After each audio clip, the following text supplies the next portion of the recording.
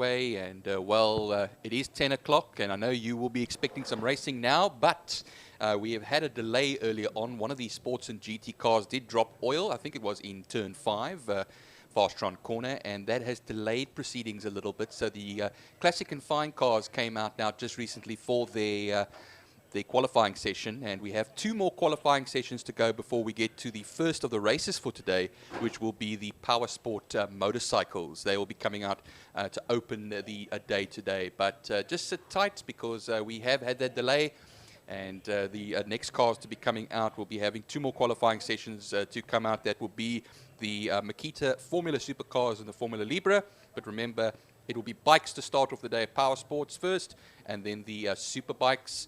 And you'll be joined by myself, Byron Height, Frankie Hennis alongside me as well over here. He'll be in the commentary box. Emil Tiny Brunt, of course, of Tiny's Pit Box will be here as well, handling the radio for us and all the information. And then none other than Gary Fleming will also be coming into the commentary box as well to take you through today's racing. And it's the 1st of May, it's the Power Sport, and it's brilliant. Thank you very much.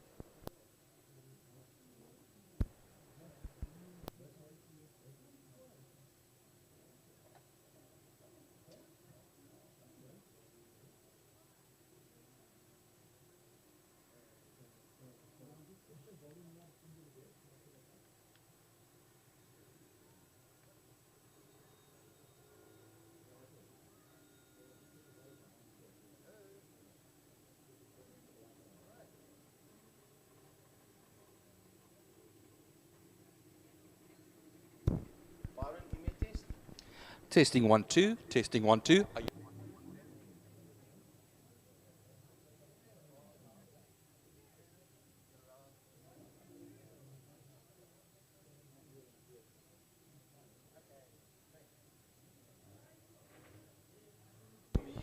Testing 1 2 3 4 5.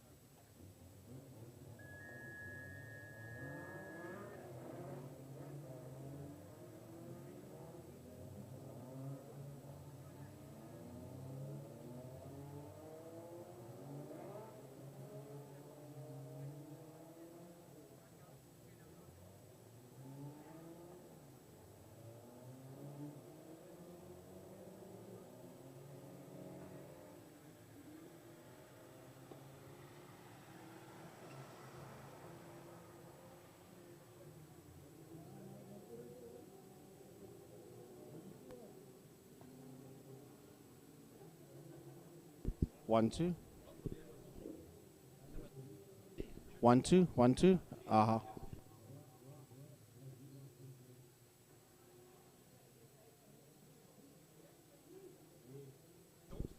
Testing, testing. 1, 2, 3, 4, 5.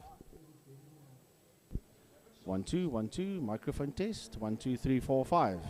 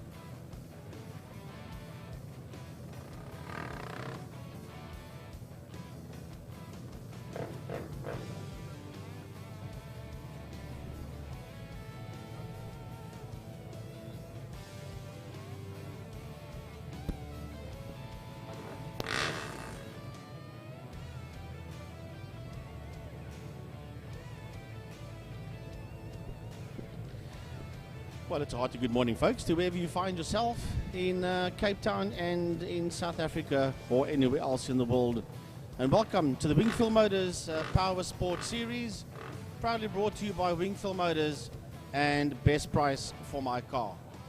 The opening race of the day will be in the Power Sport Motorcycles. Hello everybody, my name is Frankie Yennis. I'll be joined Mike's side today by Byron Height and the voice of one of the other voices of Western Province Motorsport, also Mr. Second Gear Talk Show himself, Gary Fleming, and who is the official voice of SA Oval.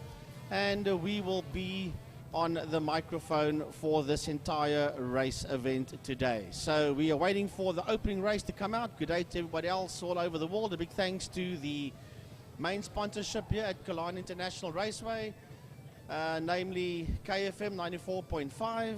A big thanks to Car Care Clinic, to Porsche, to Pertamina Fostron, to RST Race Depot, and to Mad Max Motorcycles, and of course all the class sponsors as well, which we will mention throughout the day. So it's time to get going with the opening race of the event in the Power Sport 650 and Power Sport 300 class. Yeah, Frankie, we are running a little bit behind today because we had an oil spill during qualifying for the Sports and GT cars. And then just prior to the bikes going out now, there was a Formula GTI from the Formula Libras in the dirt at turn 1 KFM corner. So that's now just let things slide a little bit back. We're now at about 34 minutes past 10.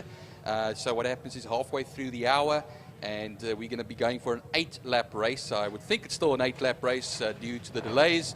But this is basically, you could say, the entry-level Yeri Killarney main circuit as far as motorcycles are concerned. Most of the guys and girls coming up from the short circuit, but it's a healthy field, 22 of them in all. And it's great to see Lance Jonas in there as well. He's actually racing today as well. A little bit further down the field, the likes of Trevor Westman and Peter Hill, Gareth Lindemann, Kewan Snyman, a very fast man, always out there, and Jason Lineker as well. Franco Flach, and those are all guys on Kawasaki's. But it's ready to go right now. We're going for the 2 warm-up laps, the sighting laps, and then we'll be ready to go for an 8-lap race. Well, the Power Sport 650 class, mainly made out of Kawasaki's. There's a lone sold Suzuki now alive. There are 2 Suzuki motorcycles out there, but they're basically all Kawasaki based. The Power Sport A's or the Power Sport 650s, and your Power Sport Class B, which is your Power Sport 300s.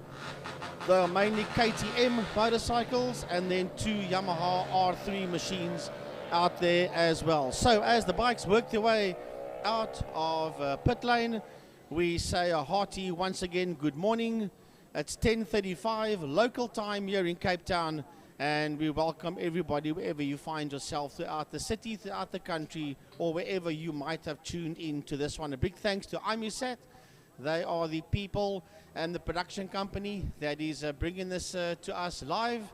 So a big thanks to IMUSAT and the entire team, and a big thank you to Mr. Stephen Rhodes as well, who's also very much involved with the entire setup here at Killarney when it comes to the sound system and the camera systems as well. So Byron, bikes out on track, and we are about to get the opening race of the day underway.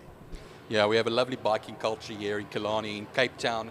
And well, one thing I can say is that a number of KTMs out there, usually we had about 2 of them, but now it looks like many more. Peter Hill, Stavros Michel, Sean Klein, all on those KTMs. Then the Mitch Robinson as well as Nicholas Hutchings and Tristan Apinar. Of course, the barrage of Kawasaki's, but 2 Suzuki's out there as well. We'll catch their names for you. One of them is Lance Jonas, that is one of the Suzuki's that's out in the top 10.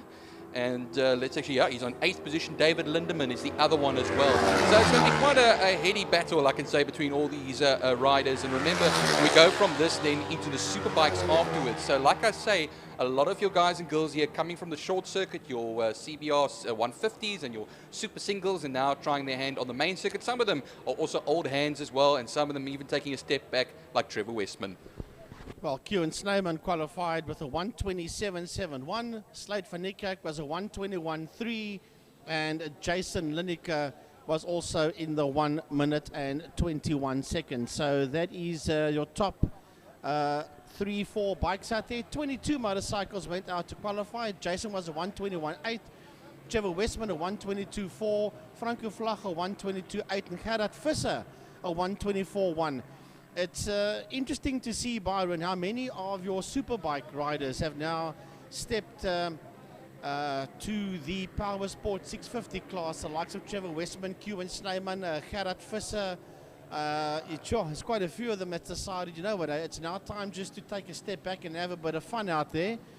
And that's the only class that they can go to. You can't go to the Clubman's Class A, because from Clubman's A you make the natural progression towards your superbike and your Super Masters or your 600cc Super Sports.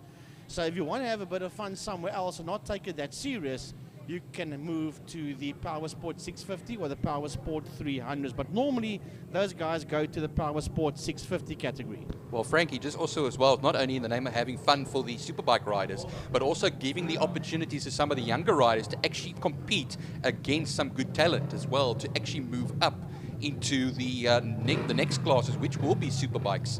And of course, Q and Snyman in the Kawasaki, the ER650, which he's on now, is currently in pole position for this race. Slade van Niekerk, a wonderful talent, alongside him there in the second position, also the Quacker. And then we have Jason Lineker, that's now rounding up that front row, Frankie.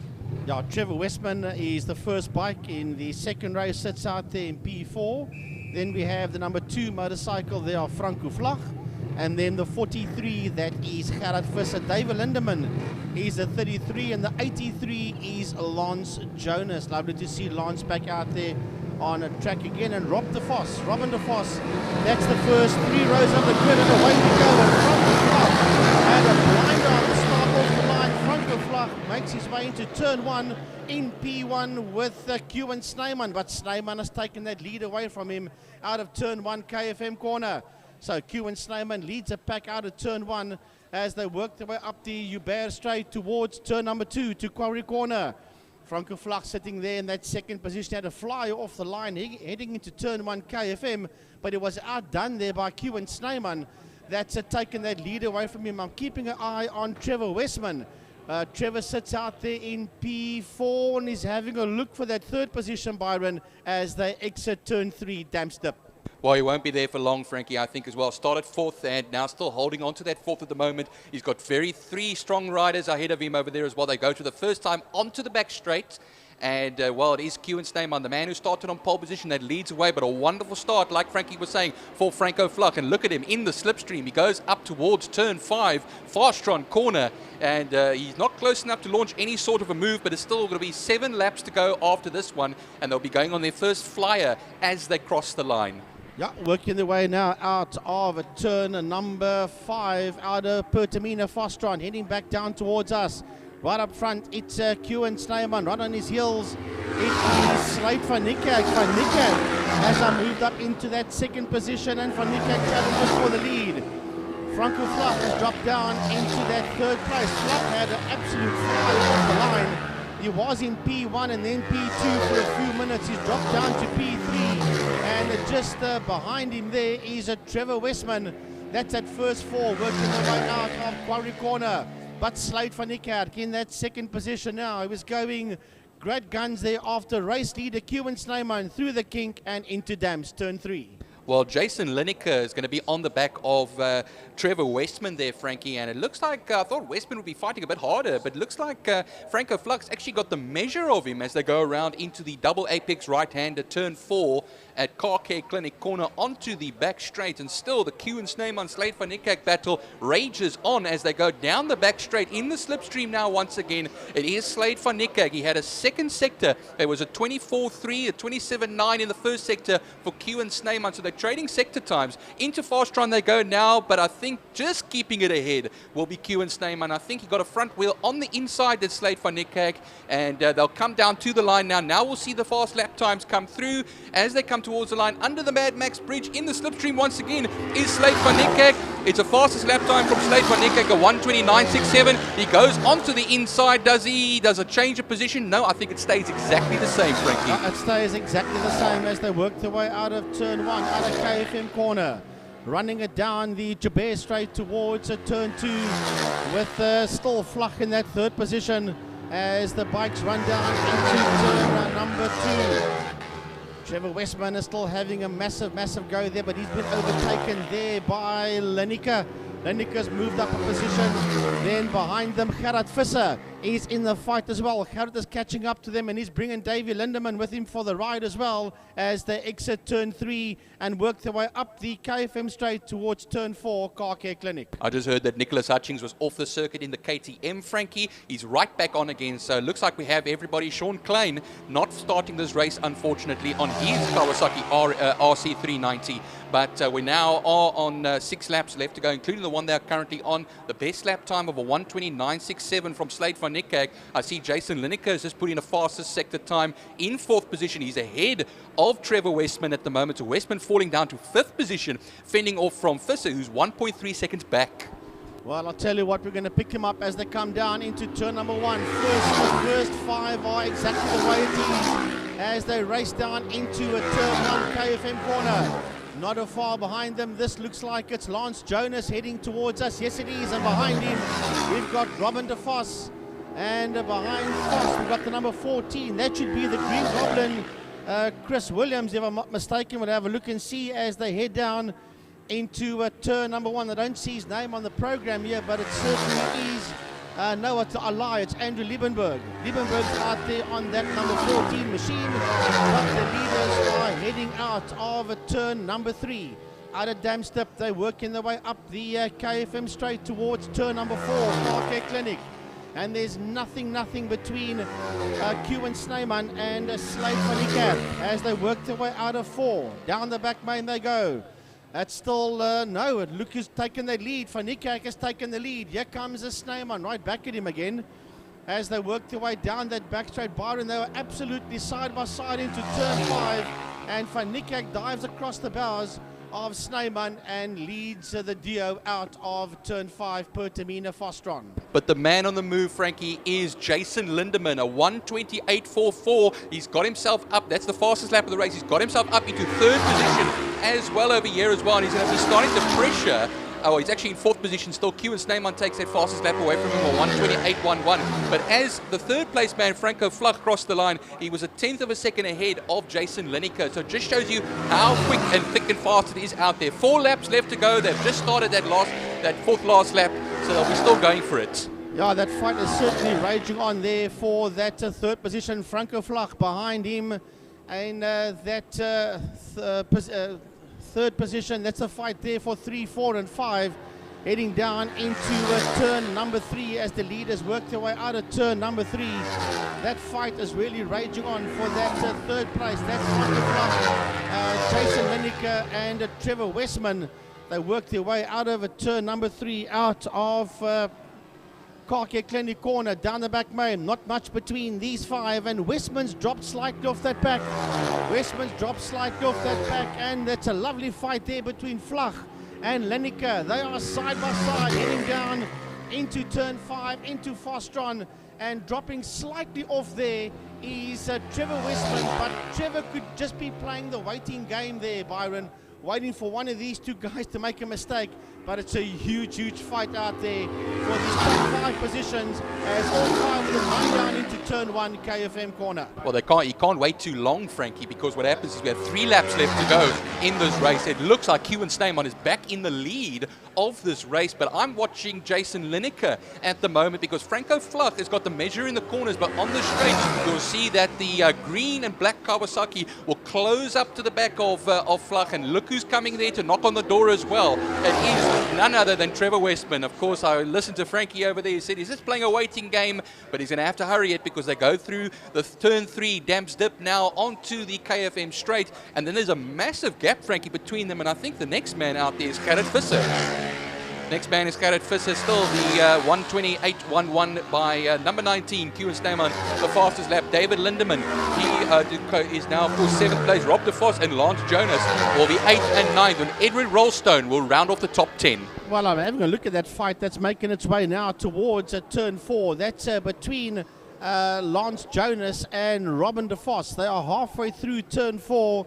Car Care Clinic corner. And that's a lovely battle royal that's raging on there between the two of them. And it's lovely to see Lance Jonas back out on track again. He is the dad of multiple Western Province champion Hayden Jonas, and he's having a great fight there with Robin De Vos as the two of them work their way out of turn 5 per Tamina Fostron.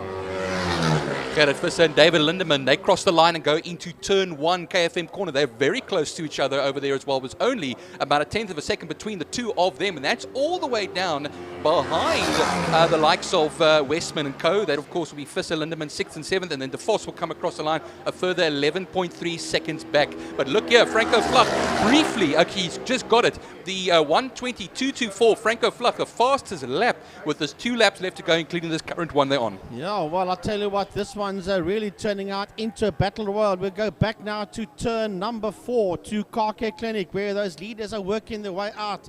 They've got about a lap and a half, just under a lap and a half to go as they're picking up some of the slower markers, and there they go down the back main. They are side by side. Slate van Niekerk on the inside. Kewan Snyman on his outside, working their way through turn number 5 out of Fostron corner. When they cross the line, they'll have one more lap to do, and it's an absolute dogfight as they make their way under the Mad Max motorcycle and RST race depot bridge and head into turn number 1. This is the last lap for these two guys. They are side by side, and heading them out of turn number 1 KFM corner is Kewan Snyman. Somebody going off at turn 1 there, Frankie, one of the riders. I can't see a number from here, so yellow flags will be waving in the turn 1, but that will make no difference because that's the last time most of them will go through there, and it is still a hell of a fight. I can tell you one thing, through turn 2, and then they'll come through the kink as well now really pushing very hard. It is Kewan Snyman that leads the way, the man who started on pole position. He will come through into turn 3. Slate van Niekerk, who's periodically led at times, will push it. Now it's going to be down the back straight, Frankie. I'll see they'll go, because what happens is they'll go through Car Care Clinic corner. There's some lapped bikes to be lapped coming up. I don't think that will bother them too much. And then we'll see now down the straight as we go. On the back wheel there as well is Slate van Niekerk. He's on the outside. Will he keep it though into Fastron corner? We'll see now. And we could have ourselves a Slate van Niekerk win. I think he's done a clean pass over there as they go through. Well, yes, he has done the clean pass. You're quite right on that one, Byron, but it will be the run towards a checkered flag. The checkered flag beckons here to by us. Here they come towards us now, under the bridge, and it will be Slate van Niekerk P1. Second across the line, Kewan Snyman. Right behind him, Franco Fluck, followed by Trevor Westman. That's the first 4 motorcycles across the line. My goodness, here comes Jason. Is this Lineker? No, it's not. It is David Lindemann. And behind Lindemann, we have got Gerrit Visser making his way towards the line. And here come the rest of the field down now. Oh, here comes Jason. He was way down. And Robin De Vos gets to the line just ahead there of Lance Jonas. You know, Frankie, just pointing out Kewan Snyman, he came second, of course, in this race. He built this bike this week, and what happens is he finishes 800ths of a second off of Slate van Niekerk, but a hell of a fight between the two of them. And the fastest lap was improved as well, Frankie. Franco Fluck he made it better by a tenth of a second, or 1:20.116. A fantastic ride for third position for him. Well, then we had Rollstone and Andrew Liebenberg. They rounded off the top 11, and it was Pina that came home there in Tristan Pina. He was the rider that came home first in the Power Sport 300s.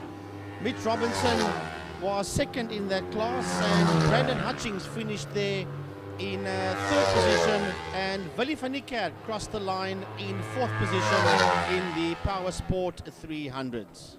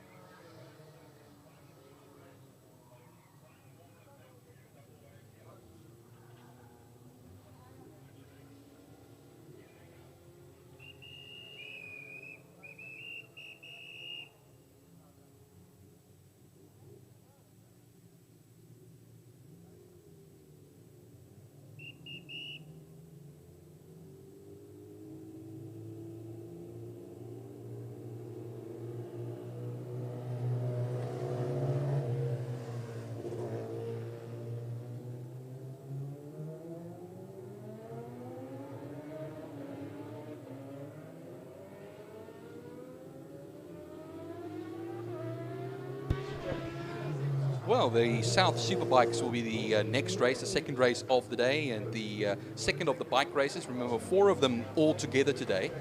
And while it's a very small field, I'll say to you, because we have Brandon Haupt, who will be on pole position. Alongside him will be David McFadden, both of them on Yamaha R1s. And then we have Malcolm Rapson will be third on the grid. And he's got an M next to his name for Master, I would think, the fastest accountant on 2 wheels. He's on the Suzuki GSXR 1000, and Brett Roberts will be the new man on the new row, because what happens is it's second row, and will be Brett Roberts on the Yamaha R6, and then it will be Jacques Ackermann, who will also be out there as well on the second row, the Kawasaki ZX-10R. Then we have Connor Hagen sharing it with Gareth Gaelig. So he will be the Suzuki, of course, Connor Hagen, the Suzuki GSXR 600. And then 3 Kawasaki's to round it all off: Gareth Gaelig, Rob Craig, who's been back this season, and then Jonathan Schwerin. All of them on the ZX-10s, well, Gareth Gaelig on the ZX-6, and Rob Craig on the ZX-10, and then the ZX-10RR, Jonathan Schwerin. And there's only 9 of them out there. It'll be a 10-lap race. They'll do their 2 sighting laps just to get a feel for the circuit. Remember, it's warming up just ever so slightly now. And then we'll be ready to go for racing today.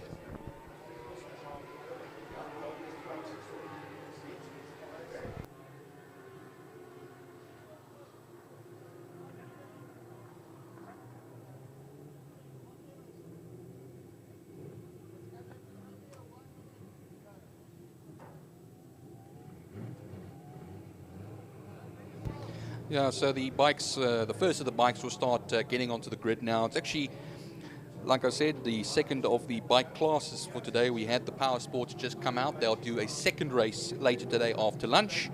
And the second race as well for the Superbikes will do likewise as well. So this is the second of the races. And we're on the grid now. Not a big grid, I'm sorry to say. I wish we had more Superbikes out there. We had a good field of Power Sports. But hopefully, as the year goes on, we can get some more interested in the superbike class. One of the premier classes here in South Africa, and all our great talent has cut their teeth and put their way through this one. But it's now Brandon Haupt that will get off the line, but I think he got a stickiness off the line over there. And I think just coming through will be Malcolm Rapson. Malcolm Rapson with the Masters class. He'll then go right into turn 1. KFM corner, first whole shot, and look at the gap he's already forging there as well. So it is a clean start for everybody. Not too many, nobody going down, thankfully. But they're going into turn 2 now. Those fluorescently colored overalls are very familiar over there as well. They'll go through turn 2, through there into the kink, and falling down. Well, David McFadden was also in the top section over there with Brandon Haupt. He's always great to see him back as well. They'll go to turn 3. This is the first lap of 10 they'll be making. So Brett Roberts, watch out for him as well. Jacques Ackermann also now in the Masters section, looks like it, in the Kawasaki ZX-10R. And well, we'll see them as they come through onto the back straight now. And it looks like on the straight, it's Malcolm Rapson is going to be basically a sitting duck as they go around towards Fastron corner, turn 5. And well, the South motorcycles, the Superbikes, are well and truly underway for this their first race of the day, and some very fast runners over here. We'll see them as they come across the line now underneath the Mad Max Bridge, and then across the line will then run Malcolm Rapson, excuse me. He currently leads it over there with Brandon Haupt. There was a bit of a sitting duck over there on the first lap. Brett Roberts will be up into 3rd with Jacques Ackermann in the 4th position. David McFadden down into 5th. Position from 2nd on the grid. So it just shows you now as well how it looks at this time. But going now into the second turn on the second lap, Haupt was only across the line 0.038 across the line. I see a faster sector time, first sector time from Brett Roberts, as now so Malcolm Rapson doing an incredible job as always. He has been doing it through the years, but well, let me tell you one thing, he can stay out of bikes for a while and then he comes back, and he always does a fantastic job as per usual. It was actually amazing straight line speed that he had over there as well. Down the back straight, there you go once again towards the turn 5 Fastron corner. And then we go around as well for the second lap of this race being completed. And of course, a very fast Suzuki at the front as we then run around towards the line underneath the Man Max Bridge once again. And it is Brandon Haupt that actually now leads the race from Malcolm Rapson. David McFadden, look, he's come up 2 places, a 1:13.099, a wonderful fastest lap on the second lap of the race from David McFadden. And now that's the David McFadden I know and we all remember. So he is now currently in 3rd place and will be pushing it. And he's right on the back there of Malcolm Rapson. Malcolm Rapson's got, you'll look over his shoulder surely and see that David McFadden growing the horns there. And a little bit further back, Brett Roberts has fallen back. He's about 1.19 seconds on the Yamaha R6. He's currently in 4th position, but he is the 600 that he is currently on. He is the leader of the 600 class. Not many 600s out there. Conor Hagen is the only other one on the GSXR 600.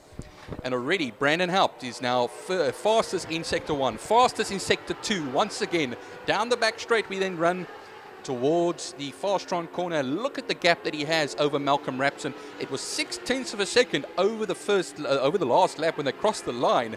And this definitely should take it over the second mark. Here they come now as well. Brandon Haupt will take another lap and he will have started from pole position, and he gets the fastest lap of the race, a 1:12.037, with McFadden now up into 2nd position. Malcolm Rapson falling, a place down in 3rd position. Excuse me, I don't want to say fallen down.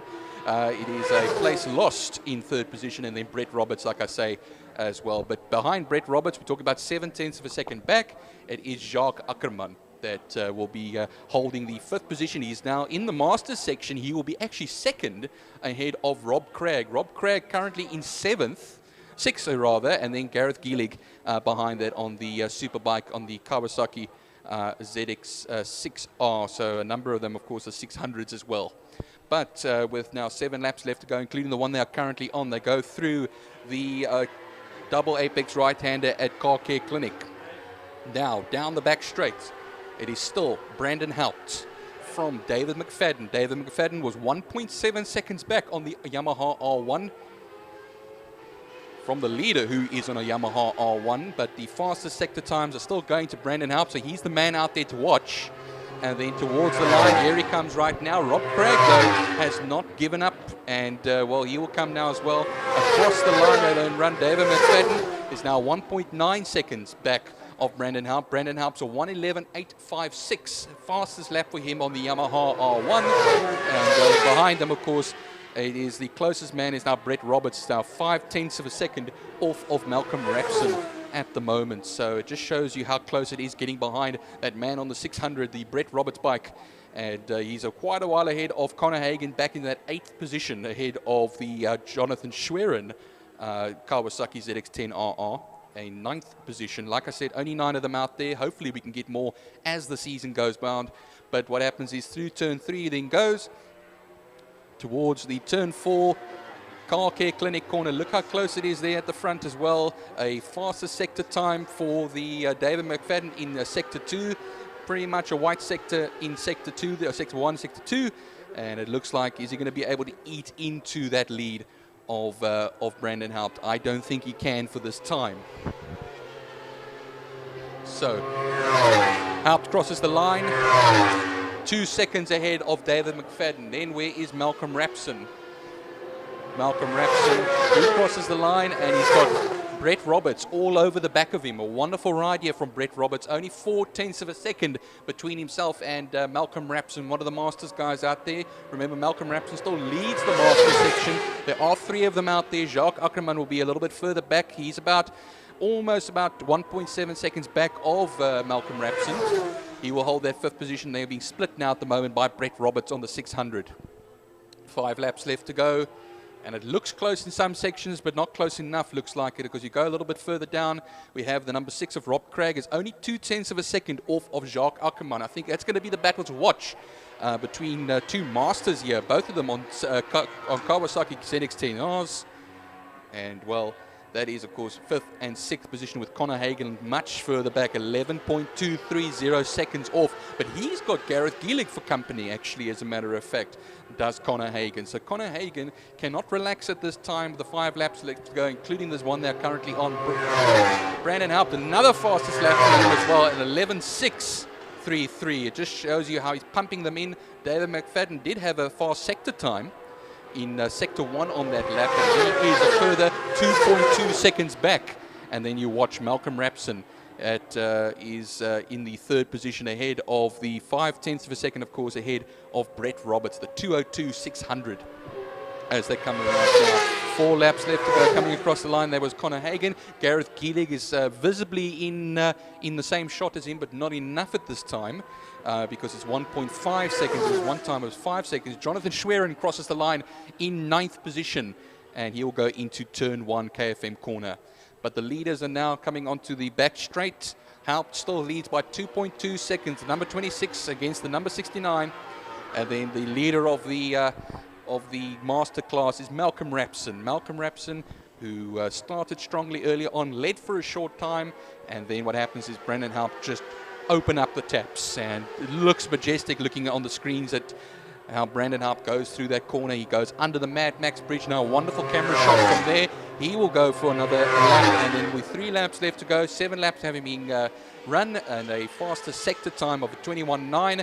I don't know if he can go for another fastest lap, but David McFadden is actually now basically on the same. He hasn't lost any time on the last lap. As a matter of fact, he's kept it level at this time, so that's very interesting. So maybe a bit of a fight back from David McFadden, which will be, I think, a little bit too late, because it is 3 laps left to go, but you can't count him out at all, as Malcolm Rapson goes across the line, just a bit back from that, about 12 seconds, 12 seconds off of David McFadden, and a further 14 altogether off the leader himself. So we have Jonathan Schwerin that just crossed the line now. And now down the back straight, here comes once again Brandon Haupt. So, of course, a man who started many years ago in the motocrossing side of things, comes from a very well-known family here at Killarney. Of course, Peter Haupt, his dad, Bernard Haupt in that family as well. Charmaine, who's always been involved in administration, the administrative side of motorcycle racing, whether it be a motocross or short circuit. But he comes across the line, 2 more laps left to go, and I think what happens is he's pretty much just got to keep it on the island now. But a 1/10 of a second, David McFadden has just taken out of Brandon Haupt. It's not enough, I'm going to tell you that. He's going to have to take way more than that. He needs over a second a lap to do it, and then he still needs to complete a passing maneuver. So I think basically he's just going to collect the points for today in 2nd position. Malcolm Rapson, the master, he is now still 0.4 of a second ahead of Brett Roberts. Brett Roberts still hanging in there quite a bit, which I'm very impressed by, as Brett's on that 600 of his, and that's the Yamaha R6, as Connor Hagen and Gareth Gielig go across the line again as well. There's a gap of 4.3 seconds between the two of them, and then Jonathan Schwerin. Wait for him as well. All 9 that started are still in this race, which I think is magnificent. And there's 2 laps left to go, or actually a lap and a bit left to go, as a matter of fact. So watch out for when Brandon Haupt comes across again and comes across the line to start another lap. And that'll be the last lap of the race. He comes out of the Fastron Cape Town corner now, across the line and then run. A 1:12.186, much more conservative from him, but David McFadden took 0.3 of a second out of him on that last lap. So it just shows he's a little bit of a fight back, but I think what happens is Brandon Haupt is also taking it easy up at the front as well. There's no need risking anything at this time now as well, rather just keep it on the island and keep it going as Malcolm Rapson crosses the line, 0.7 of a second ahead of Brett Roberts. They go into turn 1 now, and that's where it's all closest at the moment, but I think what happens is it's going to look pretty much all sealed here as Brandon Haupt goes through turn 3. Easy does it through there, and what happens is he will then just coast it nicely over, but not coast it too much. He's got David McFadden in the same shot as him, but still 1.7 seconds back. Down the back straight as we then go, and then well, he'll just easy does it over there towards Fastron corner, turn 5. And it's always lovely when I watch the bikes go through here as well. It looks very majestic when they go through, coming out of turn 5, just as they come out of the lean, back up straight again. And, well, here comes the checkered flag now, as Brandon Alpt wins once again from David McFadden, 6/10 of a second ahead of him. I think David was pushing it quite hard in that last lap. Malcolm Rapson, where is he now? I think he's got his hands full here of a Brett Roberts on a 600. We'll wait till they come to the line. Yeah, they come now as well. It's going to be very close, I'll tell you that much. And I think it is going to be Malcolm Rapson that just beats him 4/10 of a second. So Brett Roberts will finish in 4th position, first in class. Malcolm Rapson will also be first in the Masters section. And then we have Rob Craig that will finish second in the Masters section, 5th overall. Jacques Ackerman having fallen prey to the Rob Craig attack. He will be 6th and 3rd in class. And then Connor Hagen will finish in 7th on the Suzuki. And then we have Gareth Gillig and Jonathan Schwerin will surely come through now. There comes Jonathan Schwerin. He's completed every single lap of this race, not even lapped. And it just shows you that's what it's all about over here as well. We have all 9 runners, all having completed 10 racing laps. And that is the Superbikes. And we had now the Power Sport and the Superbikes. 2 more races, for 1 race for each of them, will come a little bit later on after lunchtime. But now we're going to be moving on to the program. And we're going to have first of the car races coming up. So if you just bear with me a moment, I will be able to give you that information. Oh. And that will be the Mike's Place at Clubman Saloons. And let me tell you one thing, you're going to have 2 legends take you up here, Frankie Ennis and our man who mixes Fanta and cream soda. I'm not going to say anything more about that. And, well, I'm going to just say they're going to be coming up next. That's Gary Fleming.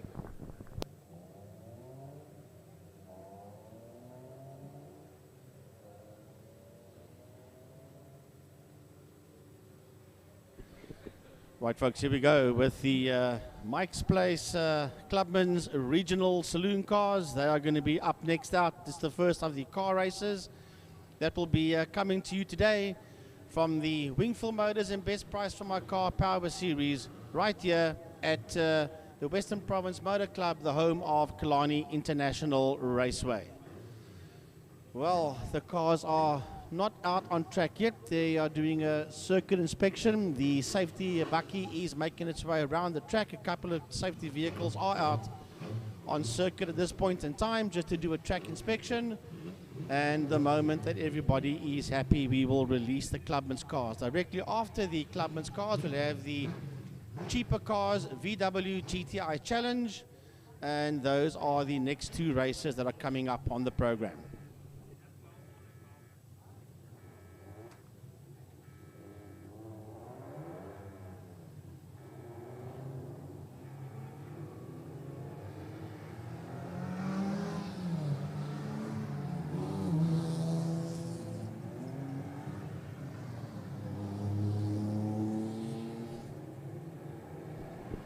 Right, the Clubman's cars are being released out onto the circuit, and there are quite a few of them out here today. Joining me on Mike's side, Mr. Second Gear Talk Show and Second Gear Productions himself, Gary Fleming. Gaza, good morning. Good morning, everybody. Big Hada and welcome from my side. Great to be back here at Killarney. I must say, having had a couple of meetings recently where some people that don't normally get an opportunity post-COVID-19 to get down to a circuit, you see the response that you get from the people. I really feel for those of you sitting at home that would love to have been here today. We've been very lucky from a commentary point of view. We get to go to all the races.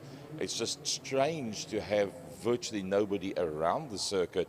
Maar al die mense wat wel by 'n veteran, langgelaas by 'n veteran was, ek moet sê, guys, yeah, it must be horrible stuff. But it's getting better. The MSA have put in an application to the powers that be on an individual basis of events and different race circuits to be able to get people back to the circuits again with specific regulations and rules for a specific event on a specific day. So hopefully that will start opening the opportunities up for us to get more and more of you down at the track. Neon Detroit, Donnie van Niekerk, front row of the grid, 2 BMW E36s. First time that we're going to see Neon out in this motor car, and right up there where it counts alongside Donnie van Niekerk. So race mace, is back into the clubman side of the world. We're probably going to see him in the supercars today as well, and that's going to be pretty decent. And I believe, according to our radio man, Emil Brunt, alternatively known as Tiny, doesn't fit the picture, but it does fit the person. And Tiny says down there in pole as well. So that's brilliant stuff. See Cedric Burgers down on the grid. He's got the necessary paper there, work with him.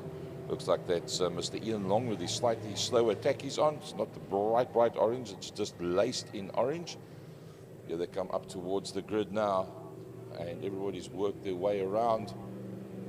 Looks like it's going to be Neandertoy Donovanikak, front row of the grid. Second row, Imad Modak and Cody Albertson. Man was on the Second Gear Talk Show just on Thursday night to help to promote the Mike's Place Clubman Saloons Racing. There he is. He's down there in that second row of the grid on the outside.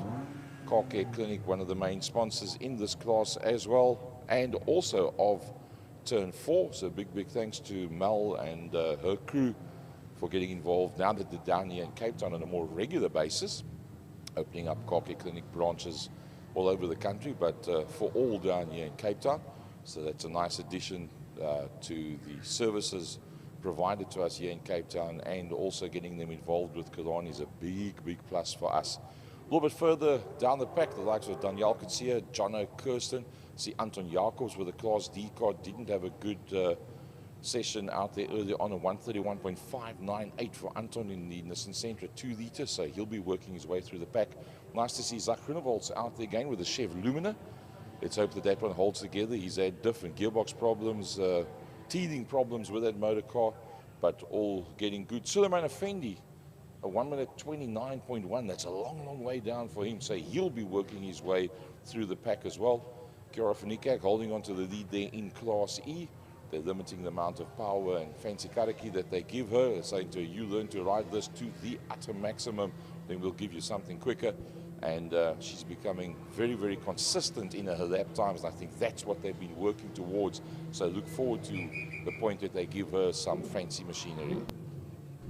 Right, the cars are beginning to grid in their appropriate grid boxes. Neandertoy is there in pole position so far with that number 20 NDT Neandertoy Racing BMW coming through there behind him, and slotting now into that second position is the Wingfield Motors Beamer of Donnie van Niekerk. And then we've got the first of the Modaks coming through. That is Imad Modak in that number 47 BM. That M3 BMW sits there just behind Neandertoy. Clint Renard making a welcome return once again behind Cody Alberts. We've got the number 37. I see Ahmad is also in the house as well. That is Nias Modak. He sits there in P6 just behind Cody Alberts. Zak Groenewald in that Chevy Lumina, the GNA transport machine, sits there just behind those two boxy BMWs. And Mansour Parker is right in there as well, and so is Anwar Levy. So man, it's going to be awesome stuff. I see Bruce Mayer a bit further down. It's going to be absolute fight out there. P8 on the grid is open, and I'll have a look see when the monitor changes. That's supposed to be Razi Harris, and he is not out there with that super quick Golf of his, and that's sad not to see that little pocket rocket out there, because it's very quick in a straight line and through the corners as well. Not too sure what happened to Mr. Harris, but sadly he is not out on the grid, Gary, for the opening race. I see Neandertoy pulling the belts a bit tighter, rocking in the chair, and knocking his hands together to get the insert from on the fingers on the gloves nice and tight. So he's obviously gearing himself up for a biggie. Well, he's got some very quick people out there. Donnie van Niekerk, Imad Modak, Cody Alberts, Nias Modak, and Clint Renard. They all in there. Going to be interesting stuff. Imad Modak surely after today is going to go up to Class A as well. He's a Class B runner, so undoubtedly the fastest Class B car out there. Uncle Willie Goos, 81 years and 5 days ago, that man was born, still out there on circuit. Fantastic to have him out there. 1 minute 32 with the Jetta. It's actually his son's car that he's racing with, and he said as long as he can carry on racing, he is going to be out there, no doubt about it whatsoever. Nice to see Roshan Khan out there with the 325i BMW once again after a long break of not seeing him out there on circuit. So it's going to be pretty interesting stuff. Frankie, I'll tell you what, Imad Modak is working his way through the pack very quickly, no doubt about it. Mansour Park on a 125 dead, almost on the outside of the top 15, so expect to see him coming through the pack as well. Well, keep your eye on that man. That's 95% down the pack. Suleiman Effendi. He's got a right Royal Mount Everest ahead of him, and I just kept an eye on him as the field is making its way through turn number 4, through Car Care Clinic. That boxy BM of Suleiman Effendi, very quick, very fast, and he's going to be cutting and carving and dissecting his way through the field to the business end. Bit of smoke coming out the back there of the number 20 BM of Neanderthal. It seems to have cleared itself for now. It looks all right. Those first 6 cars seem to be fine. And Ephraim Levy's also made a comeback. I see him there just on the outside of the 84 Polo of Bruce Meyer. So he is in Class X, Ephraim Levy. Anwar Levy in the 2 of the sister boxy BMWs. His teammate, of course, being Mansour Parker, as the Clubman's cars roll into turn 5 per Tamina Fostrom. Nice to see John Kirsten out there as well. See Dylan Nell, ex-multiple South African hot rod champion, Tigerberg Raceway champion, regional Western Province champion as well. Dabbled a little bit with the BMW with the Rallycross, and then decided this is the way to go. Talking about Rallycross, we're not going to have it in 2021, but the signs is very good that it will be back here in 2022, and that will be with the electric version that they will be coming back here. So that's interesting stuff. We'll bring you some more information on that a little bit later on. So here we go. Coming off the back of the pack, Willigos and Rokhan Mohammed coming off the front of the pack. It's Dani van Niekerk, Neanderthal, Iman Modak, Cody Alberts is in there. Clint Renard dives towards the inside. Sinias Modak and goes from the outside line towards turn number 1. Looks like Neanderthal is going to head out there ahead of Van Niekerk. Van Niekerk goes around the outside line.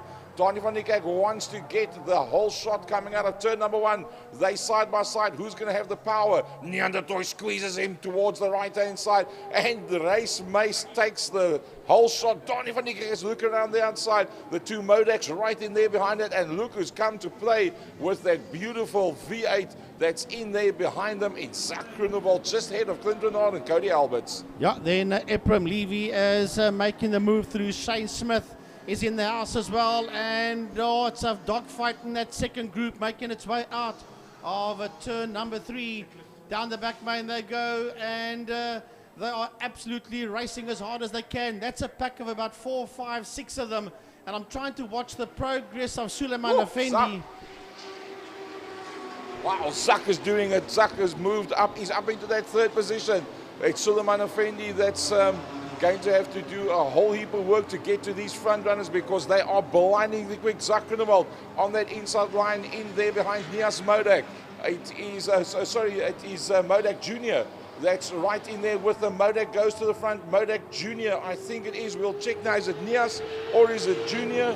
No, that is Nias that's out there from the Neanderthal and Zak Groenewald. Dani van Niekerk doesn't have an answer for this one. Well, I'll tell you what, it's absolute mayhem as the field works their way out of a turn 1 KFM corner. Heading up the Jabez straight now towards turn 2, and into the lead goes Zak Groenewald.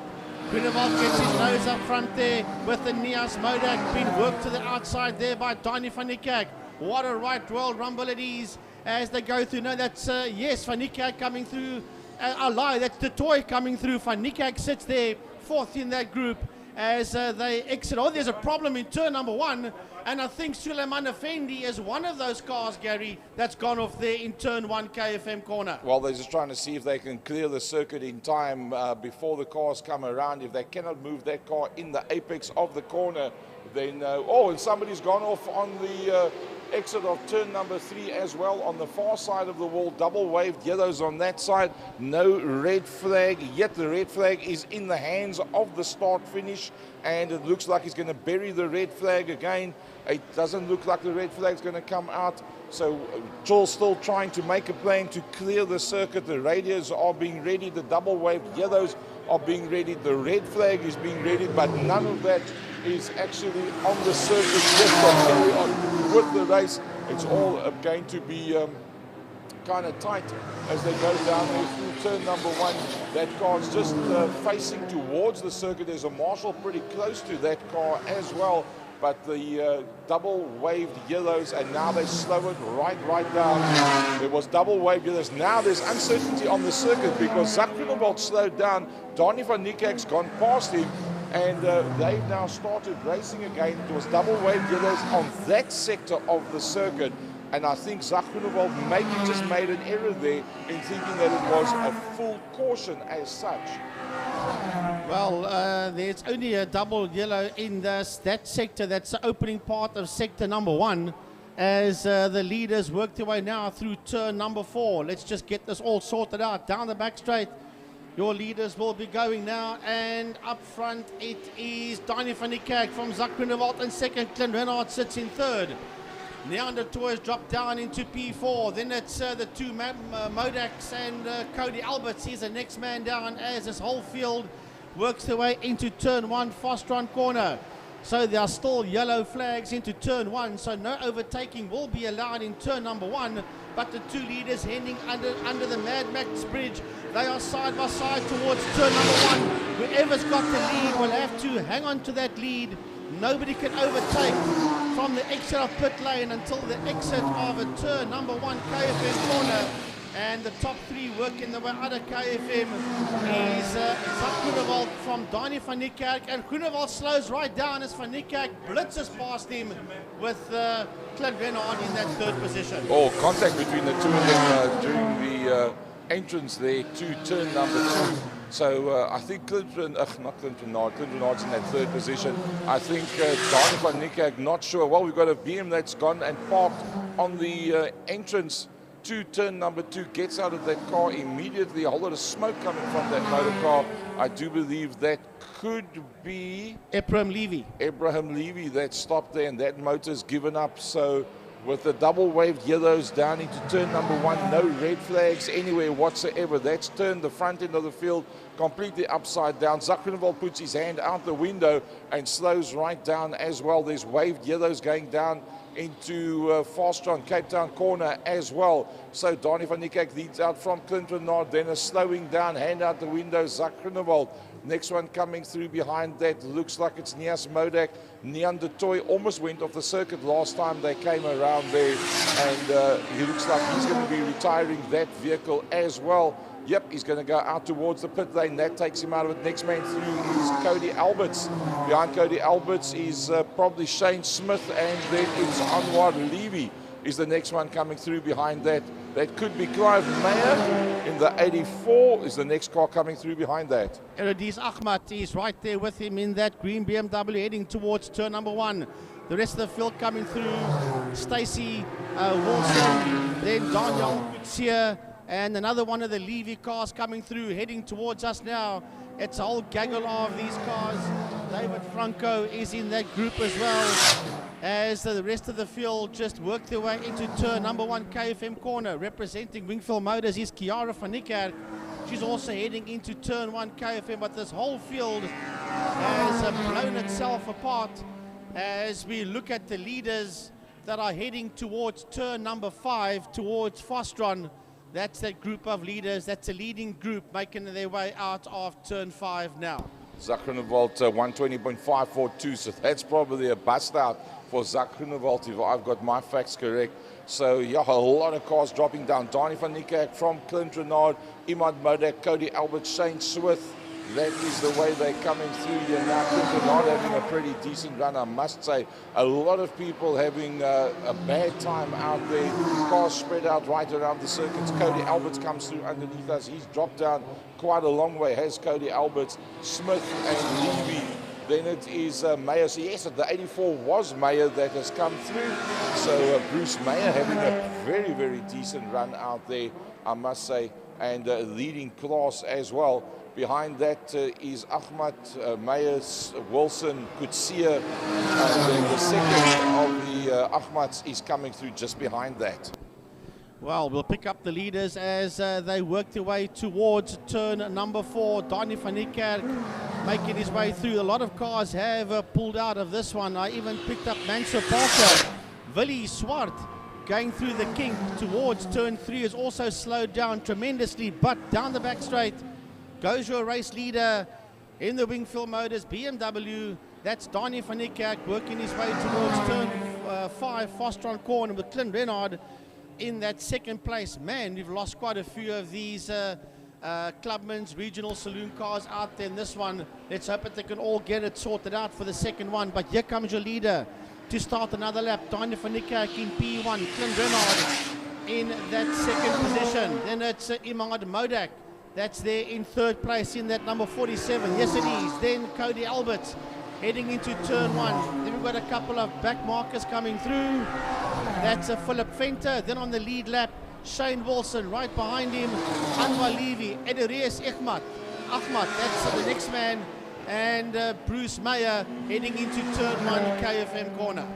Next one coming through should be Wilson. We'll see when they come through towards us now. I thought I saw Wilson actually dropping down.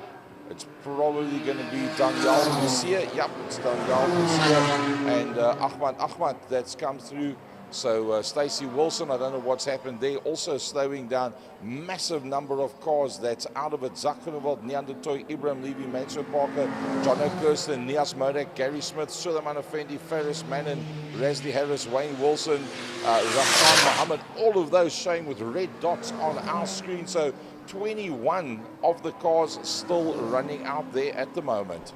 Okay, just a mention, I see the old Donnie van Niekerk BMW making its way out of turn 1 KFM corner, heading up the Jabez Straight towards turn 2, that blue motor car.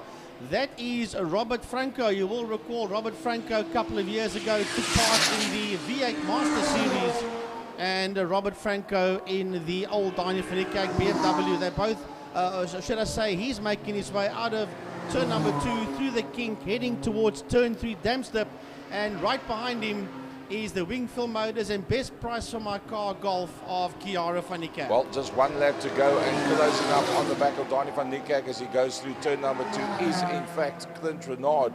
Not far behind that is Modak. Modak's closing up pretty decently there as well. I think Donnie's just playing a little bit safe. In 4th position, that is the young lad that started in 4th position on the second lap on the outside, and that is Cody Alberts. Leading out Class B's Imad Modak from Shane Smith, who's 5th overall. Idris Ahmad leading out Class C from Bruce Meyer, and that's the front grouping as they work their way down the back main for the wall. It says 1 lap to go, so this will be the last time that they go down the back main. Frankie, bring them to the line. Yeah, the leaders are working their way towards turn 5 to Fostron corner. The checkered flag beckons here just beneath the commentary tower. Out of turn 5, Fostron corner towards the checkered flag. They are cutting and carving their way through the field. Donnie van Niekerk and Clint Renard, there's not much between them, but van Niekerk has done enough to come home in P1. Second, Renard. Third is Imad Modak across the line, followed by Cody Alberts. That's the first group, and then look at that coming out of turn 5 is Shane Smith and Ederius Ahmad, Gary, and that is a dice for position on track. Well, I tell you what, Idris Ahmad having a look on the outside, has a look on the inside, right on the back bumper of Smith as they come through underneath us. Shane Smith from Idris Ahmad, the second in Class B for Shane Smith, first in Class C for Idris Ahmad as they came across the line. Bruce Meyer just made his way across the line on the lead lap. And here comes Ahmad to finish his race in the 63 car. Daniel Kutsia, and right behind Daniel Kutsia, Stacey Wilson. Stacey Wilson coming through, and then the next one through should be Tron. We'll see as they come up towards us now. That's with the Mark 1 Golf. Wow. Class A, Donnie van Niekerk from Clint Renard from Cody Alberts. Class B, Shane Smith leading out there from Ahmad. It's the rest of the cars come through underneath us. So Class B was very, very interesting. A little dice there, I must say. Modak from Smith, from Ahmad from Daniel Kutsia. That Class C battle, Ahmad from Meyer, eventually from Wilson. Class D, it was Teron that came through there, Dewald Teron. And he's put up some pretty quick times, I must say, in this race with that Mark 1 Golf, doing a 129.5 on the last lap. And, well, I'll tell you what, he's really upped the game with that motor car. So well done to him. Nice to see that at least 21 cars made it through, but a lot of guys not been able to finish this one, including the likes of Wayne Wilson, one of the top front runners in Class A. Shalaman Effendi, that started a long way down the grid, also not been able to make it there. Deviltron winning out Class D from David Franco. Class E looks like it was Kiara van Niekerk. Yep, Kiara van Niekerk was the winner of that one. So some lovely racing out there. Massive. Frankly, I've never seen so many people or such a large percentage of the clubman's cars not making it to the end of a race. Yeah, at one stage of the game, I thought to myself, where am I looking wrong? Where am I missing cars out there? Am I looking in the wrong positions and the wrong places? But no, I wasn't. As you say, there's just a huge, huge rate of nutrition out there. For example, Class A, we lost Wayne Wilson, Nias Modak, Zak Grunewald, Mansour Parker, and Suleiman Effendi, and that's just the guys in Class A that we lost. With Harris not taking the grid positions, yeah, there were Dylan Nell, we also lost in Class C, and there were more. So, geez, let's hope they can get these things sorted out for the second clubman's race a bit later on, which will be after the lunch break. We lost out on the likes of front runners, even though Class X, Zak Grunewald and Race Mace, and when Nian de Toy came through the pit area, there was a lot of smoke from the back of the Beamer, and it looked like it was coming out of the exhaust, not just smoke coming out from leaking oil underneath the motor car.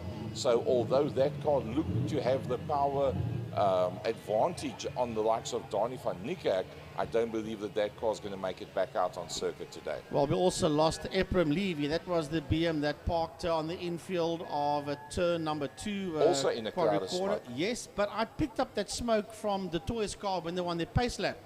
I said there was a touch of smoke coming out the back of that BM, and as they were halfway down the back main, I thought to myself, well, it is clearing itself, which at that point in time it did.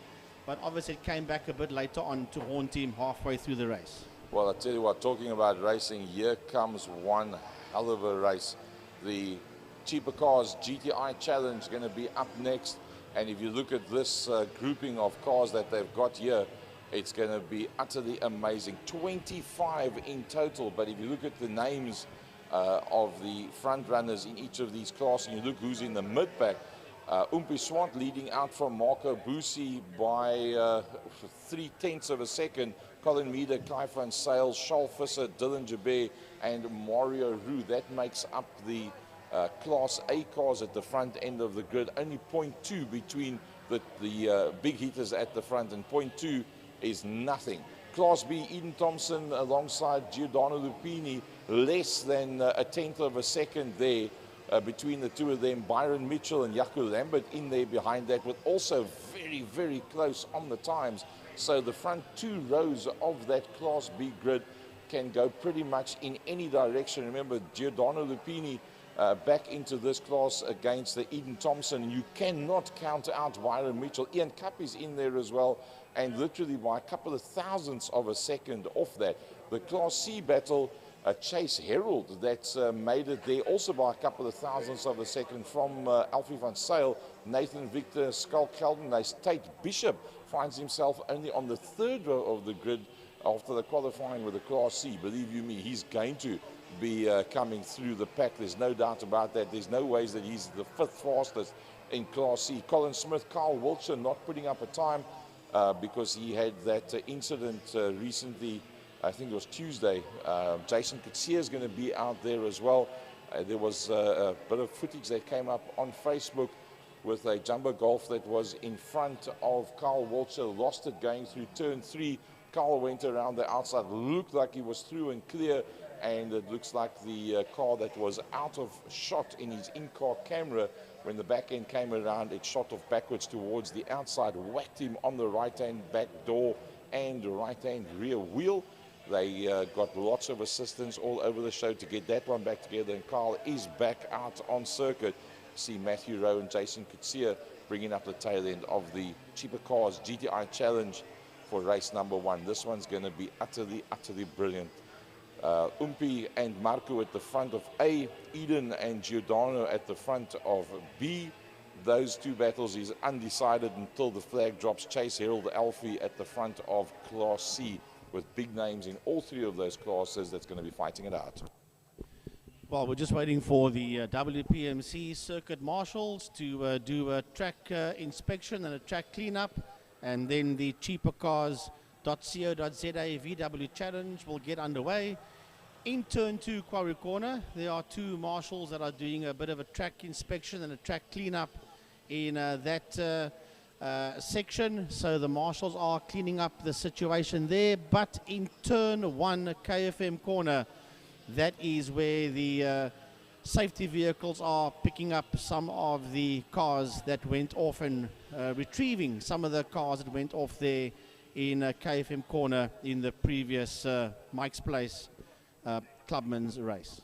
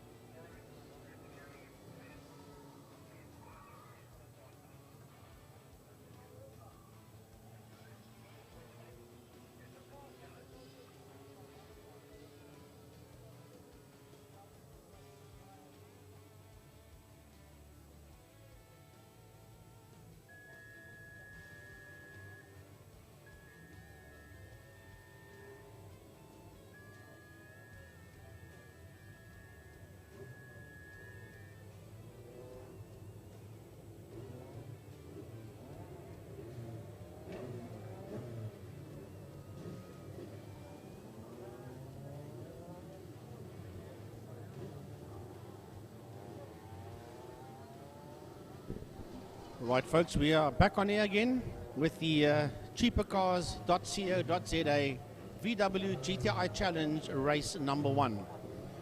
Cars are rolling out of the main pit complex onto the track one by one. They're filtering out of the pit lane and onto the circuit. Quite a few Class A, B and C cars in there. And if everybody pictures that entered, we should have Colin Meader, Mario Roux, Kai van Zyl, Umpi Swart, Marco Busi, Dylan Jabez, Charles Visser and Jason Kutsia, according to the program that should be out there in Class A. Class B will entertain the likes of Eden Thompson, Jaco Lambert, Giordano Lupini, Byron Mitchell, Wayne Fuel, Ian Cup, Brent van der Skyf, Mark Thompson, Grant Kluter and Nadia Nair. Class C, Skull Keldenays, Alfie van Zyl, Matthew Rowe, Carl Walsh, Tate Bishop, Chase Herald, Nathan Victor and Colin Smith. So we'll look see who is out there for race number 1 in the Cheaper Cars Volkswagen GTI Challenge.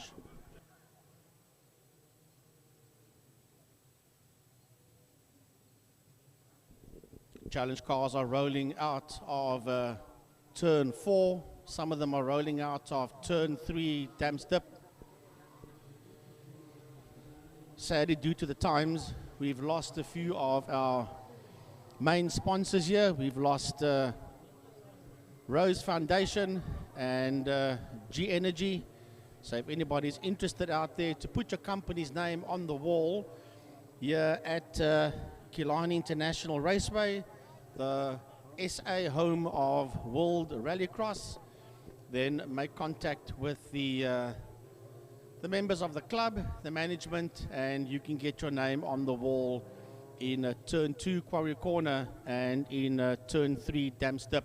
You can get your company name on the wall. We'll get lots of coverage from the commentary team and of course with the live feed as well, which by the way is brought to us by IMUSAT. Thanks there to Gerard, everybody at IMUSAT, and of course a very big thank you to Mr. Stephen Rhodes. Yeah, I must say Stephen's done a brilliant job of updating, upgrading, and the layout of the cameras and the commentary equipment that we've got. Amazing stuff. Umpi Swart, Umpini Motors up on the front row of the grid, P1 pole position. Marco Busi alongside him. In there behind that will be Kai van Zyl, will be 2 rows back. Colin Meader, 2nd row on the outside. Going to be very, very tight up front. Odds are you'll find Marco and Umpi will pull away at the front end of the field. I don't think Kai and Colin can really pressurize them, but remember they're both getting quicker and quicker at every race. Eden Thompson, Giordano at the front end of Class B with Brian Mitchell in there. Whoa, I tell you what, that's going to be a 3-way battle for Class B, no doubt about it whatsoever. Well, picking up in Class A that Jason Kutsia is not out on track in Class A. He's the only Class A car that did not make it out onto track. But yes, Eden Thompson, Giordano Lupini, Byron Mitchell, that's going to be a hell of a fight out there. Add Ian Cup to that as well. And Jaco Lambert in the 14. That's going to be pretty tough up front there for 1st, 2nd and 3rd between those 5 cars. And not to mention that war we're going to have down in Class C.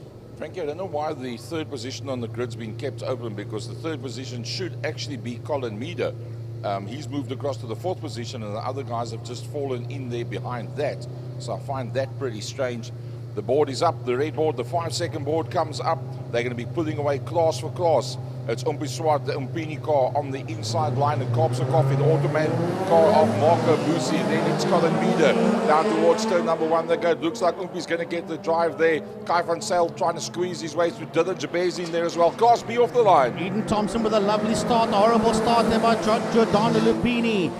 Mitchell's had an awesome start, so has Jaco Lambert and Ian Cup. Lupini's coming right back again, and that's his first 5 cars in Class B that's working their way out of turn 1 KFM corner. Chase Herald off the line. Carl Walcher having a look around the outside of Nathan. Oh, he rubs Nathan's back bumper as the Class C's go down towards KFM. Turn number 1, Class A on their way down to turn number 3. And it's the Umpini car leading out from the Automan Fitment Centre car, Frankie, as they work their way. They rub bumpers as they go through turn 3 out into the KFM straight. Well, we're picking up the Class A leaders, working their way up the KFM straight to turn 4, Car Care Clinic. Out of 4 they go, down the back straight. This is Class A GTI Challenge Racing at its very best. Down the back main they go. Umpi Swart with Marco Buzzi and Colin Meader in that 3rd position. Charles Visser sits out there in P4. He's chasing down the leaders, followed there by Mario Roux, Dylan Jabert, and Kai van Sail. That's a whole group of Class A cars working their way out of Fastron turn 5. Eden Thompson, Giordano Lupini were the guys on the front row of the grid. Lupini's got himself down to 4th, maybe 3rd under the braking markers as they go down to Fastron corner. Those Class B cars very, very close to one another. There's a big off in turn 4 on the exit of turn 4. We can just see clouds of dust. Hopefully the cameras will pick that one up. Somebody went off big time on the inside of turn number 4. Well, we'll have a look, see what's happening out there. But look at this Class B dice that's working its way into a turn 1 KFM corner. And they are really going one-on-one. Eden Thompson leads them out of turn 1 KFM corner. Thompson leads that pack there with Byron Mitchell and Giordano Lupini 2nd and 3rd. 4th in that class is Jaco Lambert, followed by Ian Cup. That's a top 5 Class B cars working their way out of a turn 2 quarry corner. Well, let's pick up our Class A. They on their way past the main grandstand. It is the Umpini car leading out from the Automan Fitment Centre. It's Umpi Swart and it's Marco Boosie as they climb the curbstone on the outside of Car Care Clinic. Out into the back man they go. It's still Colin Meader that's holding on as tightly as what he possibly can. Then it's the 57 car coming through behind that. So he's made a plan to break away from the rest of the pack. Has Charles Visser, Mario Roux and Dylan Jabert. Kai van Sail not been able to make impact in these first 2 laps of the Class A as they come out up into the front main. Class B on its way down the back main. Giordano Lupini back into 3rd. Well, Class C is working its way out of a turn 4, going down that back straight. There's a hell of a fight going on there in that class. It's Nathan Victor that leads him out from Carl Walcher in 2nd, followed there by Chase Herald. Right behind Herald, it's Tate Bishop. That is Alfie van Sail. That is a heck of a fight, followed there by Colin Smith. What a war in Class C heading into turn 5 Fastron corner. At this point in time, it is still Nathan Victor that leads him out of turn 5 in this Class C dice. He's got Carl Walcher right on his 6 o'clock as they exit the kink and run down the home straight. Let's go back to that Class B battle on the way up the Jabert straight up towards turn number 2. And that is going to be a massive battle, as we said right from the beginning. In the front end of Class B, it is Eden Thompson from Giordano Lupini that's made his way back into the top positions. Jaco Lambert and Byron Mitchell. So Byron Mitchell just outside of the coveted top 3 as they work their way through turn number 3. But frankly, that Class C battle not that far behind them now in turn number 2. Carl Walcher's got himself up there into that 2nd position. But the front end of Class C still eludes the championship leader, Carl Walcher. Right, they go through the kink and work into turn number 3. Nathan Victor leads him out of turn number 3 with Carl Walcher in that 2nd position. Right on his back bumper there is a Chase Herald and a Tate Bishop. It's all about those cars. Skull Caldernace is the next man there. I said Colin Smith earlier on. My mistake, it is Skull Caldernace. That is just dropping slightly off the pace. He's getting slightly behind Alfie van Sail as these Class C Golf 1s just race it down the back straight towards turn 5 Fastron. Well, that Class C battle's becoming a 3-way now, a 4-way battle as they work their way through Fastron corner, coming out into the front, mate. Look at that, Walcher right up against the curbstones. He's got Nathan there just in front of him. Nathan Victor from Carl Walcher. Chase Herald was leading them out up until now. Carl dives towards the inside line. And he brings Chase Herald with him. Chase is looking pretty good. Tate Bishop decides that inside line's the way to go. Tate goes for the outside line. They're now 2 by 2 as they go down into KFM corner. Well, I'm going back now to the exit of class of a turn 2 through the kink. Into turn 3 goes your 1st, 2nd, 3rd, 4th Class B runners. Eden Thompson leads him out from Giordano Lupini in that second place. They're busy getting away there from Yaku Lambert. Yaku Lambert's going hell for leather out there as he works his way through turn number 4. Down the back straight, the Class B cars go now. Yaku Lambert is sitting in that third position, and he's been hassled there by Byron Mitchell right on their back bumpers. He's the 65 of Ian Cup. As that crew work their way into turn number 5, Fostron corner, Gary, but the leading Class A cars are working their way out of turn 1, KFM. Yeah, through KFM. Oh, sideways goes Marco Busi, losing out just on the apex of turn 1. Up the Joubert straight they go. It's the Impini car that leads them down into turn number 2. That's the man that was on pole position in Class A. He's got the Automan Fitment car that's just dropped a little bit back. And, well, I don't know if he's going to be able to get back up to the front end of the field, because it looks like that Impini Motors car in the hands of that young superstar Polo Cup national driver is slowly but surely now breaking away for the first time this season almost from the likes of Marco Busi. Colin Meader following through in third with Dylan Dubé in fourth. Well, let's go back to turn 1, KFM corner, Class C. We have a new leader. It looks like it is Kyle Walsher. That's got the lead down the back, yes it is, Walsher heading up the Joubert straight towards turn number 2 with Tate Bishop now on that second position. So that class dissected itself heavily. We've lost quite a few of them because Herald sits out there in third, followed there by Skulk Keldenace. Sorry, Frankie, we've got a big off in Fastron corner. Somebody's gone very wide. He will try and pick up who that was.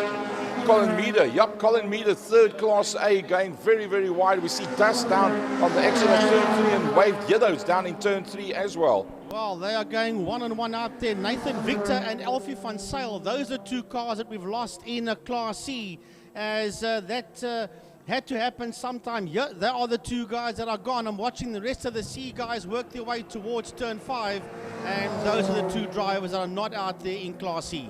Well, I tell you what, turn 5 was quite an education. It is definitely Carl Walsher that you see there, center screen. That's the red Golf going past the slower Class B car. So Carl Walsher, after his massive incident in turn 3 during the course of the week, gets the car back together, leads out the class. It is the Angry Jeep Mark 1 Golf that's in there behind him of a Tate Bishop. Tate Bishop's still got to get past the back marker, and if that slows him down at all, that's just going to make it a little bit easier for Carl Walsher with 3 laps to go. Right, let's head on to Class C. That's making its way up the Joubert straight into turn number 2. It is still up front in that class. Kyle Walsher that leads with Bishop in that second position. Third is Chase Herald. Fourth is Skulk Keldenace, and fifth is Matthew Rowe. That's all that we've got left in Class C, as the rest of them just dissected themselves, and that class has blown itself wide open now. Big gaps between each other in the GTI Challenge Class C. Well, with 2 laps to go, the Class A cars, the leader on his way up the Joubert straight towards turn number 2, and Marco Busi has not got an answer this time for Umpi Swart, the Umpini car, not making any mistakes. Just once that Marco Busi threw the tail end around a little bit, and that cost him very, very dearly, and that has just taken him completely out of the pressurized situation. Charles Visser has done a brilliant job to get up into third ahead of Mario Roux, Dylan Joubert, Carl van Sale, and Colin Meader. After the off in Cape Town corner, finds himself at the back of Class A, 6th overall out on circuit. Right, Class B is where all the action is, heading into turn 2. That's the fight for first and second between Eden Thompson, right behind him Giordano Lupini, working their way now out of turn number 2 is Byron Mitchell, Yaku Lambert and Ian Cup. Those three are having a fight for that third position. Meantime, the two Class B leaders are working their way up the KFM straight towards turn 4 Car Care Clinic. Next time the Class A cars come up the main straight as they are now towards the RST bridge, it's going to be the last time that they come through here. The next time they come through, it's going to be checkered flag. It's Umpi Swart, then it's Marco Busi. Who's the next one going to be through? Yeah, it's going to be Kutsia. He's holding on ahead of Mario Roux and then Dylan Joubert. as they are on the last lap. Here comes Colin Meader. He's recovered from that battle that he was in, but exiting fast on corner, coming out into the front main. That front battle for Class B, that is raging on. Well, it's a lovely fight here for first and second, and then there's a three-way fight for third position in Class B GTI Challenge as that group head into turn 1, KFM corner. Giordano Lupini has a look around the outside of Eden Thompson. Thompson's got the line covered and now heading into turn number 1, KFM corner. Look at this one around the outside of Yaku Lambert is Byron Mitchell, and keeping an eye on both of them is Ian Cup. And that is a lovely three-way fight for third position in Class B as that trio works their way towards turn 2, Quarry Corner. Well, I tell you what, that's spread out quite a bit now. There was a lot of dust a couple of seconds ago in turn number 4, or between turn 3 and turn 4, and that was in fact Marco Busi with the Class A car that's now coming out into the front main for the last time to pick up the checkered flag. And it was him that went off circuit, just kept the hammer down, but it's all about the polo man that's up front. It's Umpi Swart. He wins this one ahead of Marco Busi. It's going to be Kutsia is going to be the next one that's going to come through. He's done pretty well. He worked his way up into that third position. He'll be super chuffed with that. In there behind that, behind Charles Fissis, Dylan Jabé, Mario Roux, and then Christian Sale, Colin Meader at the back of that. Let's go to the Class B battle as they come out into the front main. Right out of it, turn 5 comes your Class B battle towards a checkered flag. And it is between Eden Thompson and Giordano Lupini. The two of them are nose to tail. Down the home straight, Lupini dives to the inside, but Thompson will come home first. Lupini second, and in this fight for third, that will go to Byron Mitchell. Mitchell finishes in third. Fourth will go to Yaku Lambert, and fifth will go to Ian Cup. Thompson should be the next one coming through. Here he comes through now. And, well, he's had a lifetime battle to stay with that one. Let's go to that Class C battle coming up towards us now. Well, he's come out tops eventually. Carl Walcher makes it through. He takes the flag. He's got his hand out the window. He says, that's the one I wanted. Tate Bishop, Wayne Field, Chase Herald, that was on the front row of the grid going into this one, finds himself in fourth position. And then in there behind that, the rest of the crew coming through. Sure, very, very good racing up front. Marco Busi just not having an answer eventually. Just that little bit quicker was the Umpini car ahead of the Automain car. And that little offs here and there, you just cannot make that time up. Busi tried every trick in the book, but they're going to have to tweak something somewhere just to get that 1/10 of a second to be able to actually stay there in the slipstream. Well, let's hope that Nathan Victor and Alfie van Zyl can get their two cars sorted out for that Class C battle. Furthermore, everything went as according to plan. Well done. Cheaper Cars VW GTI Challenge.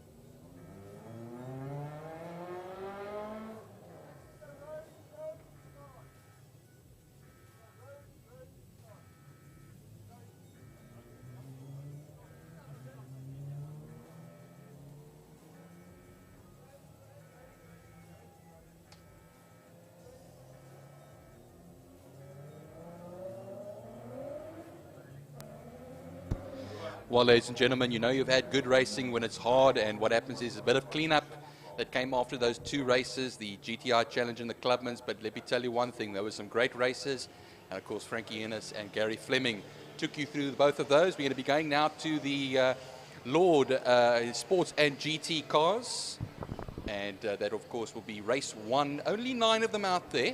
Steve Humble on pole position in the his traditional Opel Malik Mark 14B, with Francis Carruthers alongside him. Was only 0.3 of a second off in qualifying in the Pearl Beam PM84.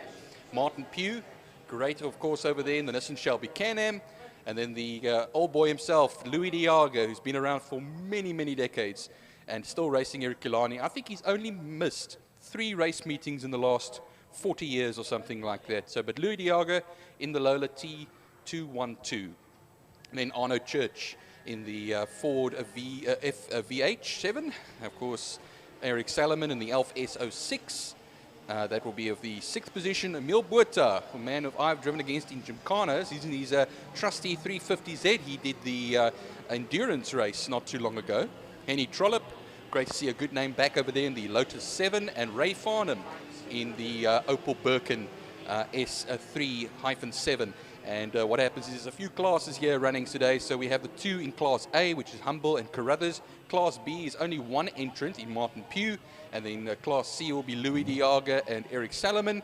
And the rest, the biggest class over here today is the Class D, with Arno Church heading that class at the moment, with the likes of Henry Trollope, Emil Buerta and Ray Farnham going to be joining very shortly. Anyway, we've had a few delays today. It was this race class earlier on in qualifying that had a little bit of a trouble with the car dropping oil on the circuit. I can't tell you who that was because I didn't find out actually who left the oil on the circuit, but it looks like everything's for away, and we'll be doing a 10-lap race. So they'll do 1 sighting lap and another sighting lap coming around, and then we'll be ready and waiting as they're behind the BMW safety car right now, the Piet van der Walt E36, and we're coming around into the second turn. Remember, Frankie was talking about it earlier on. No sponsor for turn 2 at this time. Remember that that oval gets used for the Cape Hell drivers as well, and that needs a sponsor. So if anybody's interested, please inquire, and we can get ourselves a good sponsor again. Over the years, there's been a variety of sponsors in that section. Then through turn 3, Damps Dip, the original name for that corner. They go on to the KFM straight, also at times called the Tygerberg straight, but KFM well and truly involved in Killarney racing. And they'll go now through the double apex right-hander Car Care Clinic corner. And of course, it's a tongue twister, but it's a very memorable one. I can tell you that much, because Car Care Clinic is very involved, and proudly so, here in Killarney racing. And down the back straight, the slightly curved back straight, and well, you'll see Steve Humble in that very unique machine behind the number 43 safety car. Got a number on it because he's a race car as well, but used as a safety car. And he will bunch the field up very nicely. As I was saying as well, Francis Carruthers in the Pearl Beam. So a lot of nice sports cars here. Some very expensive machines that come along and have a bit of a play here at Killarney. Some of the guys from upcountry, some of them are living here on some of the jet set, living in places like Clifton and Camps Bay, all come here to Killarney to have their thrills on a weekend. And this, of course, is the first of the sports and GT races for the day. The second one will come later as well, but still a number of good car races coming up as we make our way around the kink, past the old bus stop chicane, underneath the bridge. The lights will be on, and away we will go for the start of this race, and away we go. So what happens is we go towards turn 1. Looks like Francis Carruthers will take the lead. Will he hold the lead? I think he will, because it looks like it is the Opel Malik of Steve Humble that will fall into second position briefly, but I think he's got the corner advantage out, and down the Joubert straight they will then run. On the outside will go the Steve Humble machine, and I think he'll just briefly take the lead back, but it's side by side for him and Carruthers as they go through. Humble takes the lead right back. Carruthers falls back into second. Martin Pugh will be the man, I think, who will hold the third place still, and I can see Louis Diaga hanging in there in fourth where he started. So it's 10 racing laps we'll be doing. And it looks like Arno Church, who was the man in pole position, of course, in the Class D. He heads there as well in the Ford of Eric Salomon. But we'll watch them as they come around then, and we'll see how they're looking when they complete their very first lap. They're going to be making their way now up towards the Fastron corner, turn 5 on the screens. And then underneath the Bad Backs Bridge, they'll then run after. They'll go past the old bus stop chicane for the bikes that they used to use. And now crossing the line for their first racing lap. Here comes the next one. Here's the first flying lap. Carruthers, 4/10 of a second off of Steve Humble. Then we have Martin Pugh. Martin Pugh's 5.3 seconds back of second place. Louis Diaga comes through right now as well, with Arno Church in the Lotus 7 replica, with Eric Salomon coming in 6th position. Henny Trollope is up into 7th. Ray Farnham is in 8th position, and Emil Buerta is the man not starting this race, unfortunately. I think there was the problems, of course, with the leaking oil earlier on. I speak under correction, of course. But their first flying lap, it is 9 laps left to go in this race, and you're going to see now, hopefully, a ding-dong battle between Steve Humble and Francis Carruthers. 4/10 of a second it was between them on the very first lap. It's a 25.7 that Steve Humble has got in the first sector. So it's a purple sector time, which means it's the overall fastest. A green sector time, which Francis Carruthers is currently putting in, is a personal best time that they'll be putting in. But it looks like the first fastest and flying lap of the race will be Steve Humble. And there they come now, soon around the corner and towards the line, but then go 8 laps will be left to go, and Steve Humble will cross the line now and will take a 1:13.800. Francis Carruthers will cross the line. He's 3.1 seconds back, so it's quite a spread out field. Trying to see actually where the big battles are. It's much further down around Eric Salomon and Henny Trollope as Martin Pugh comes through the picture now. He's 12.7 seconds back, but I think Louis Diaga is closing up the gap to Martin Pugh at the moment. Then it's Arno Church across the line. Eric Salomon. Here comes the battle now. Henny Trollope and Ray Farnham. Henny Trollope and Ray Farnham. There's Emil Buerta now. He's actually in the race. He didn't register earlier on. He just fell right to the back of the field. So I think he may have had to start there. He was due to start a little bit further up, but he's thankfully in this race, and I'm pleased to see that the number 100, but it is now very spaced out. As I see it is more the Ray Farnham and Henny Trollope, both of them the Lotus 7. The one is the Lotus 7, the one is the Birkin 7, which of course is the is an Opel powered replica, and that's very close. But Emil Buerta will also be nicely in that battle as well and see what he can do there. But Steve Humble leads away. He was 3.1 seconds the last time around. He had a fastest first sector time, and while he'll come through the start finish line now, and it will be still a massive lead for him, or not a massive account now, but it's a 4.6 second lead, which will be growing basically by a second and a bit per lap. And then Martin Pugh, all on his own already on lap 3, and 7 of them left to go. Martin Pugh easily does it going right through there. He's 13.1 seconds back of Francis Carruthers, who put in a fastest third sector time of a 25.5. So he's got the ability to go quick, but I think over an entire lap, Steve Humble is still going to have the measure of him as Louis Diaga comes through. He's 6.6 seconds back of third position. 5.1 seconds back of him is Arno Church. Then we have Eric Salomon, and then we have the trio behind Eric Salomon of Ray Farnham, Henny Trollope, and Emil Buerta. And Emil Buerta, it's always great to see as well, a man who started in Gymkhanas and has come onto the main circuit in his 350Z. And he's really plying his trade here against some very, very fantastic racing cars. Actually, these Lotus and Birkin 7s are wonderfully built racing cars, and I always remember speaking to the late Barry Blomkamp about Lotus 7s. He used to race many years ago in the late 80s, and he always talked about replicas being better than the originals because you could iron out more problems with a replica than you had with the original Lotus 7s. Of course, a car that was built for racing but also enjoyed for living. That was the slogan that Lotus used for the Lotus 7.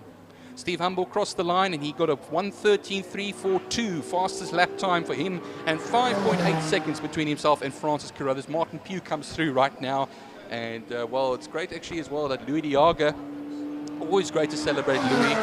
Him and his wife Moira have been involved for many years here at Killarney, way before I was born even. And like we were saying earlier on, only missed about 3 race meetings in the last 30 or 40 years or 50 years. But, you know, it looks like he's got he's nowhere close to stopping at the moment. So what happens is he will be carrying on for as long as he can in racing. And Arno Church crosses the line still. Now it looks like Ray Farnham in that ninth position is getting away now from Henny Trollops, and Emil Botha hanging in there. He's by 1.1 seconds, Emil Botha, off of Henny Trollop at the moment. And putting in lap times, his last lap was a 1:26.607 as Humble crosses the line once again. Very nice and quick out there for Humble, and he is 6.8 seconds ahead of the pull beam of Francis Carruthers. So only 9 of them out there, unfortunately. Hopefully we can grow this class throughout the year as well. And I know the COVID has taken quite a bit of a toll on all of this. But just going through the pictures now, I think it was Emil Botha is all over the back of Ray Farnham through Car Care Clinic Corner. We'll see them on the back straight now. Can Emil Botha make any sort of an attack now as they go down the straight? You'll see ahead of them is Ray Farnham. Henny Trollope has got his hands full here with the 350Z down towards the Fastrom corner, turn 5. And this is going to be interesting now as well. I love to see this good racing over here. It's the closest battle on the circuit. The last time they came around, they were 1.1 seconds from each other. And, well, I'm sure, yeah, that's closed quite a bit now. They're coming towards the line. And, well, here we go. And see what they're going to be looking like. It is, well, 1.1 still. So it looks like as they go on the latter stage of the lap, Emil Botha has really closed up the gap so nicely.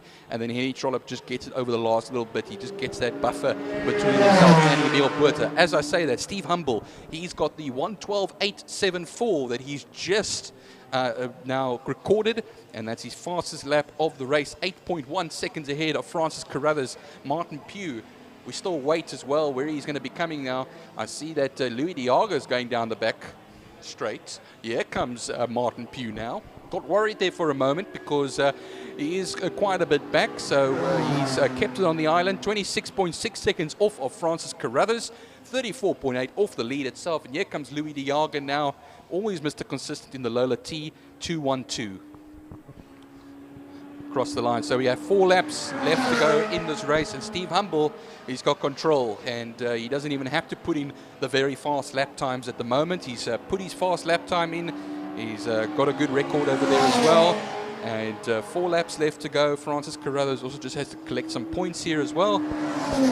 Eric Salomon crosses the line. That is currently in 6th position. Now, just taking a look at the classes. So, Steve Humble is the leader of Class A at the moment with Louis Diago. The Class C leader, Martin Pugh, is the only Class B runner. So, he's basically first, second, third, fourth, and last in the class. And then we have the Class D leader, which is Arno Church. At the moment, he will lead. And second in class is Ray Farnham. They are split by Eric Salomon, who is the 6th position overall, but the likes of Farnham, Trollope and Emil Botha, they have been lapped already, so they are already a lap down. And well, Emil Botha 0.8 of a second off of the Henny Trollope Lotus 7. So it just shows you he's gotten closer again. It was 1.1 seconds at one stage, and he's closed up. So you probably try and have a go before the end of the race in that 350Z. Now, down the back straight, I see a Lotus 7 going there as well. Eric Salomon is being lapped now by the leaders, by Steve Humble. So Eric Salomon will also be a lap down when he crosses the line. Arno Church will probably be the next victim as well. He's just a little further up the road, about 5.9 seconds up the road. So Steve Humble will only be a formality as we come across the line now. Here comes Arno Church comes across the line in the 7th, the replica. Then we have the Humble starting another lap. He's got 2 more laps left to go. So Eric Salomon crosses the line in that 6th. But then, of course, Arno Church, and then a bit much further up the circuit there as well will be Louis Diago. I'm sure Louis Diago will make it for the full distance of 10 laps. Carruthers goes across the line 13.2 seconds back. And yeah, now, of course, they'll be tapping off maybe just a little bit. Steve Humble doesn't have to push it too hard. And you'll probably see Francis Carruthers may eat a little bit into that lead again, but it will be all in vain. As here comes Martin Pugh now, and he's falling back some more. So comes across the line. It is a 43.4 seconds off the lead, 30.2 off of second position. And well, like I say, a lap and a bit left to go for Steve Humble in the trusty Opel Malak. And Malak, of course, been a mark that's been around for many years as well. Arthur Malak, I think, was the man that started that all the way years back in the UK. And along with the likes of Lola, which Louis Diaga's in, Eric Broadley's effort for many years, and very famous car builder. It's good to see names like this down here in Cape Town, here in South Africa still. And Lola and Malak and Pillbeam as well. But the Shelby Can-Am of Martin Pugh in there as well. They had a national series run a number of years back. Is well and truly in there as well. We used to have the Shelby Can-Am series, and it's good to see some of those cars are still around. If Martin Pugh is taking them around, but it's one more lap left to go now. I think Emil Buerta has finally gotten past Henny Trollop, which is wonderful news for him, and trying to close up. I think Henny Trollop's got the inside line for turn 1, but he doesn't make it work there, and Emil Buerta is the man that leads the way. But the checkered flag should be out now. And we'll be waiting for Steve Humble to come around and take a very dominant victory. I see there, that is the Louis Diaga machine. He'll cross the line now. Under the bridge, he'll then run. He'll finish on the lead lap. So one more lap left to go for Louis Diaga. I think Arno Church might just... No, I don't think Arno Church will be a lap down. So Louis Diaga comes through then, and here comes the Opel Malak of Steve Humble. He crosses the line to take the victory with also the fastest lap of a 1:12.874. And we wait then for second position. Of course, now the likes of Arno Church coming through here now. Arno Church will take the checkered flag. It will be fifth position. It will be Francis Carruthers will finish in second. Second in class as well, as Eric Salomon comes through. He'll be second in Class C. Arno Church will be the winner of Class D. And then down the straight, I think we still have Martin Pugh that will be running. Here come now Emil Buerta and Henny Trollop. That will be 8th and 9th positions. Actually, excuse me, that'll be 7th and 8th positions, because Ray Farnham has fallen out of this race, unfortunately. So here comes Martin Pugh, will take third position. And then lastly, on the lead lap will be Louis Diaga, who will be the Class C victor here in this first Lord Sports and GT car race for the day.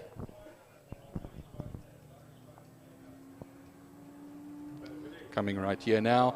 And yeah, Louis Diaga comes across the line. So there we go. Our 9 runners, I think only 8 of them have actually seen the checkered flag. I see that Ray Farnham, he's 2 laps down, and I don't think I saw him anywhere on the circuit actually taking a checkered flag. It's unfortunate. He was looking good for 7th position, but now Emil Buerta comes up to 7th. Henny Trollop will be 8th. But that is the first of the sports and GT car races. We're going to be going now into fines and classics.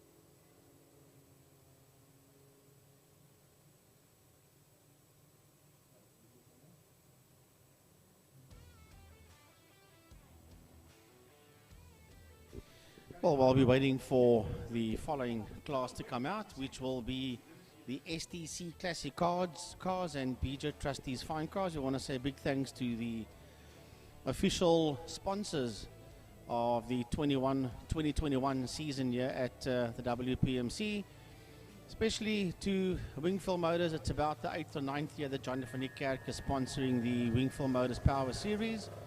A big thanks to Johnny of Wingfield Motors and Best Price for My Car. Another successful season being sponsored by Mr. Johnny van Niekerk with branches in Goodwood, Kuils River and in Belleville. So a big thanks to them. Then a big thanks to KFM 94.5. They sponsored Turn 1 and the Old Tigerberg Straight. They're also the official media partner of the Western Province Motor Club. So big thanks to everybody at KFM 94.5. A big thank you to Wouter Roos and Melanie Spur of Car Care Clinic. They've got branches in Belleville, Paarl, and in the CBD in Greenpoint. So big thanks to them of Car Care Clinic. A big thanks to Mad Max Motorcycles and RST Race Depot. A big thank you to the Porsche Club for the main straight. And then to Pertamina Fostron for the sponsorship of turn number 5, Cape Town Corner. So big thanks to all of those people, all those sponsors that have hopped on board for 2021. We've lost 2 main sponsors here. We've lost G Energy for turn 2 and Rose Foundation for turn 3. So if anybody out there would like to associate their business or their company with turn 2 Quarry Corner or turn 3 Dam Slip, you can contact the management at the WPMC offices and they will gladly assist you to get your business name out on the walls, and of course the corners will be, and the turns will be named after your company or business. And a big thanks as well to all the class sponsors. Without sponsorship, we cannot go motor racing anywhere in the world, that's for sure. So we are just waiting for the green and all go, and then the STC Classic cars and BJ Trustee Fine cars will be making their way out onto the circuit.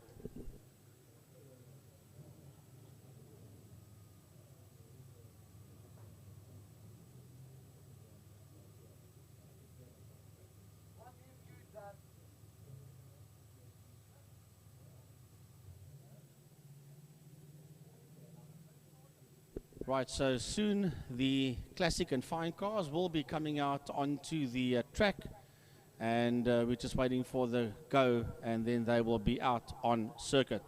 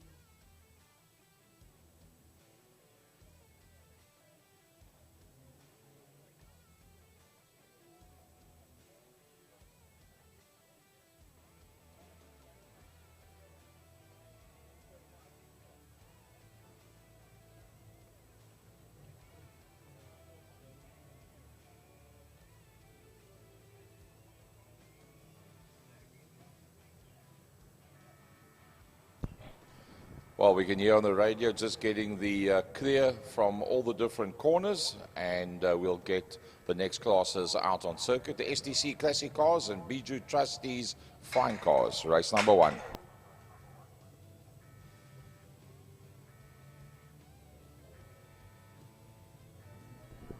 Yeah, so Franco Donadio will come out in the escort. A few newcomers as well, yeah. This weekend, of course, Charles Art and Jonathan Gunn actually is the one of the newcomers in the VW Sirocco, and Class X, of course, that's for new driver car combinations. So it's a good field out here as well. Roger Lewis in the MGA, Ty Dugmore out there as well. So Bruce Avon Taplin, that super Toyota Corolla. Dion Conradi also in the Conquest RSI. And the 1200 GSX in there as well. I just want to see who drives that particular machine. Some Skylines out as well today, which is actually always great to see. A big, good collection of cars. Of course, that's Brian Bedin. That's in the Datsun 1200 GX. And then Neil Mouton in his very well-known Julia that he'll go out there in as well. So that will be an 8-lap race for the SDC Classic Cars and Bijou Trusty Fine Cars, race 1. As always, a very nice collection of different vehicles that is out there. Mazda MX-5s, E36 BMWs, Capris, Alphas, Passats, Foxes, Skylines, Mini Coopers, MGAs, Austin Healey's, 635 BMW.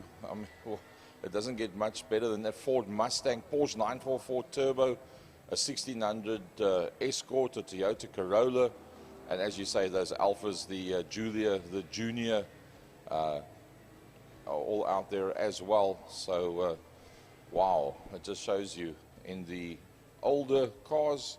In the modern era, it's sort of like the big five, Toyota, Mazda, Ford, VW kind of thing. That's where everybody goes. But in the older cars, a very, very even spread of what interests the people and what they like to put back on circuit again to take part with the classics and fines.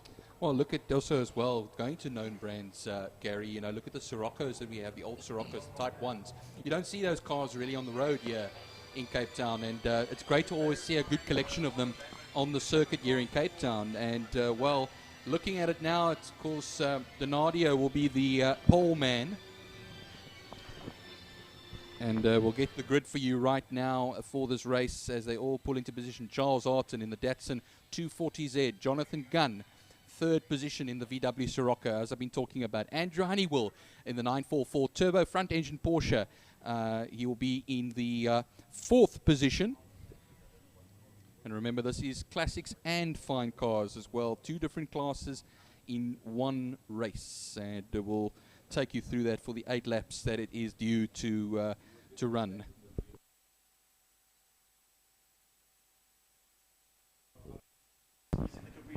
Maurizio Toscano, Melanie Cook. I see Melanie Cook's back in the VW Fox. She was campaigning the BMW, and in fact, the one race meeting where they had 3 races, won all 3 races as well. So it looks like on the 16th, the 1-6 Capri. Oh, well, there we go. Arnold Lambert in number 16 Capri, so change of car there. Peter McPherson, Di Dugmore, Roger Lewis, Dave Alexander, Theo Claassen, Craig Redlingace, and then Stephen coming off the tail end of the grid with the fine cars. And then off the back of the classics, Arnold Lambert and Leon van Linden coming off the back of the pack. Well, it looks like it'll be Albert Cook will be the man in pole position for the fine cars. Gary was mentioning the Toscanos. Robert Toscano will be second position in that class. Maurizio Toscano, Melanie Cook, of course, all being set over there. But going to the front of the field, you'll see the Mustang there of Michael Hitchcock, the number 67. Alongside him, the 944, Jeff Beal. And then a whole gaggle of racing cars as well. There's the Alpha GT that you'll see down there of Leon van Linden that will come around as well. Then that, of course, is the classic cars. And they'll be going behind the safety car for the first lap. It'll be a rolling start for the first of the classic car and fine car races today. All the safety vehicles following through at the back of the pack. Franco Donadio, Charles Alton, front row of the grid, a Ford Escort Mark 1 and a Datsun 240Z. So, worlds apart.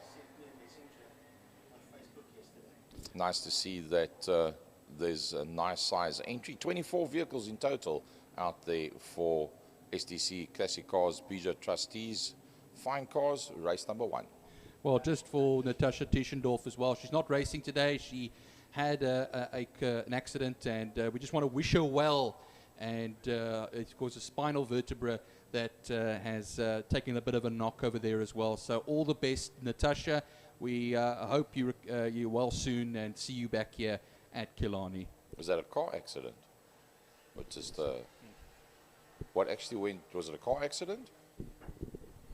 No, I got a messenger from her dad, Jan, on Facebook message. She was out there on circuit practicing, and she had an incident with a black fox, and she injured her back. So that's why she won't be out here today.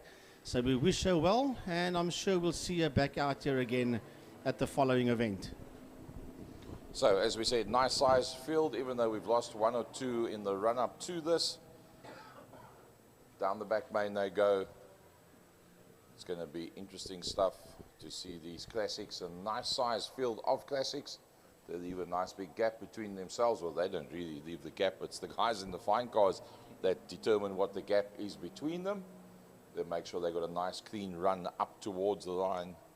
A good couple of guys that have been in there for many, many years. Franco Donadio, Charles Alton, a 125.7, a 126.5 for the two of them. Jonathan Gunn on a 127.6 and a 127.7. It was Andrew Honeywell. So that second row of the grid, very, very close to one another on the qualifying times.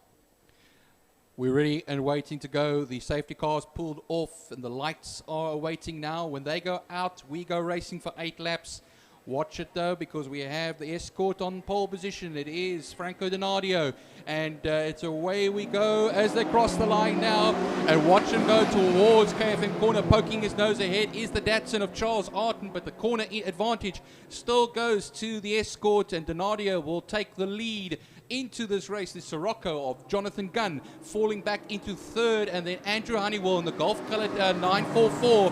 He's got quite through nicely. Dr. Jeff Beal, the next one through behind that as they work down towards turn number 2. But going down into turn number 1, that's all our fine cars.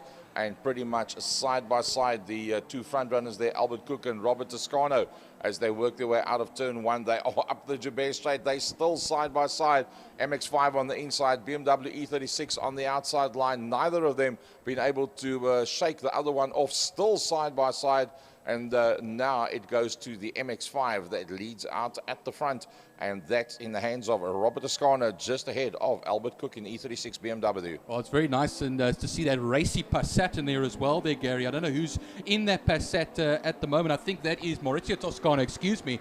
But that's further down. Here we go down the back straight now for the leaders. It is Donadio that leads the way from Charles Arton. They go into Fastron corner, turn 5. Always good to see on the screens how they come out of that section onto the main straight then, and then through underneath the Mad Max Bridge. The first of the 8 laps being down, the first standing start lap. Now it's all the running and the flying laps that run. I see Michael Hitchcock looks like he's closing up the gap there to Andrew Honeywell. That very quick, very powerful V8 that comes from very far back, Gary, and will take 4th place right away from Andrew Honeywell, surely in that Mustang. Well, in the straight lines, all about the extra cubes under the bonnet, but in the tight stuff, it's a whole different ball game. That Porsche is a lot more nimble through the tighter sections. But talking about nimble, that Mark 1 Escort up front of Franco Donadio out of turn 2. Jonathan Gunn staying realistically close to the second place man in there behind Franco Donadio with the Scirocco. Then the V8 Power still holding on to that 4th position. And it must be quite an amazing sensation to haul such a big vehicle around the circle. And Andrew Honeywell, the car that is then coming through just ahead of that Porsche. And that is also a very quick car driver combination. Well, it looks like still leading the way in the fine cars is Cook from Toscano. It was a half a second between it was Maurizio, sorry, or Robert Toscano, rather, the number 1 machine, and then ahead of Maurizio Toscano in the fine car class. Good little battle, of course, good little gaggle of cars in that fine car class. Here comes Donadio now in the classics, though. He leads the way. Just want to actually take a look at the gaps there. It looks like Charles Arton may have closed the gap ever so slightly to him, or 1.1 seconds now from Donadio, and then Gunn will come across the line, basically going on his own. And well, then as well, the look at that Mustang just coming around and pressuring Jonathan Gunn. So Hitchcock is the man on the move at the moment. Down the straights, as Gary has been saying as well, got all the power in the world, but loses out when you hug that corner so nicely as well. So it's only a matter of time. Dr. Jeff Beal, he's down in 6th. Avon Taplin, who was 2nd last time out, he was running quite high up. He's having a little bit more of a modest run down in 7th. Well, Dr. Jeff Bill and then Avon Taplin just in there behind that, pretty much half a second between the two of them. Nothing much between the two of them in terms of qualifying times as well. So the Class B battle is going to be interesting. Class C, it's only De Kock that is in the Class C. Herman De Kock, and that's the Ford Escort. That's a 1600 motor that he's got inside that motor car. And then obviously the Class X, Jonathan Gunn and Lambert, the two that's in Class X, and Jonathan Gunn doing brilliantly leading out Class X, and even more brilliantly leading out in the top 3 as they work their way down the back main. Well, they're coming around now. Another faster sector time from Franco Donadio. He has the 1:24.262 as the fastest lap of this race. He crosses the line now once again, and I'm looking at the gap between himself and Arton. It's grown now again from 1.1 seconds to 1.8 seconds. Gunn comes across the line though, but Hitchcock actually makes it through ahead of him. So what happens is Hitchcock is now up into 3rd position just across the line. You'll see them going into turn 1 KFM corner. Just fading into the background, it is Andrew Honeywell at the moment. And look at this battle over here as well. Dr. Jeff Beal has a Toyota on his inside into turn 1, and he'll just poke the nose ahead from the outside, but I think what happens is it looks like his days are numbered. Yeah, there's no doubt about it. A nice 3-car battle there coming out of turn number 1. Nothing much between a BMW, a Toyota Corolla, and a Mark 1 Escort. 3 completely different vehicles in terms of mechanical and visual and shape, but very much on the same pace out there with 3 very good drivers, very competent drivers, all 3 of them having been in this class for an extended period of time, and they'll be enjoying that little dice between the 3 of them as opposed to finding yourself out in the open with only the track to race against.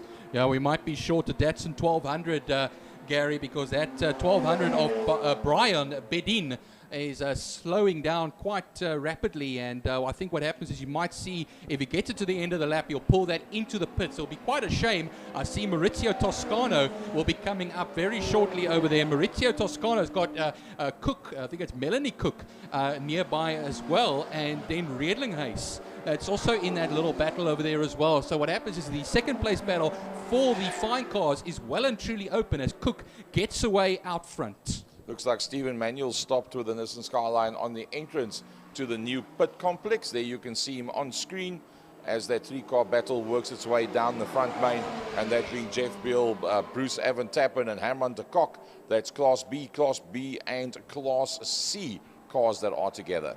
Yeah, Bruce Avon Taplin, he was actually challenging for that position earlier on through turn 1, but I think what happens is he's tried now another approach, but he's lost out a little bit of time to, of course, the Porsche 944. They're coming up to lap some cars now in that group, that little MG, or the little Austin Healey that's out there as well. You see the little Austin Healey Sprite of Di Dugmore has a lap put on him. Of course, Dave Alexander, we talk about the Mini Cooper as one, and the MGA as well of Roger Lewis.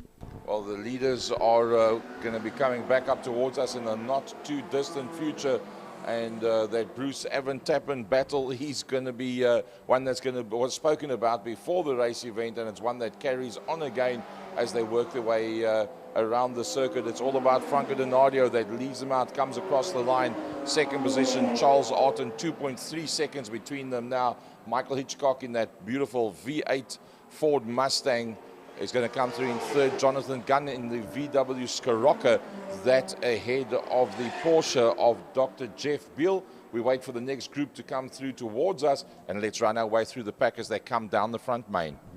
Yeah, so Donadio came across the line, fastest lap for him, a 1:24.219, and that, of course, is 2.3 seconds ahead of Charles Ott and Michael Hitchcock. Oh, Evan Tappan's got smoke, sorry there, Byron, but smoke billowing out of the back of Evan Tappan's Toyota Corolla, and that pretty much is the end of that. Looking at the circuit, I don't see any oil on the circuit.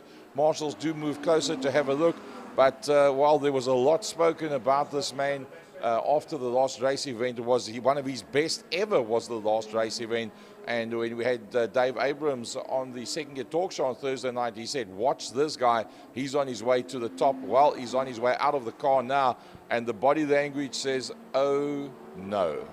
Here comes a rebuild, I can tell you that much, of the motor. So that's going to be a long job for him, and unfortunate as De Kock now will take up that 7th position overall, Gary, and Jeff Beal, who had his hands full earlier on, will be much more relieved this time that he won't have Bruce Evan Taplin's Toyota on his tail. Yeah, a three-way battle becomes a two-way battle as they work their way out into the front main. So Franco Donadio and Charles Orton have completed yet another lap, and the next one coming through is that beautiful Ford Mustang. What a lovely sound. They're now starting to work their way through the back markers that you see on screen, coming down into the very tight left-hander, a complete 180-degree turn you've got to make to work your way back up the Jabez Straight. Well, Van Linden coming out of turn 1, Gary, Van Linden in that GT Junior Alpha was causing quite a bit of problems there as well, because you had some of the leaders coming through. We had Michael Hitchcock rather, who just squeezed his way through, but he was giving a lot of headaches there to that Sirocco of Jonathan Gunn, who currently holds 4th at the moment, and Andrew Honeywell having fallen back in the field as well. And he just got past that GT Junior, a very big gap then, and Jeff Beal, he's got basically clear road in front of him. But look at the bonnet of that Escort of De Kock, Gary. It's raised. Yeah, that looks like one of the bonnet pins has lifted off. That's going down towards turn number 3. The marshals will obviously have a look at that.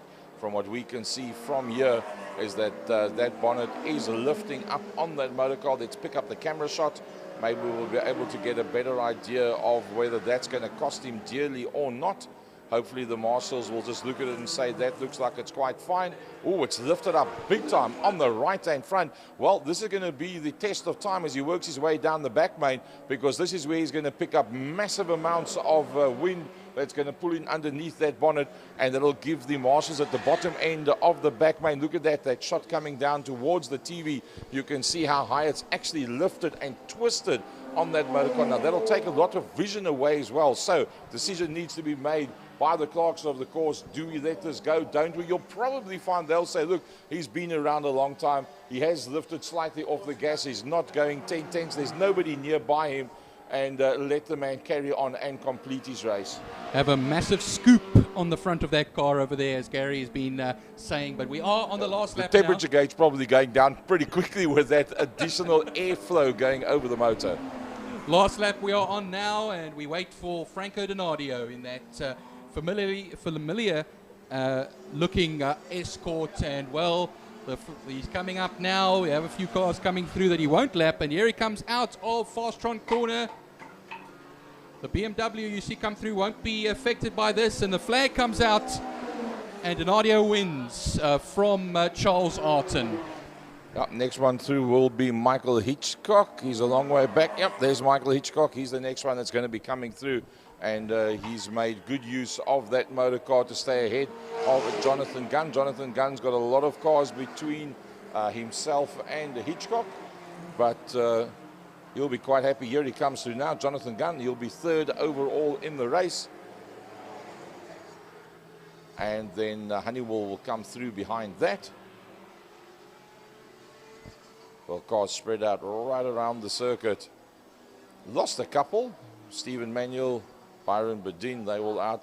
Franco Donadio wins it, Class A and the race from Charles Arton and Michael Hitchcock and Andrew Honeywell. Class B will be Dr. Jeff Beal, the only Class B car out there. So he'll be quite happy with his overall result in the race as 6th overall. Well, here comes the Escort of Herman de Kock with his revolutionary cooling system. Will be finishing 7th, and then Arnold Lambert will be the man in 8th position in the Ford Capri. We wait for Albert Cook now, and that there should be the winner of the fine cars class. And I think he should be coming that through. Looks like him, the 3 Series Beamer. Wonderful drive from him actually as well. It's quite a bit ahead of the field as well. I see that's Dave Alexander. He's been lapped. He's going to be finishing, I think, about 18th behind Di Dugmore. And so the 2 Toscano is still to come as well. The one in the 55 car. That is the Mazda MX-5 and the VW Passat, the GLX-5. Quite a different configuration. Not a lot of 5 cylinders ever produced on planet Earth, but well, we've got one out here in its latter years and doing the rounds at Killarney at a pretty decent pace. Well, Gary, talk about 5 cylinders. Like you say, because Audi were producing 5 cylinders and the odd VW as well, but years ago was the Audi Quattro in the Group B rally days. It was some of the most famous 5-cylinder racing cars or rally cars. I miss those rally cars. Opposite way around at sunset, going down the back main, wrong way around the car care clinic corner, taking the runoff road and back up onto the main straight. 1,500 people here on a Friday night just to watch one stage of the rally. And when they go through the gearbox and that thing starts chirping and spitting flames, even the people drinking coffee scream and jump up and down. It was brilliant stuff, but yeah, a long time before we're able to see that again.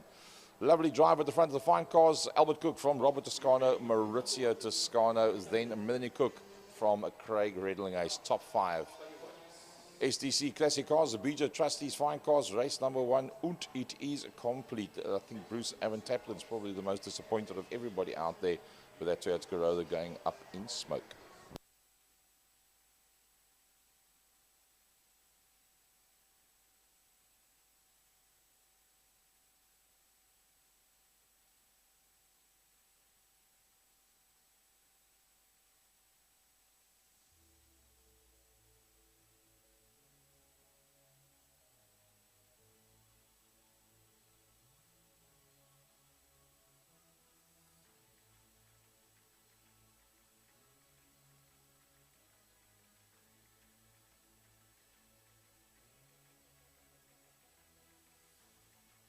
Right, folks, it's almost time for the Makita Power Tools supercars and the V8 Masters to come out onto track. This will be the second last race before we lead and head into the lunch break. So we're running a touch late with the V8s and the supercars. It's now 1:10, so we are a little bit late, but we do have enough time in hand. So the V8s and supercars will be coming out next, followed then by the Formula Libre, which will take us into our lunch break. Yeah, the Formula Libres, they have to see how many entries they've got. Last time they were 16, I believe they're 16 or 17 now again. So that's fantastic. Neanderthal on his second pole position for the day, leading out the gold class in the supercars from Ryan McCarthy.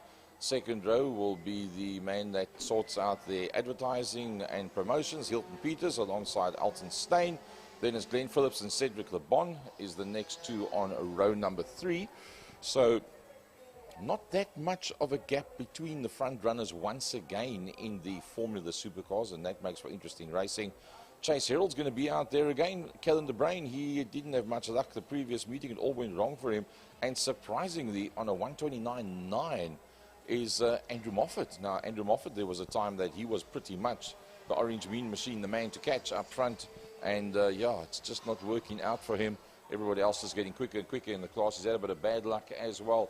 But I'm pretty sure that one at 29.9 is not a real reflection of the car-driver combination that will probably come out on circuit, having sorted out whatever problems there are. And you'll find he'll be a whole heap quicker than that.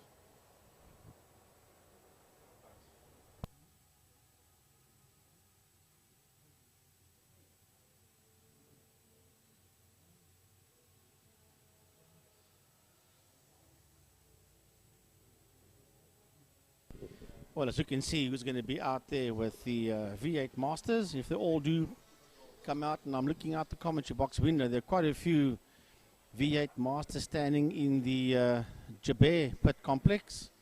So Fabio Tofani should be out on track. Alistair Brown, Roy Campos, Gary Thompson, Mark Ridgway, who was on the Second Gear talk show 2 days ago with Gary Fleming, Barry Ingle, wow, Sean Moore, Rob Warrington, that's our gold class competitors.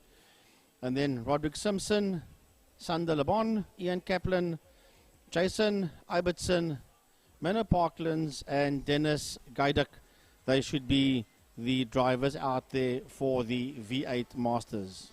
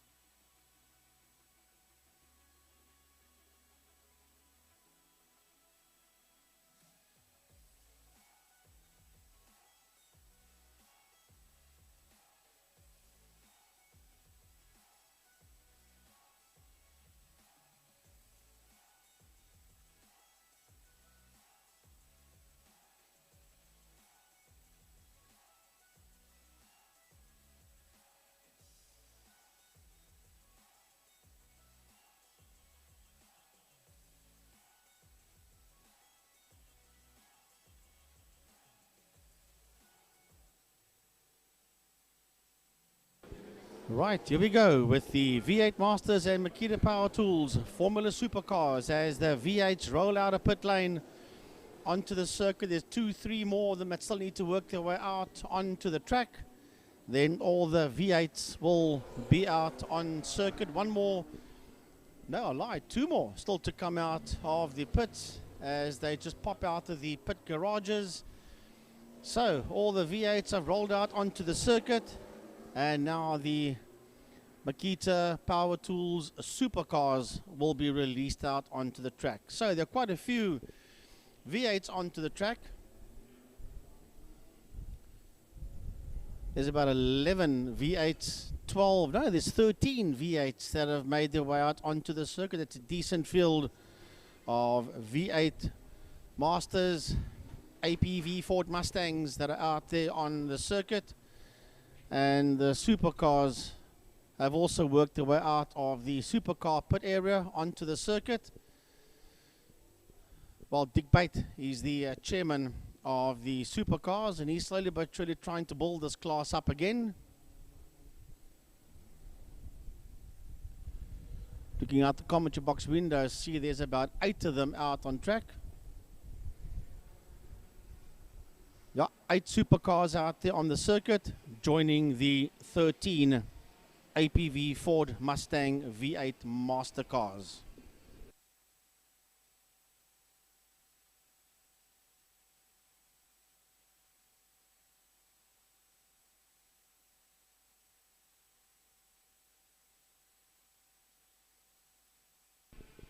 Always a lovely sight to see V8s working their way around Killarney International Raceway as the V8s head down into turn 5 Fostron corner. They will come and line up here. Our grid marshals are patiently standing and waiting for the V8 Ford Mustang Master Brigade to head out of 5 through the kink under the Mad Max motorcycles and RST Race Depot Bridge and take their positions up on the starting grid. Fabio Tofani and Sean Moore will lock up the front row of the grid. Frankie, it looks like Fabio's decided he's wanting to be back where he was always up until a couple of months ago. Fabio Tofani was the man to catch, and then he got gobbled up a little bit in the field with a good couple of guys really getting seriously on pace. He's got it all back together again, and where we're accustomed to seeing the Blue Mean Machine on the left-hand side of the front end of the grid. Well, Jason Ibertson and Roy Campos on the second row, then Mark Ridgway, and on his outside, Barry Ingle in the 34, Rob Warrington out there with the 77, and then Alistair Brown in the 22. Trying to pick up the rest of the field. I think it's Dennis Geduk and Menno Parsons, the two silver class entries. Quite in right. there behind that, and then Gary Thompson. I'm not sure what the next one is behind that. Gary's in the 41, and then it looks like we've got the 69. That's Menno Parsons. Then there are three more of them that are lining up. Roderick Simpson, Sander the Bond. And then the first of the gold class supercars starting off for the second time today in a second class, Neon de Toy. Neon de Toy Racing is very, very busy today with, I believe, a cylinder gasket problem with Chase Herald earlier on. Looks like they've got him back out on circuit as well, having also raced Class C GTI Challenge. Neon having had a race already today, his second race as well. So the two of them very, very busy. Coming off the back of the pack, the 39 of Andrew Moffat. I don't believe I've ever seen Andrew Moffat coming off the tail end of a field with the slowest qualifying time. I'm sure he's going to work his way towards the front end of the field. Right, so V8s and supercars working their way behind the Piet van der Walt BMW E36 pace car, as that pace car makes its way out of turn 3 out of Damstip. It'll slowly but surely work its way up the KFM straight towards Car Care Clinic, turn 4. You see the pace car working its way up the KFM straight towards turn 4, and bunched behind that pace car is a whole heap of Ford Mustang V8 Master Series cars as they exit turn 4 Car Care Clinic. Nice to see that there's lots and lots of activity on the karting circuit today. Still 2 weeks before they have their next event.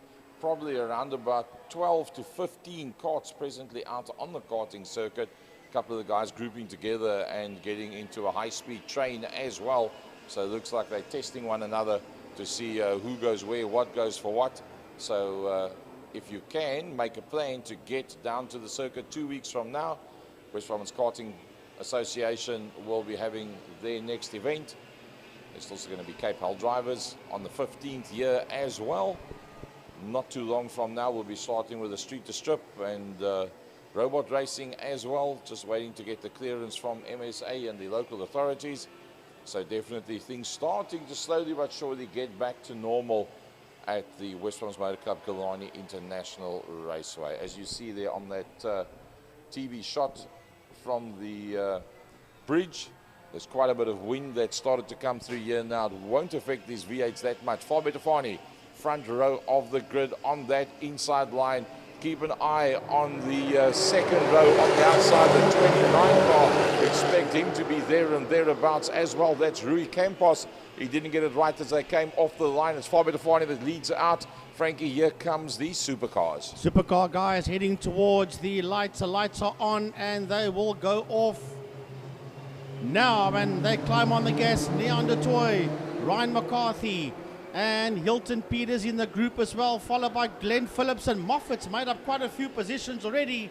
Moffat's gone past 3 cars. He sits there on the outside of Glenn Phillips as they exit the turn 1 KFM corner. Supercars are heading now towards turn number 2. Neon de Toy side by side, Ryan McCarthy and Hilton Peters as they work their way out of turn 2. Right behind them, Moffat, and right behind Moffat, Glenn Phillips. Moffat was starting to work his way through the pack. I'm sure he'll make up more positions. Going back to the V8 Masters down the back main, it's Sean McCarthy that's held on to a flying Fabio Tefani. And, well, he's going to have a look on that inside line as they enter Cape Town corner, the Fastron Pertamina corner. But it's going to be all about Fabio Tefani. He works his way out towards the Mad Max Motorcycles bridge.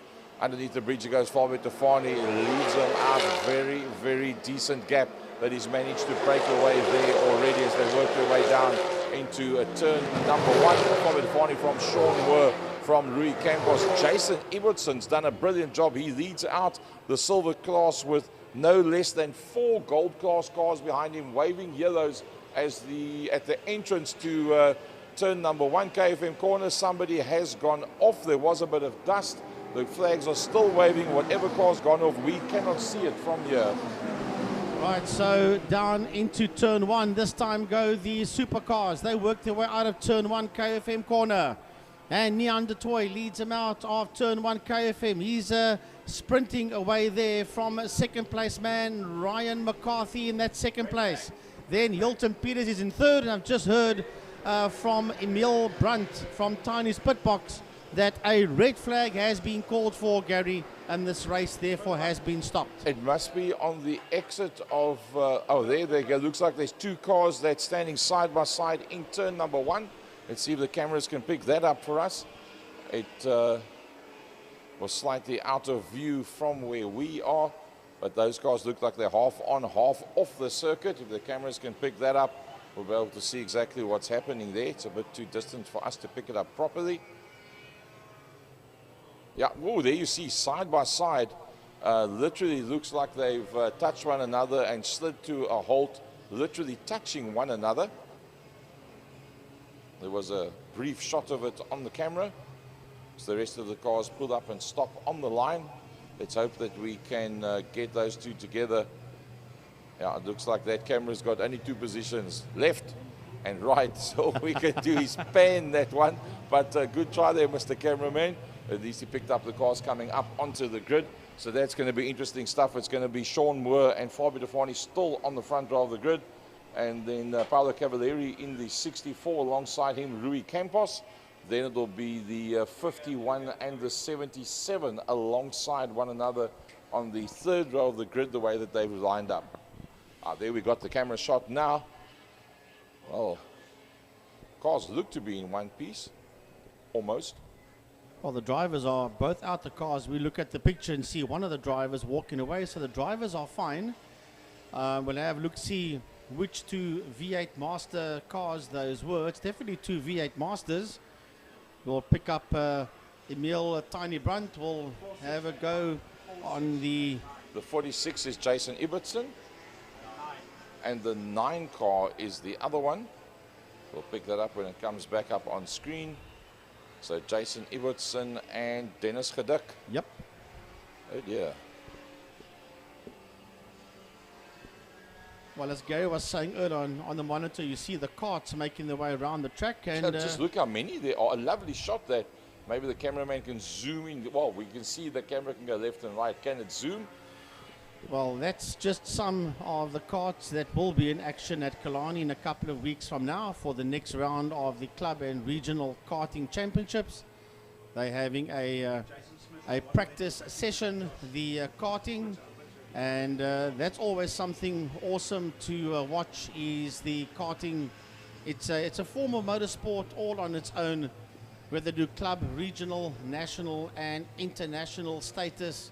Drivers qualify for provincial and SA national colors, and so yeah, it's awesome. Most of our world karting champions over the last couple of decades, Gary, has actually come from South Africa.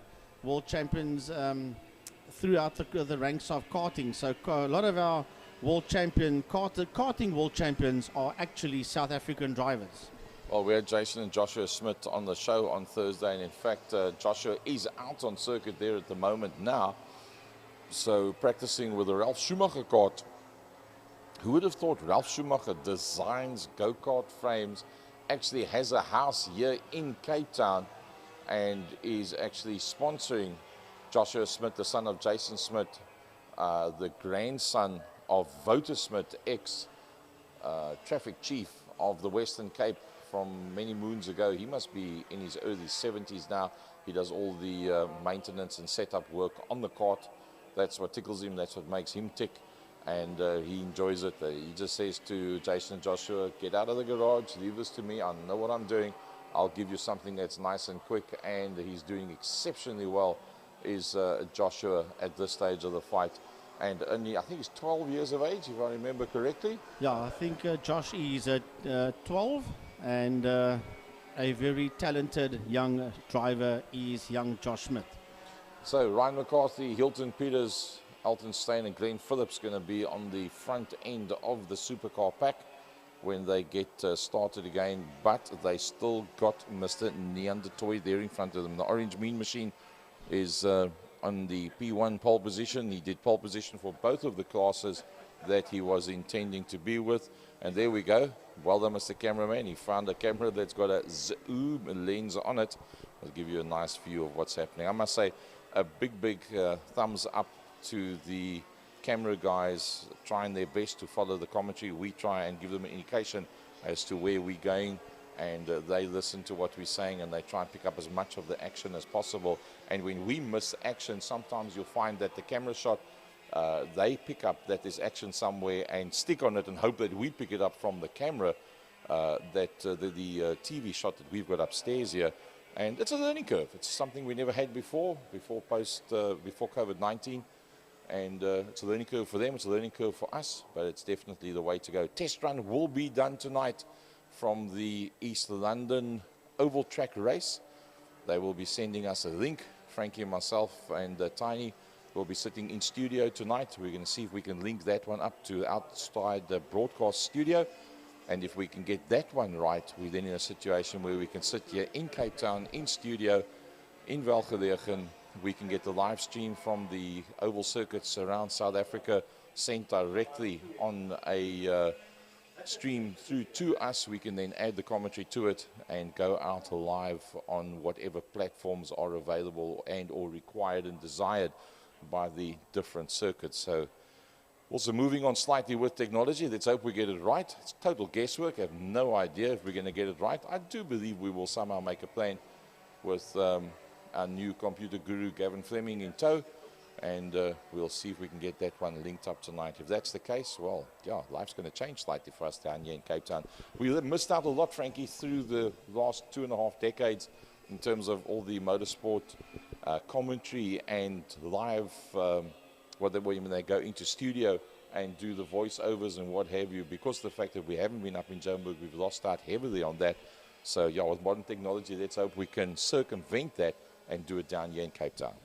Well, I think the marshal should have a look at that Mark Ridgway 51 V8. There's a lot of fluid on the track. I presume that's water that's running out that 51. Yes, Mark just put a thumbs up out of the window, so I don't know if our marshals on the grid can actually hear the commentary in the pit area, but there's definitely what looks like water running out of the 51 Ford Mustang of Mark Ridgway.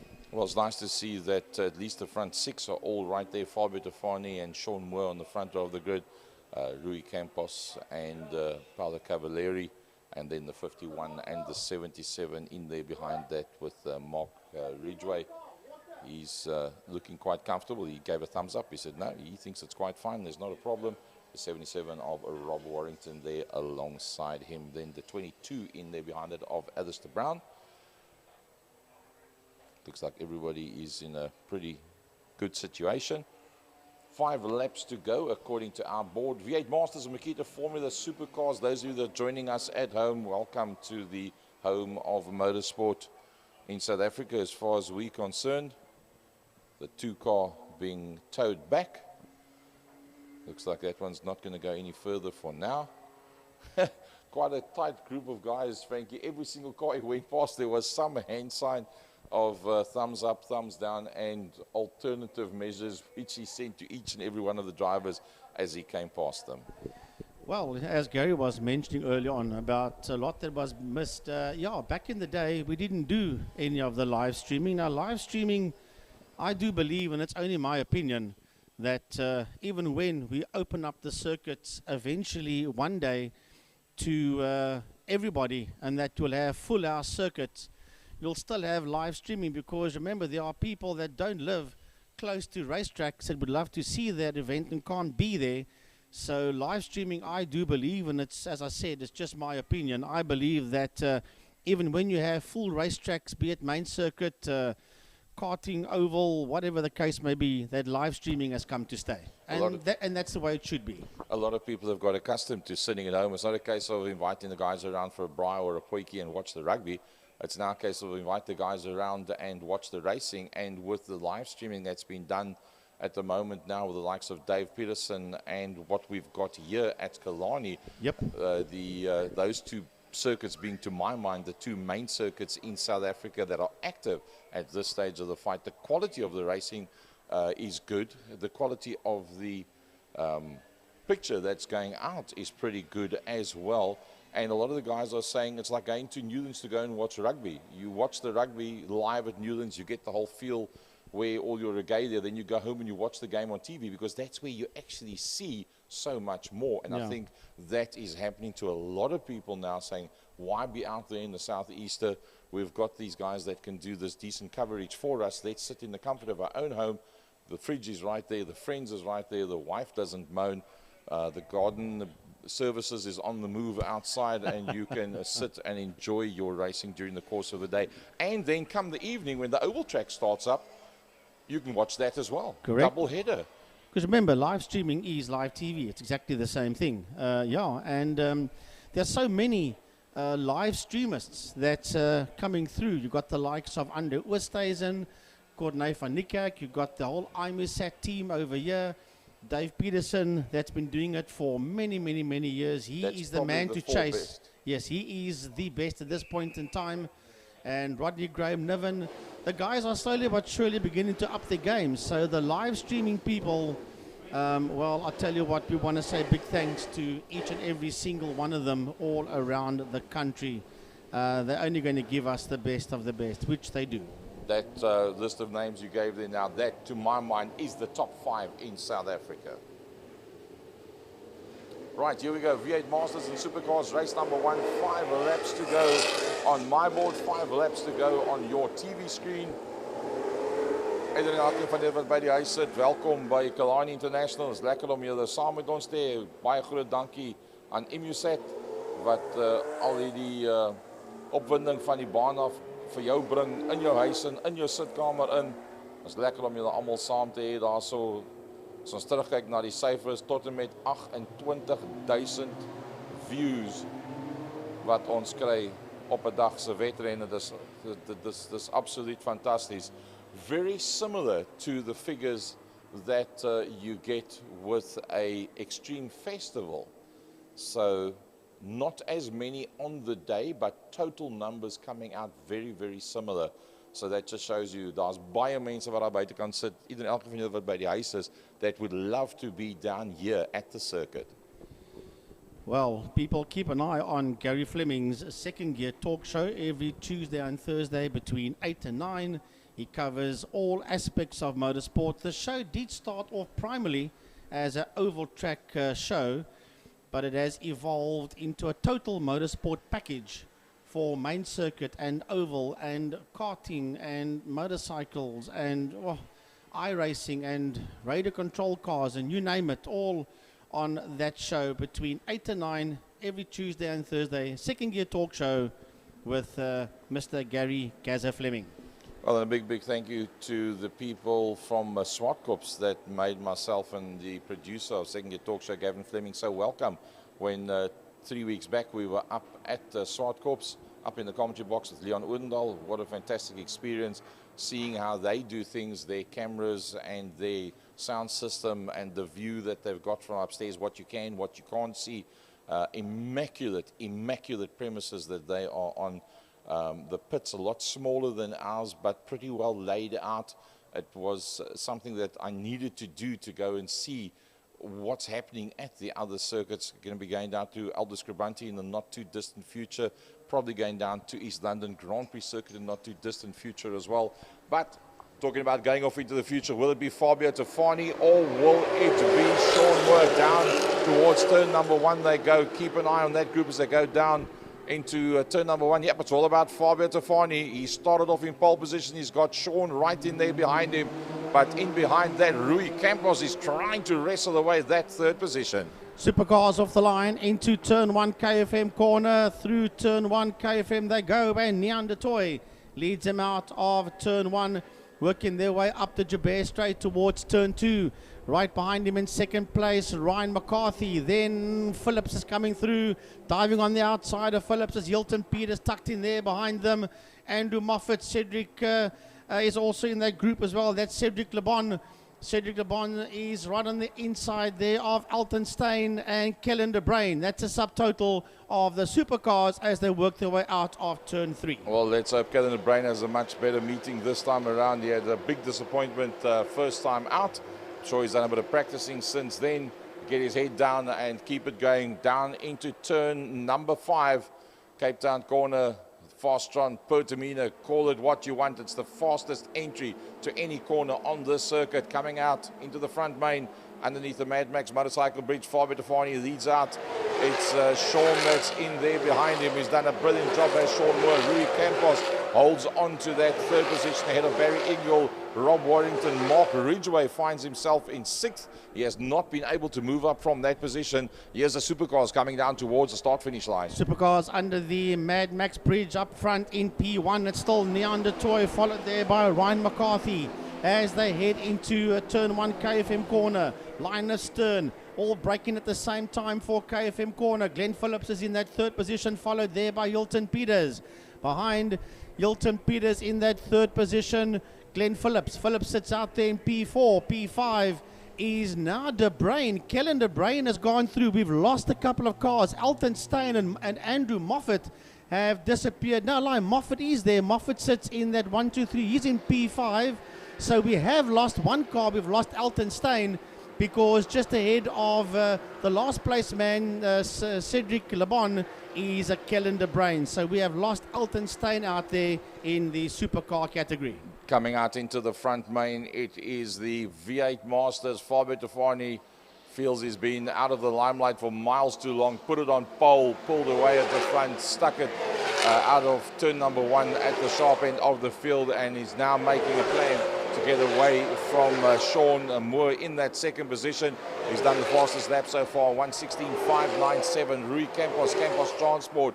He's started in 3rd, still in 3rd. Barry Ingle holding on to that 4th position as well. So Barry Ingle not being dropped out of the equation whatsoever, but he's got some close company directly behind him.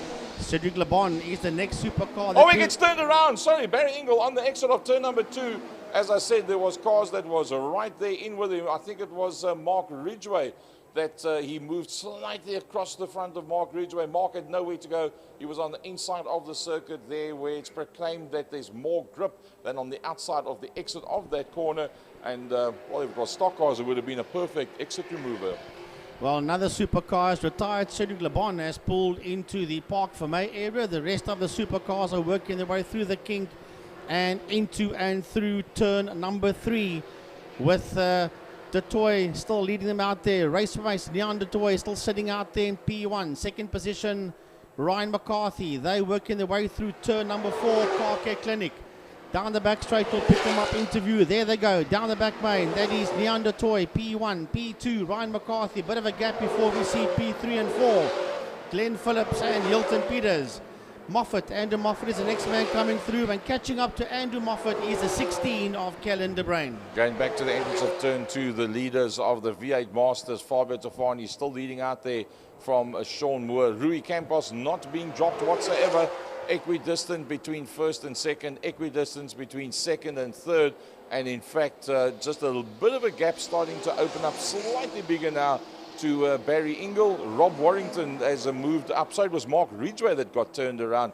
Barry Ingle. Oh, sorry, Gary. Trouble in turn number 1. There was contact between Neon De Toy and Ryan McCarthy. De Toy continues, and McCarthy spins out in turn 1 KFM. Well, he's going to look like he's going to recover that car. Yep, he turns it around. He had to wait until the last of the cars came through turn number 1 KFM corner.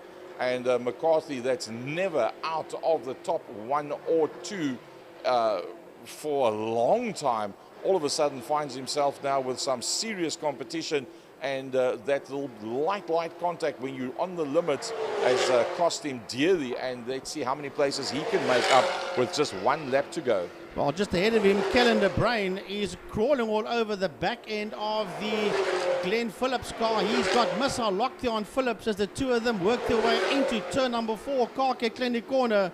So young Kellen De Bruin seems to be the young man on the move, as he's right on the back end there of not Glenn Phillips, I do apologize, Andrew Moffat, as they work their way down the back main. down into turn 4. That car looked a reddish color, so and that would have been the Phillips colors, but it's not. It's the orange car, and the Brain makes the move on Moffat stick there in turn 5, Fostron corner. Well, Kellen the Brain says, I went off in heat number 1 of my first event. I went off in heat number 2 of my first event. I'm going to make a comeback of note, and he's doing exactly that, starting to work his way past some of the old hands in this class. Talking about old hands, going down the back main, down towards turn 5, the Fostron corner for the last time. Faber Tafani from lights to flag. He's doing it all the way that he used to do it. Show them the way around, the fastest man out there. He never looks ragged. He never looks on the edge. He never looks like he's overdriving that motor car. Smooth, calm, neat, organized. Faber Tafani takes the checkered flag ahead of Sean. Sean Moore's done a lovely job, I must say, to come through the way that he has. Rui Campos in close proximity. Barry Ingle, the next one coming through, will be Rob Warrington and Alistair Brown. And they're pretty close to one another. And then it should be Gary Thompson. Yep, there comes Gary Thompson coming up towards the line behind that. The leading supercar making its way into turn number 5 to get the checkered flag, and that is Neandertoy, the number 7 entry. The Opel supercar of Neandertoy working his way out of turn 5, Pole out of Pertamina. Fostron started from pole, leads us one from flag to flag, or should I say lights to flag. The checkered flag is out under the Mad Max and RST race depot bridge. Comes your supercar winner, Neandertoy, in P1. The fight's line here for second, but it's Hilton Peters just across the line, ahead there of Glenn Phillips. Killarney Brain, well done, young man, will finish his race, and he'll finish it ahead there of Andrew Moffat, who on the last lap was caught there by Ryan McCarthy. Ryan McCarthy trying to make up as much ground as possible after that. So well done, Kellen de Bruin. Silver class entry, second race for him in the class. And to my mind, that brings him in 4th overall in class. And making up positions during the course of the race, more importantly than anything else, showing that he's not following. He wants to get closer to the front end of the pack. V8 Masters and Makita Formula Supercars race number 1 comes to a close. Fastest lap, Faber Tafani, 1 minute 16.597. That's pretty quick.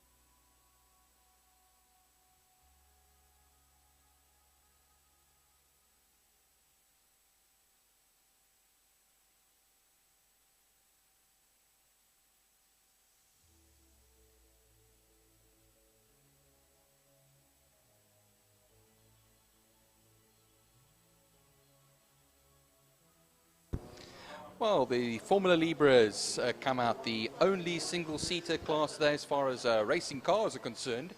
And we have also single-seaters that go on the short circuit, usually the Formula M's, but a number of Formula M drivers and cars come through to Formula Libra, which is a mixed bunch of different types of single-seater racing car. You'll have Formula Fords, Formula VWs, GTIs, Formula GTIs, of course, and Formula Vs out there, a handful of them always. But it looks like the man on pole position over here. Now, I've got to tread lightly over here. Sometimes the timing screen says one thing, but when they get on the grid, it will show the actual positions. I'm having a feeling here that it's Byron Mitchell that will be the man on pole position in the Formula VW, and alongside will be DJ Boyson in the Reynard.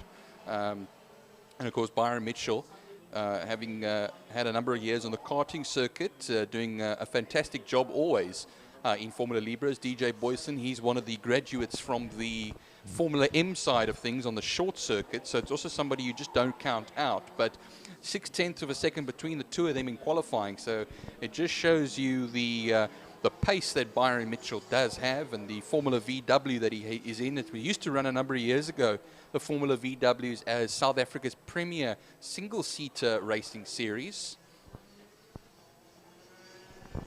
And, well, what happens is that only lasted a few years. Then they had the Formula 1600s, of course, with Formula Fords that joined them, but no longer, of course, a premier formula, the Formula VWs here in South Africa. I see that is Dolenchek, Troy Dolenchek in the Formula Ford Z-Tech, taking us all the way back to the Z-Tech days of Formula Ford racing, a very popular time in the 90s, just after the Formula Ford Kents. And well, then behind that as well, you have James Beaumont in the Reynard, and then a Formula Swift, Hayden Elwood as well. That is the 76, so 41 and 76. 41 is a Formula Reynard machine. Here comes the Formula VW at Formula Ford of the 76 of Hayden Elwood, Bertus Engelbrecht. He is in 8th position now. Just going through the classes over here as well. Cyril Somerville, he's also in the field as well. He'll be a little bit further back, but Byron Mitchell will be the Class S pole sitter as well as overall pole sitter. DJ Boyson will be a Class S runner as well, also in a VW, a Formula VW machine. And then we have Troy Dolenchek, who's leader of Class A in the Formula Fords. See a number of Formula Fords in that section as well. Hayden Elwood and James Beaumont joining him in Class A. Then Bertus Engelbrecht, the only one of 2 Class B runners in 8th position in the VW Ray. Then Alroy Weiss in 10th position as a Formula Forza. That is the leader in the Class C section of everything. But here we are now. We're going to be ready and waiting to go.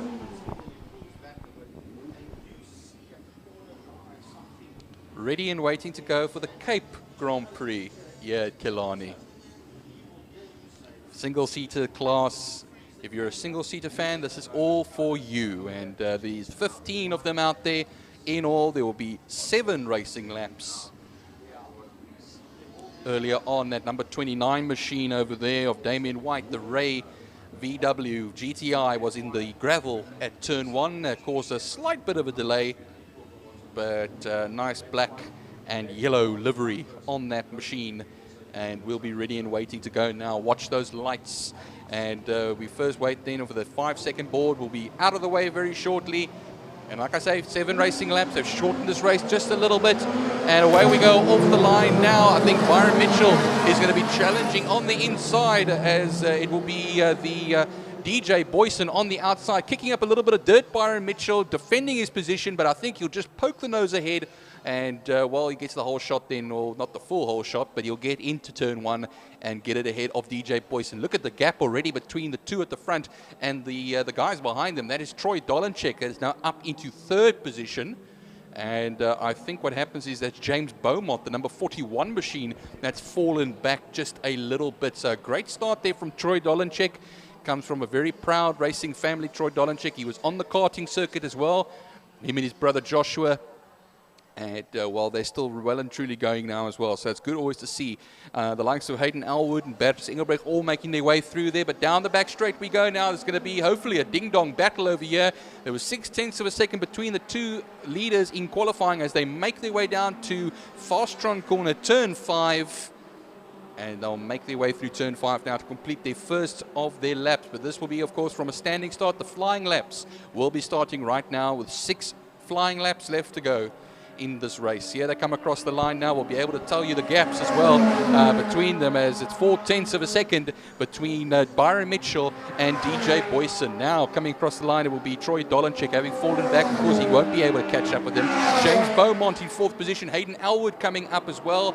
And I see that 71 machine of Elroy Weiss falling just a little bit behind there as well. But we'll see now the gaps in the field.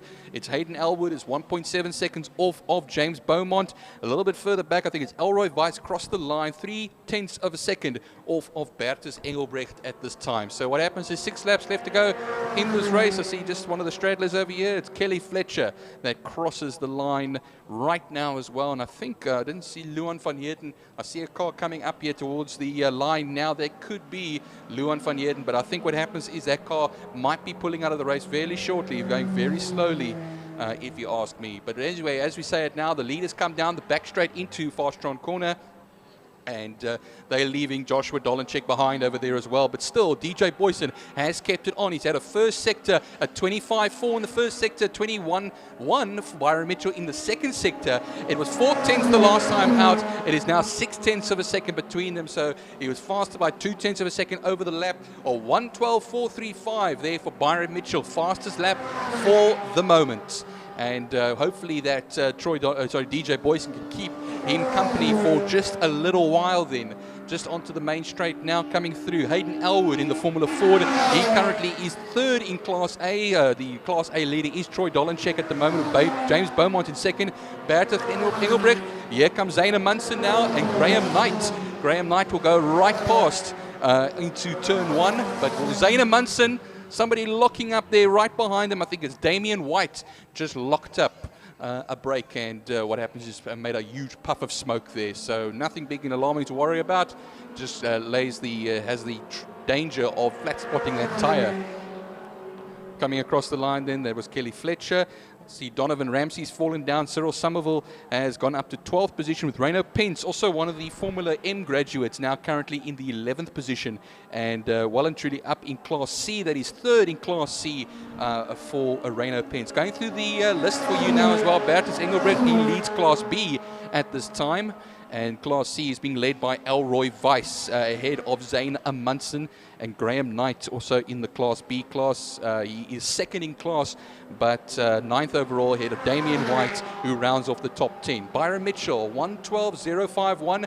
He's increased his advantage quite a bit over DJ Boyson. It was 0.6 of a second. It's now 1.3 seconds ahead of DJ Boyson. Troy Dolanchuk still hanging in there as well.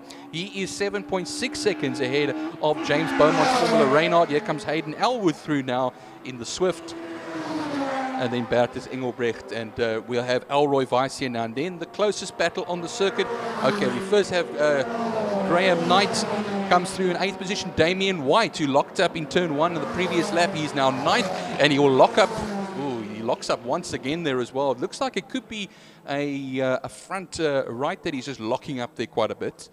And that comes through because it's on that side of the car, but he is now in 9th position. That is 4th in Class A behind the Class B 2nd place Graham Knight. So Zayna Munson will keep that Class C 3rd position with Reino Pence in the 12th position overall and 4th in Class C.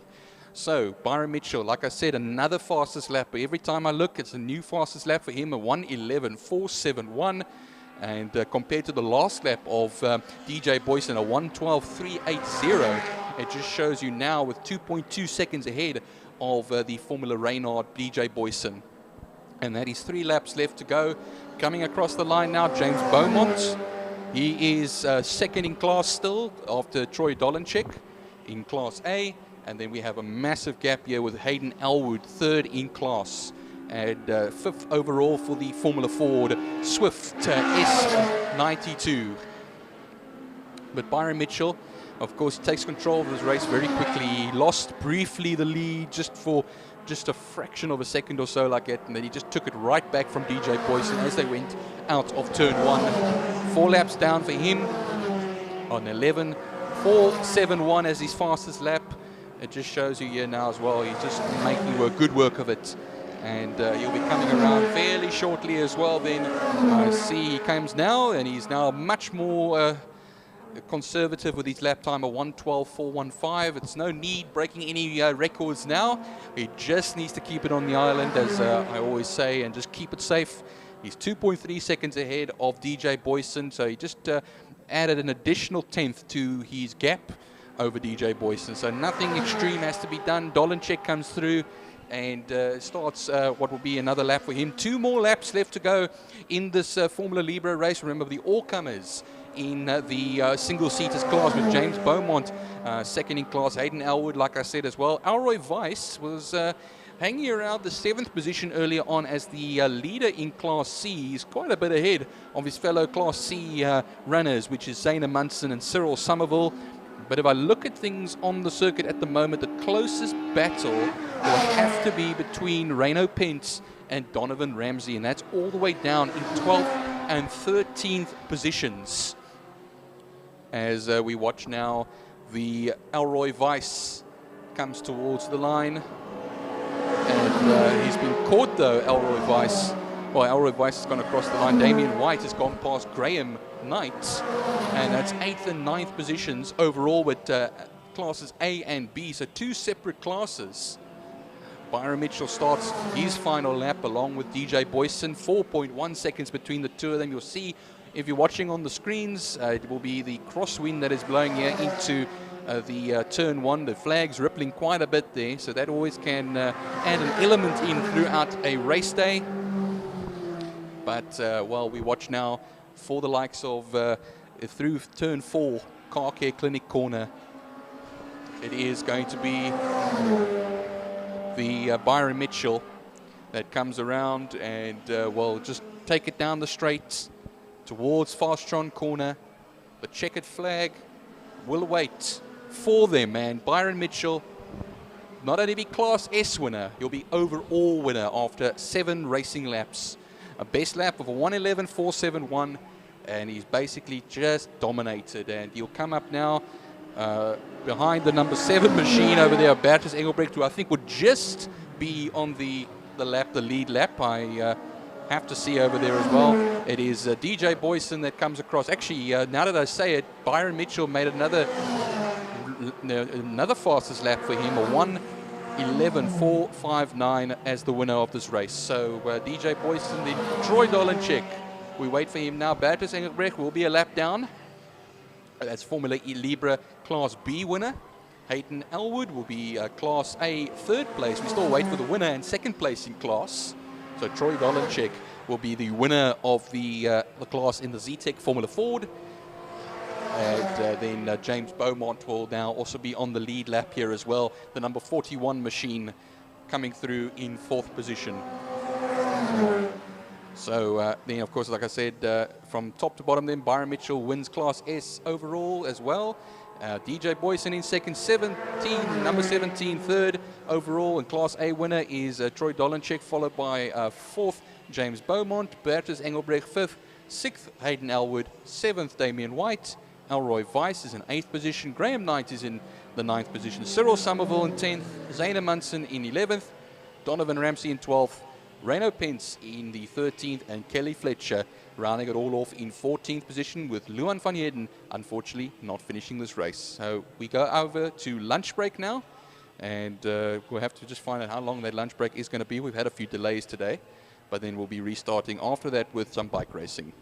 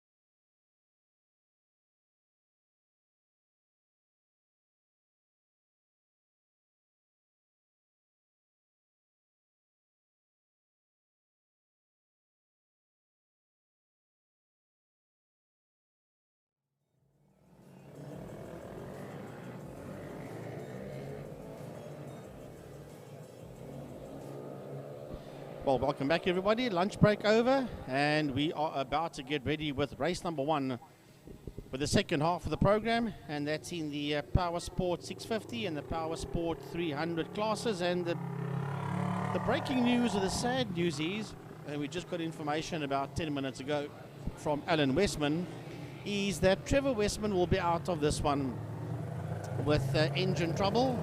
And that sadly will put Trevor Westman out, and he finished race number 1 in the top 5. So we had a pretty good and a pretty decent outing there in race number 1.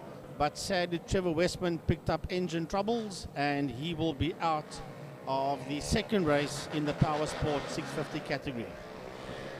Yeah, Frankie, but there is quite a lot still, to look at, because what happens is we have Slade van Niekerk, Kewan Snyman, and the ever-improving Franco Vlag as well. But don't count out Jason Lineker, because Jason Lineker was making some good strides in race 1 on the 93 Kawasaki. And like you say, Frankie, it's unfortunate that we have at least one less runner, and of course a big runner at that in Westman. He would have started in 4th position, but that now means that Vlag is basically a de facto 4th position. He'll start probably on his same position. He'll be ahead of Gerrit Visser, and then of course David Lindemann in the group as well. We had a number of KTMs out there as well as Peter Hill, Stavro Michel. Sean Klein had a few problems in race 1 earlier on, so hopefully he's back into this race and everything. Lance Jonas on the Suzuki SV650S, 650S, excuse me. He's ahead there of Rob de Vos. They'll do their 2 warm-up laps, their 2 sighting laps, and then they'll go and line up on the grid in their hatchings. Right, so we're just waiting for the bikes to work their way around on their second out lap, and then they will stop on grid proper, and then we will get this one underway. Power Sport 650 and Power Sport 300, as I call them, Power Sport class of A and B. So we are about to go racing shortly with the Power Sport category. And wow, what a fight we had up there in race number 1 with Slade van Niekerk and Kewan Snyman for the top 2 positions, with Franco Vlag finishing in that 3rd place in the Power Sport 650 class. I'm hoping we're going to have another good one out there between the 2 of them. Add in Franco Vlag and add in a few other names like Davy Lindemann, Robin de Vos, Jason Lineker, Gerrit Visser, that's decided, well, park the 1000cc bike and the liter bike for the superbike class and come and have a lot of fun out in the Power Sport 650 category. So he's made a welcome return to racing, and we welcome him to the Power Sport 650 class. And great to see Lance Jonas, the dad of Hayden Jonas, out on track again after a layoff for quite a few years as well. It's actually great to see Lance back out there as well, and having some fun on the Suzuki. And it's always good, he's an old bike racer from years gone by, maybe a few years out, because he was focusing more on Hayden's racing. But now that Hayden, of course, is basically, you could say, stepped away from racing, Lance can actually go and have a go at it as well. And well, you can still see the passion burns there for bike racing. Anyway, Kewan Snyman gets into pole position. We'll wait for Slade van Niekerk. I see the 23 machine of Edward Rollstone into position as well. Here comes the 96 of Slade van Niekerk. And like Frankie, you were saying earlier on, that the Power Sport class has become quite a popular class here at Killarney. You could see the field has grown quite a bit. And well, of course, you have your classes like your clubman's classes and your classic and your breakfast run club bikes, that are the ones that will be the entry level. But here is, of course, a nice step up. Well, lovely to see, as we said earlier on, Lance Jonas back, and he took Hayden's 1000cc out in the week for practice, so he was out there on the Pineapple Express, and but he opted obviously for the Power Sport 650 category. Well, there you see P4 open. That's where Trevor Westman would have gridded for his second race of the day, but due to engine problems, he is out of this one. Well, we wait now for the 5-second board. They'll watch those 5 red lights that will go on, and then once they're out, away we'll go for 8 racing laps in the second power sport race. 5-second board is out of the way. Lights on and out. So away we go. And he's now Slave van Niekerk going to get a nice shot into first turn.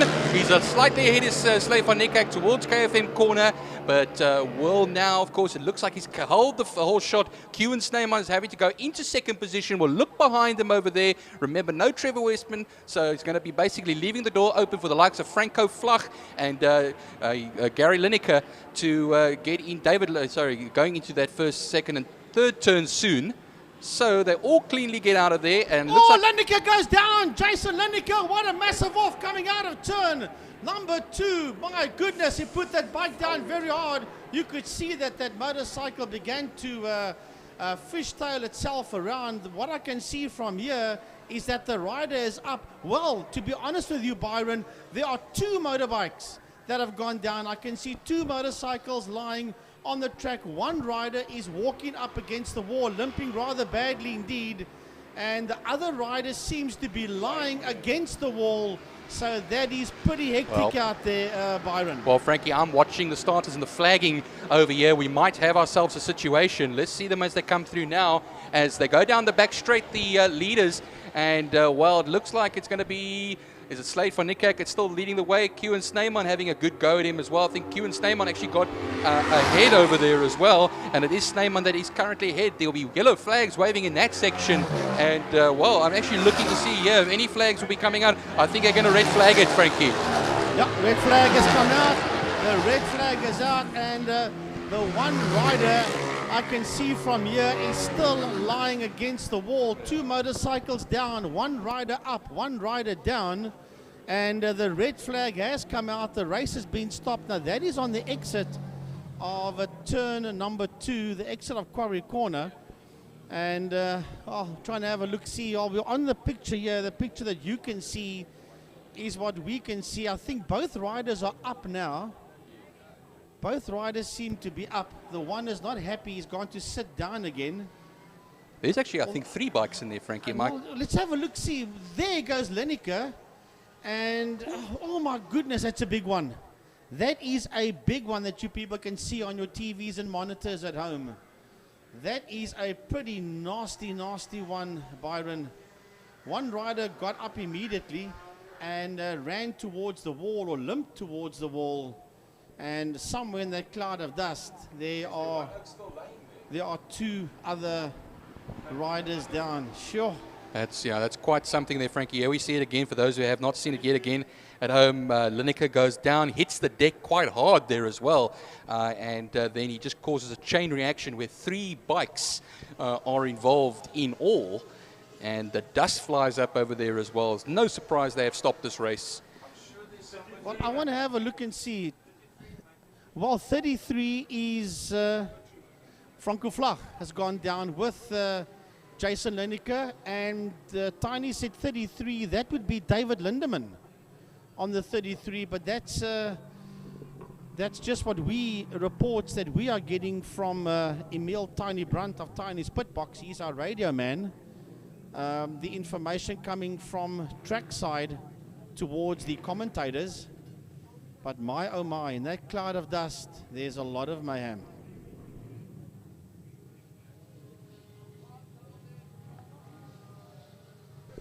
Well, the medics have arrived now, Byron. There's a rider. It's hard to see against the wall there. You've got the red and the white of the wall. It does look like as if there's a rider that is against the wall. It could be a motorcycle that's parked up against the wall as well. We cannot see properly from the through the window out here. There's a lot of obstacles in our way, so we are relying on the IMUSAT camera team to give us pictures from their cams, but obviously their cams can only zoom in a certain amount, so we'll just wait if that confirmation that Tiny gave us are official, those numbers. Because if that's the case, then it's Jason Lineker, Franco Flach, and David Lindemann. But of course, our fantastic marshals always on the scene very quickly, and the medics as well, always alert. I know Neil Gargan is very much about professionalism and getting to the scene very quickly. And as Frankie had said, we saw a rider just sitting against the wall, movement, yes. So it doesn't look too frantic. Sorry to interrupt you there, Byron. I'm looking out the window and I do see the 2 bike, the 33 bike and the 96 bike is not on the grid. So it's definitely those 3 names that we said there, Lineker, Flach and Lindemann. Just a few more replays also shown from slightly different angles as well on how everything, the chain reaction happened. The whole field got through over there as well. And it just shows you how quickly the other big high side there from David, Jason Lineker, rather I should say. And as we all looked, it all caused that reaction.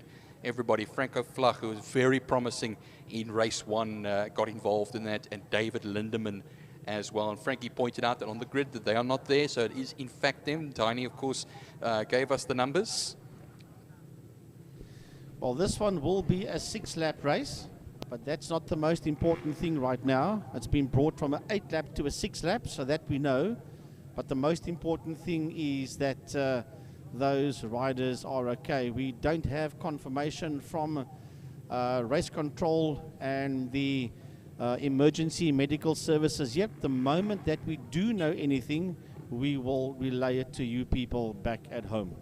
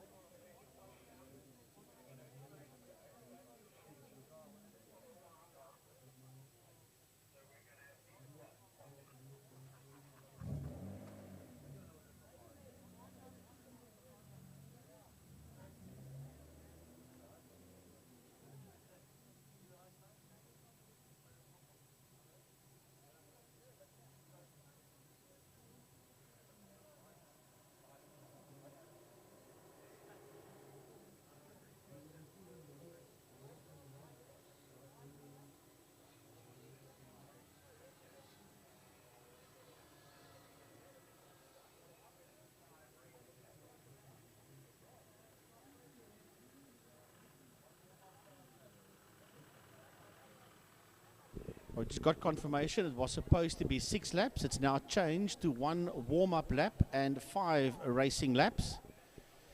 The motorcycles are standing up against the wall. The medical services have left the scene and they're making their way into the pit complex, and all seems to be calm, Byron, as the medical service vehicle, the ambulance with Dr. Neil Gargan and his team make their way into the pits, and that in itself is always a good sign. But yeah, if we do get any confirmation, and I say if we get any, we will relay it to you people back at home and to the people in the pit area. Yeah, like you're saying, Frankie, after you've spent a number of years of your life in the commentary box, you get to pick up things usually. And like you said, it did look very calm amongst the personnel, the marshals, the medical crew, everything like that. It also is a big, it's a big, I commend them on their professionalism and their calm demeanors as well, because what happens is that's how things get done, and, being quickly on the scene and everything like that. But it's unfortunate that we had to have these 3 out of the race. It would have been actually, I think, a very good race with those 3. We earmarked, of course, the likes of Franco Flach and Jason Lineker in that group. But now it looks like with the 5 racing laps to go, it's going to be basically a dash for cash. Well, yes, they said 6 laps. That's been changed to 5. Charmaine Haupt was walking down the down the grid with the board to show that it's been changed, not from 8 to 6, but it's been changed from 6 to 5. So it's 1 out lap or warming lap, and then straight into a 5 lap. But as you say, a dash for cash type of thing. But yeah, it seems as if those riders are fine and okay. But if we do get any other further information, we will relay it to you. So off the line, the Power Sport 650 and 300 riders go for that out lap. Then they'll stop on the grid, and then they'll do that 5-lap sprint race to the checkered flag. Of course, we'll all be playing on the mines. Of course, remember, the rhythm has been broken. Only 2 racing laps have basically been done, and well, actually not even basically, you could say. But now the mine gets back into it again. It's the start procedure all over again. Release the clutch. Don't bog it down on the line. First corner, how am I going to position myself? What's my rival going to do? So it goes all through through the minds of these riders. And let me tell you one thing, we've always had some great talent coming here from the Cape Town region. And you can name them all, basically. Some very great national riders, and some even going international as well. Well, they were just under a lap and a half when the incident happened. Was about a lap and a quarter. And as they made their way out of turn 2, a massive tank slapper for Jason Lineker, which high-sided him off that motorcycle. And of course, as you know yourself, the rest is history. But that is in the past. We'll give you information, as I said, on those riders if we do get any as the day goes on. So they have done their out lap / warm-up lap, and they will stop here on the grid to get the second 650 and 300 Power Sport race underway. Kieran Snyman back there in P1 with Slate van Niekerk. So Robin de Vos on the 36. 83 is Lance Jonas. That's the first 2 motorcycles, or the first 4 I should say. Here comes a 43 of Gerrit Visser. That's the first 5 bikes on the grid. Edward Rolston coming through as well with the 23. The 14 is Andrew Liebenberg. And then we've got Nicholas Hutchings. He's got his arm up. Nicholas Hutchings has got his arm up. He's got a problem out there with that. It's not the 73, it's a 72. That's Nicholas Hutchings. He's got a problem out there. He seems to be okay. He's back sorted out again. So let's have a look-see. Here we go. Power Sport, Byron, 650 and 300, take 2. Power Sport, start number 2. Let's see them as they go now, and away off the line we go. Now watching them go towards turn 1, KFM corner. Kieran Snyman will get the much better start this time, and he will most certainly take the whole shot into turn 1, KFM corner. Everybody filters through, right through there as well, and the likes there of Slate van Niekerk will hold it in there as well in second position. But maybe the second phase over here as they go into turn 2 now. And we'll go cleanly through turn 2. Look at the photographers getting some good shots on the inside of that engine, that oval section. But they'll be through the kink now, nice clean through there. And, well, Frankie. There was a ride that went pretty wide that looked like that white motorcycle of Robin de Vos that went pretty wide on the exit of turn 2 corner. He lost a few positions, but he's back up and running again as the leaders work their way out of Car Care Clinic corner. Turn number 4. Down the back main they go. And here we go. Business as usual up front. Q and Snyman. Right in there behind Snyman, Slate van Niekerk. And it's going to be about these two until the checkered flag comes out. They're side by side. Down the back straight towards turn number 5, Pertamina Fostron. But it is Snyman that holds that position out of turn 5. Oh, he's got his hands full there, Frankie. Here they come now towards the Mad Max Bridge, and you're going to see on the outside of that corner and on the outside for turn 1, it is going to be Slate van Niekerk that will be in the lead of this race, but he'll break into turn 1 KFM corner, and it doesn't look like it will filter right back through there, the Q and Snyman machine. Then behind them as well, 1.7 seconds back is Gerrit Visser. Lance Jonas up into 4th position with Rob de Vos in the 5th position and Andrew Liebenberg in 6th. That's the top 6 as they work their way back out on turn number 2 out of Quarry Corner. Working down the back main. This time it is Van Niekerk that's got the lead there over Snyman in that 2nd position as they dip it through turn 3 out of a Damstip. They come now, run uphill to the highest part of Killarney International Raceway. That's turn number 4, Car Care Clinic Corner. Through turn 4, through Car Care they come now. Van Niekerk and Snyman, P1 and 2. Down the back straight they go. And here comes Snyman. Snyman's got the draft on him going down the back main, the slipstream. Will he pull out towards the inside? Yep. Yes, he does. He sits next to him going down into 5 and boom, into the lead goes Q and Snyman, but Van Niekerk not giving up the fight quite yet. Well, let's watch them, Frankie, as they come out of the fast transaction past the old bus stop chicane for the bikes, and now under the bridge once again. They'll start the next lap. Now we're going to see some fast lap times, but on the inside as they cross the line now, it's a 1:21.330 by Q and Snyman, but he keeps the lead just ahead there of Slade van Niekerk. Slade van Niekerk was close, but not close enough. Yeah, Gerrit Visser sitting out there in a lovely 3rd place, and he's keeping an eye on these two that are working their way up there, Jabez Straight towards turn number 2, Quarry Corner. He sits out there in that 3rd position. Lance Jonas, P4. Rob de Vos sits out there in that 5th position, Robin de Vos. And he's out there, and he is just ahead there of Andrew Liebenberg on the number 14 machine as the 2 leaders make their way towards turn 4, Car Care Clinic. And it was only 5 thousandths of a second between Q and Snyman and Slade van Niekerk. It just shows you when they crossed the line how close it was. Like I said though, 1:21.330 for Q and Snyman, but I think what happens is we're going to have some more lap times dropping as another fast sector time from Q and Snyman at 27.9 in sector 1. Right, so down the back main goes Jonas, right behind him, De Vos and Liebenberg. And then it's Edward Ralston coming through. Nicholas Hutchings is leading the Power Sport 300 class. Hutchings is ahead there with the 73 machine just in there behind him in that 2nd position. We'll get the name of that rider now, but they are 1st and 2nd in the Power Sport Class B. Well, there's Lance Jonas and Rob de Vos are very close together as well. Watch out for that Suzuki versus the Kawasaki battle. They just came through turn 1 now, and they are on the Joubert straight. So it looks like Lance could have the measure on the straight, but Rob will just come into the corners as he does now in turn 2.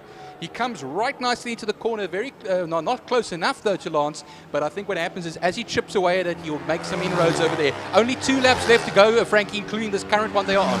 Well, things have changed there in the Power Sport B. It's definitely Nicholas Hutchinson's in P1, and it's the number 50 that's there in that 2nd position of Tristan Pienaar. Pienaar's there in the 2nd. That 73 bike is there, but he's quite some distance behind the top 2 in the Power Sport 300, and there's nothing much between Nicholas Hutchings and Tristan Pienaar sitting 1st and 2nd as they work their way out of turn 4. That is in the Power Sport 300 class. Well, just after this one, as they cross the line now, 1 more lap left to go in this race. It has breeding thick and fast out there. 0.3 of a second between Slade van Niekerk and Q and Snyman. Slade van Niekerk a 1:26.62. Fastest lap for him. Well, definitely the leaders are now on their last lap, and as Byron said a 120.662 by race leader on bike number 96, Slade van Niekerk. And they are working their way. That's two of them working their way on their final lap out of turn number 2. Out of turn 2 they come through the kink, working their way towards turn 3. As they work their way through turn 3 on their second sector, they've got just over a half a lap to go of Killarney International Raceway in the Power Sports 50 class. As the two leaders work their way towards turn 4, nothing much between them as they exit turn 4. Heading down the back main, it is Van Niekerk in P1 at Snyman in second. It looks like as if Van Niekerk has broken Snyman. He's not, no, Snyman is losing a lot of ground on Van Niekerk heading into the final corner, turn 5, Fostron turn for the final time today. The checkered flag is out, Byron. Bring the leaders to the line. Well, they run it to the end now. Unfortunately, losing ground there was Q and Snyman, so that's going to leave the victory to Slade van Niekerk. Crosses the line, the number 96, right across the line, and another fastest lap at 1:24.90. Lovely fight coming out towards us behind third place man Gerard Visser. Here they come, it's Robin de Vos. He's leading this group towards the line. Robin de Vos, Lance Jonas, and Andrew Liebenberg, and that's the way they will hit the start-finish line. And here come the two Power Sport 300 leaders towards us, Nicholas Hutchings and Tristan Pienaar, and they will come home just behind Ralston are the two Power Sport leaders. Yeah, Rollstone just coming through as well then. Oh, and Pienaar just pipped Hutchings, sorry there, Byron. But Hutchings had the lead coming towards the line, and Tristan Pienaar just pipped him for that first and second position. Third across the line is the number 111 of Willie van Niekerk. Yeah, there was about a tenth of a second between the two of them. I thought it would be closer than that, but let me tell you one thing, Pienaar just snatching it over there. Nicely spotted there, of course, as well, Frankie. But some wonderful racing over here. It's unfortunate we lost some of our competitors out of this race, and well, it looks like everything is all right. But that is the second of the Power Sport races done and dusted. We now move on to the Superbikes.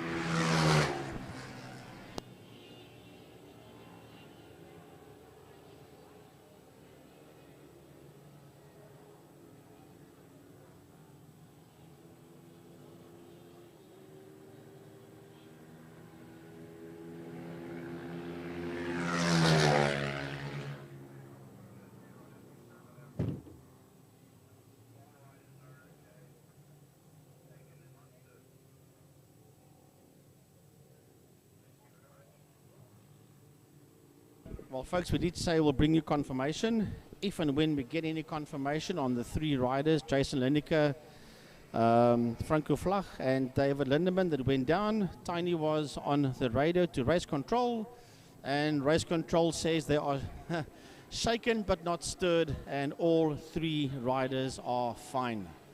They're going to be a bit sore tomorrow, that's for sure.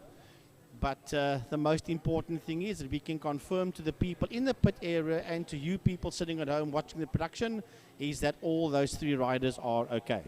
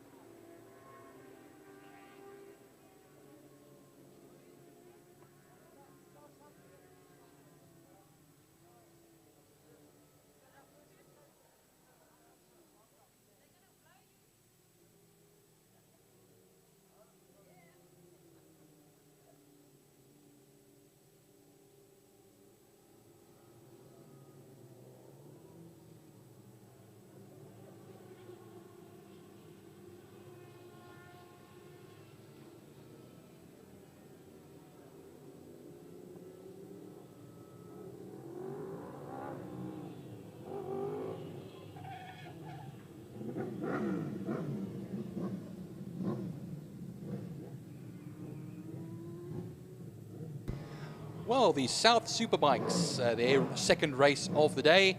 And that is the 46 of Malcolm Rapson that pulls into third position. That is a Suzuki GSXR 1000. Pole position is Brandon Haupt. It was the Brandon Haupt show the last time, and David McFadden will be alongside there on the number 69 machine. Both of them Yamaha R1s. Watch for the lights though. It's going to be an 8-lap race. And away we go. So not the best start, I think, for Brandon. Okay, Brandon Haupt. It didn't look like it was going to be a good start because he just got off the line, but it looks like he's just going to take the whole shot into the first turn. I think that there is coming past is that Malcolm Rapson once again, because I know in the first race, Malcolm Rapson had a devil of a start, but then what happens is when he came down the back straight, Brandon Haupt just powered it past him. We'll see them as they go through now. Remember, Malcolm Rapson is one of the top riders from years gone by. He's in the Masters class, but he's going to have those 3 Yamahas right behind him as well. They're going to go into turn 3 now. Nice and cleanly through turn 3. Then we watch down the back straight to see that R1 goes and nicely powers past, gets into the slipstream. They go through Car Care Clinic corner now, and then onto the back straight. And then watch them as they go now. Here comes Haupt, and Haupt is going to get towards the back end of the straight, but it looks like it's being kept ahead at this time. So very interesting to see now as well. This time, last time around, it was Brandon Haupt back in the lead again, but I think he may have to work for this one a little bit. But watch them as they come towards the line now and complete their first of 8 laps. Across the line we then go, and it is David McFadden, excuse me, that leads the way. I just sometimes get confused between the leathers. So it's David McFadden that actually had a wonderful start over there from Brandon Haupt. 0.3 of a second across the line for the two of them. Malcolm Rapson down in third, but he's leading the class for the Masters. And then Jacques Ackerman in 4th position, but second in class. Rob Craig in 5th position, 3rd in class for the Masters. And then Gareth Gielig will be in the 4th position. But the 600s, Conor Hagen is down in 8th position, and Brett Roberts not taking any part in this race. So unfortunately for him. So only 8 of them out there. Jonathan Schwerin will be rounding off the placements as far as this race is concerned. Watching out now as well. Has there been any changes? David McFadden still leads the way from Brandon Haupt. Brandon Haupt won race 1. He started on pole, but now he's very close. David McFadden, his work, his days are numbered now because he's on the outside is Brandon Haupt towards Fastron corner, turn 5. And, well, McFadden will still hold the inside and will keep the lead for now for 2 laps. So that's amazing, keeping 2 laps leading ahead of Brandon Haupt. But Brandon Haupt will come right back at him as well as they cross the line now under the Mad Max bridge. And Haupt will go onto the inside for KFM corner. David McFadden sticks the leg out, but he keeps the lead. So he's on lap 3 at the moment now. David McFadden keeps the lead. 6 laps left to go, including this one they are currently on at the moment. Brandon Haupt, though, a 1:12.437 as the fastest lap of the race. It was only 0.03 of a second between the two of them as they came through over the line. And, well, let me tell you one thing. It's going to be thick and fast between them as well. 2.5 seconds back off of Brandon Haupt is Malcolm Rapson at the moment. He is 1.6 seconds ahead of Jacques Ackerman. But Jacques Ackerman has got Rob Craig for company.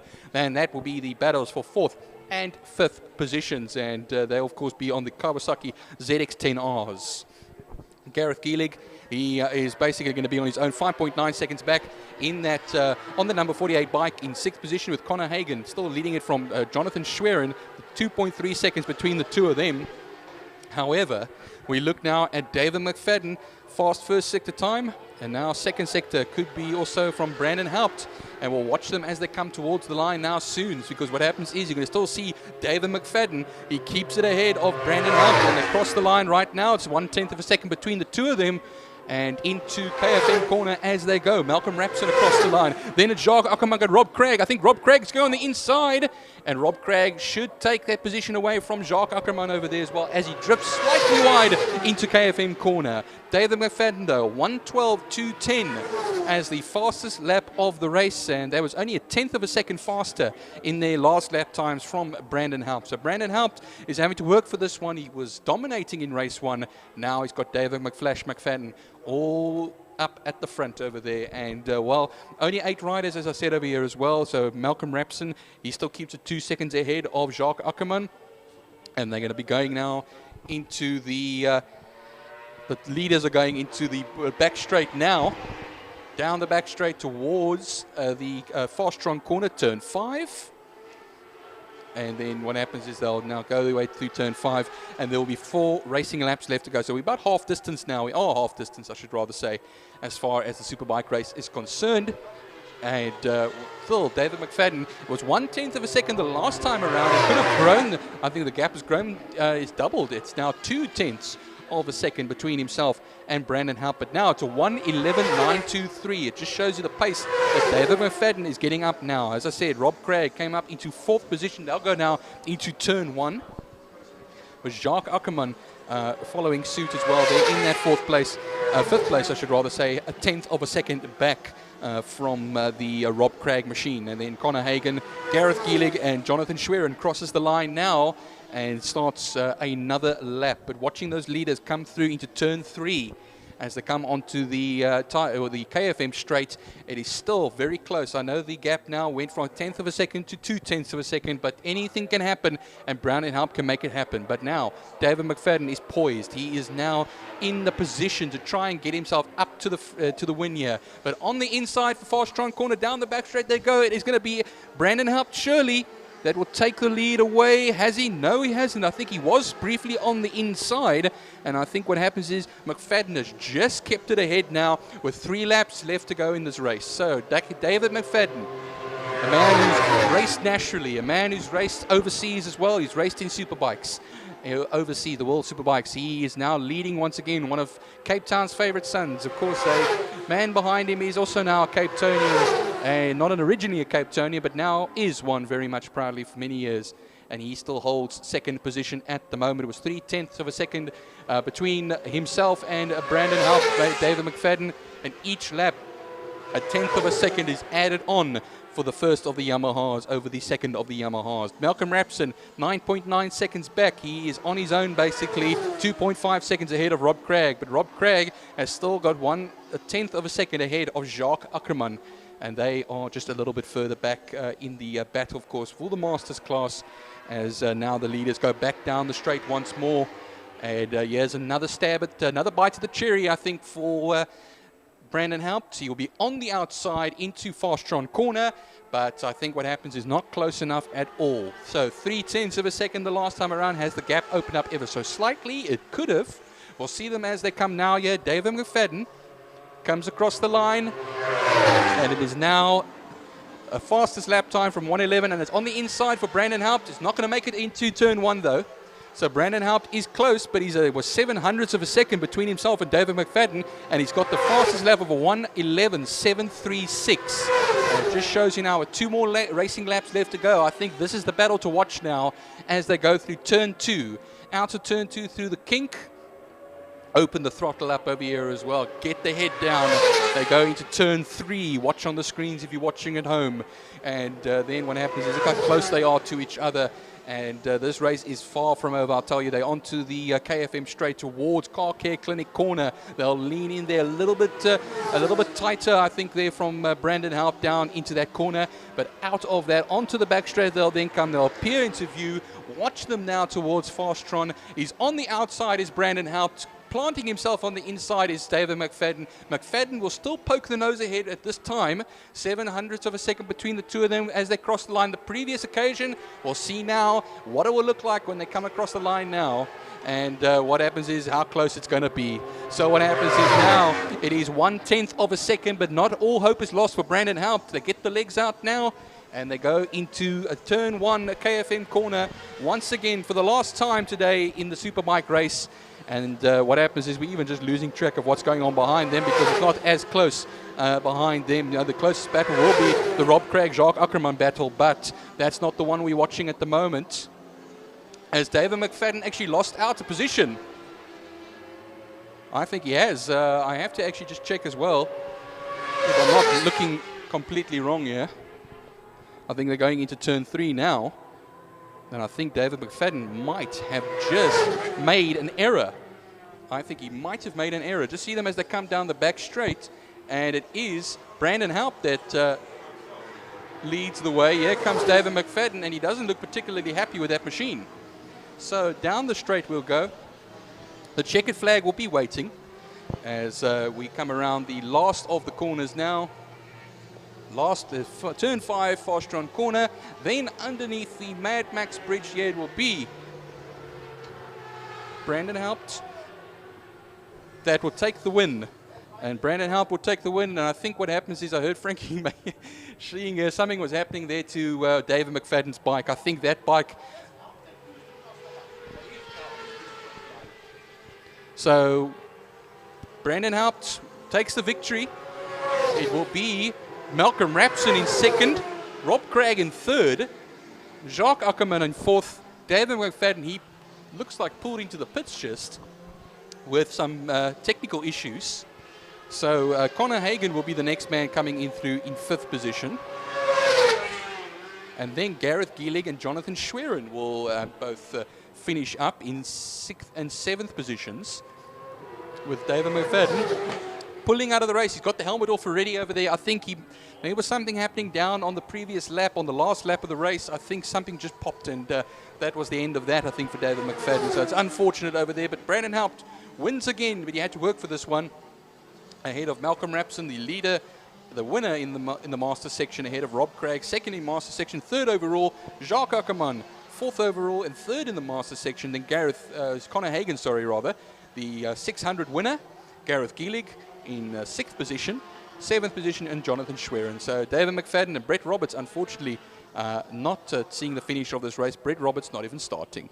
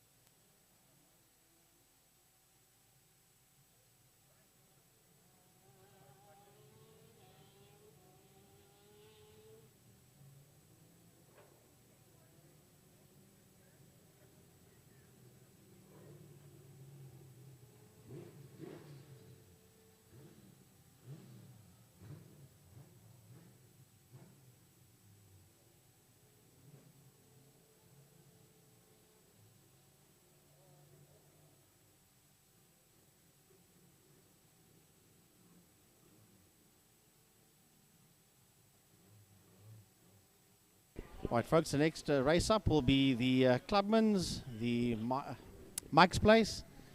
Clubman Saloon cars. I'm already having a look, see the cars are beginning to work their way to the pre-race paddock. And then from there, they will be released out onto the circuit. Having a look, see around the track. The safety vehicles are busy working their way around, doing a track inspection. I'd like to say a big thanks to Wingfield Motors and Best Price for My Car, Mr. Johnny van Niekerk. It's about the 9th year that they are sponsoring our main circuit club and regional championship. So a big thanks to Mr. Johnny van Niekerk, or as he calls himself, Johnny Wingfield. So yes, a big thanks to you, Johnny. A big thank you to KFM 94.5, the media partner of the Western Province Motor Club. They also sponsor Turn 1 and the Tigerberg Straight. Big thanks to KFM. A big thanks to Wouter Roos and to Mel Spur Car Care Clinic. They've got branches in Belleville, Paarl, and in Greenpoint in the CBD. So a big thanks to them. And then Pertamina Fostron for Cape Town Corner. A big thanks to the sponsorship there from those people. To the Porsche Club for the main straight. And to Mad Max Motorcycles. And I see that there's a new board on the bridge called RST Race Depot. So I presume that they partially sponsor that bridge together with Mad Max Motorcycles. And then to all the class sponsors as well, big thanks to you guys as we get ready for the Mike's Place Clubman's Regional Saloon Cars that will be coming out shortly for their second race of the day.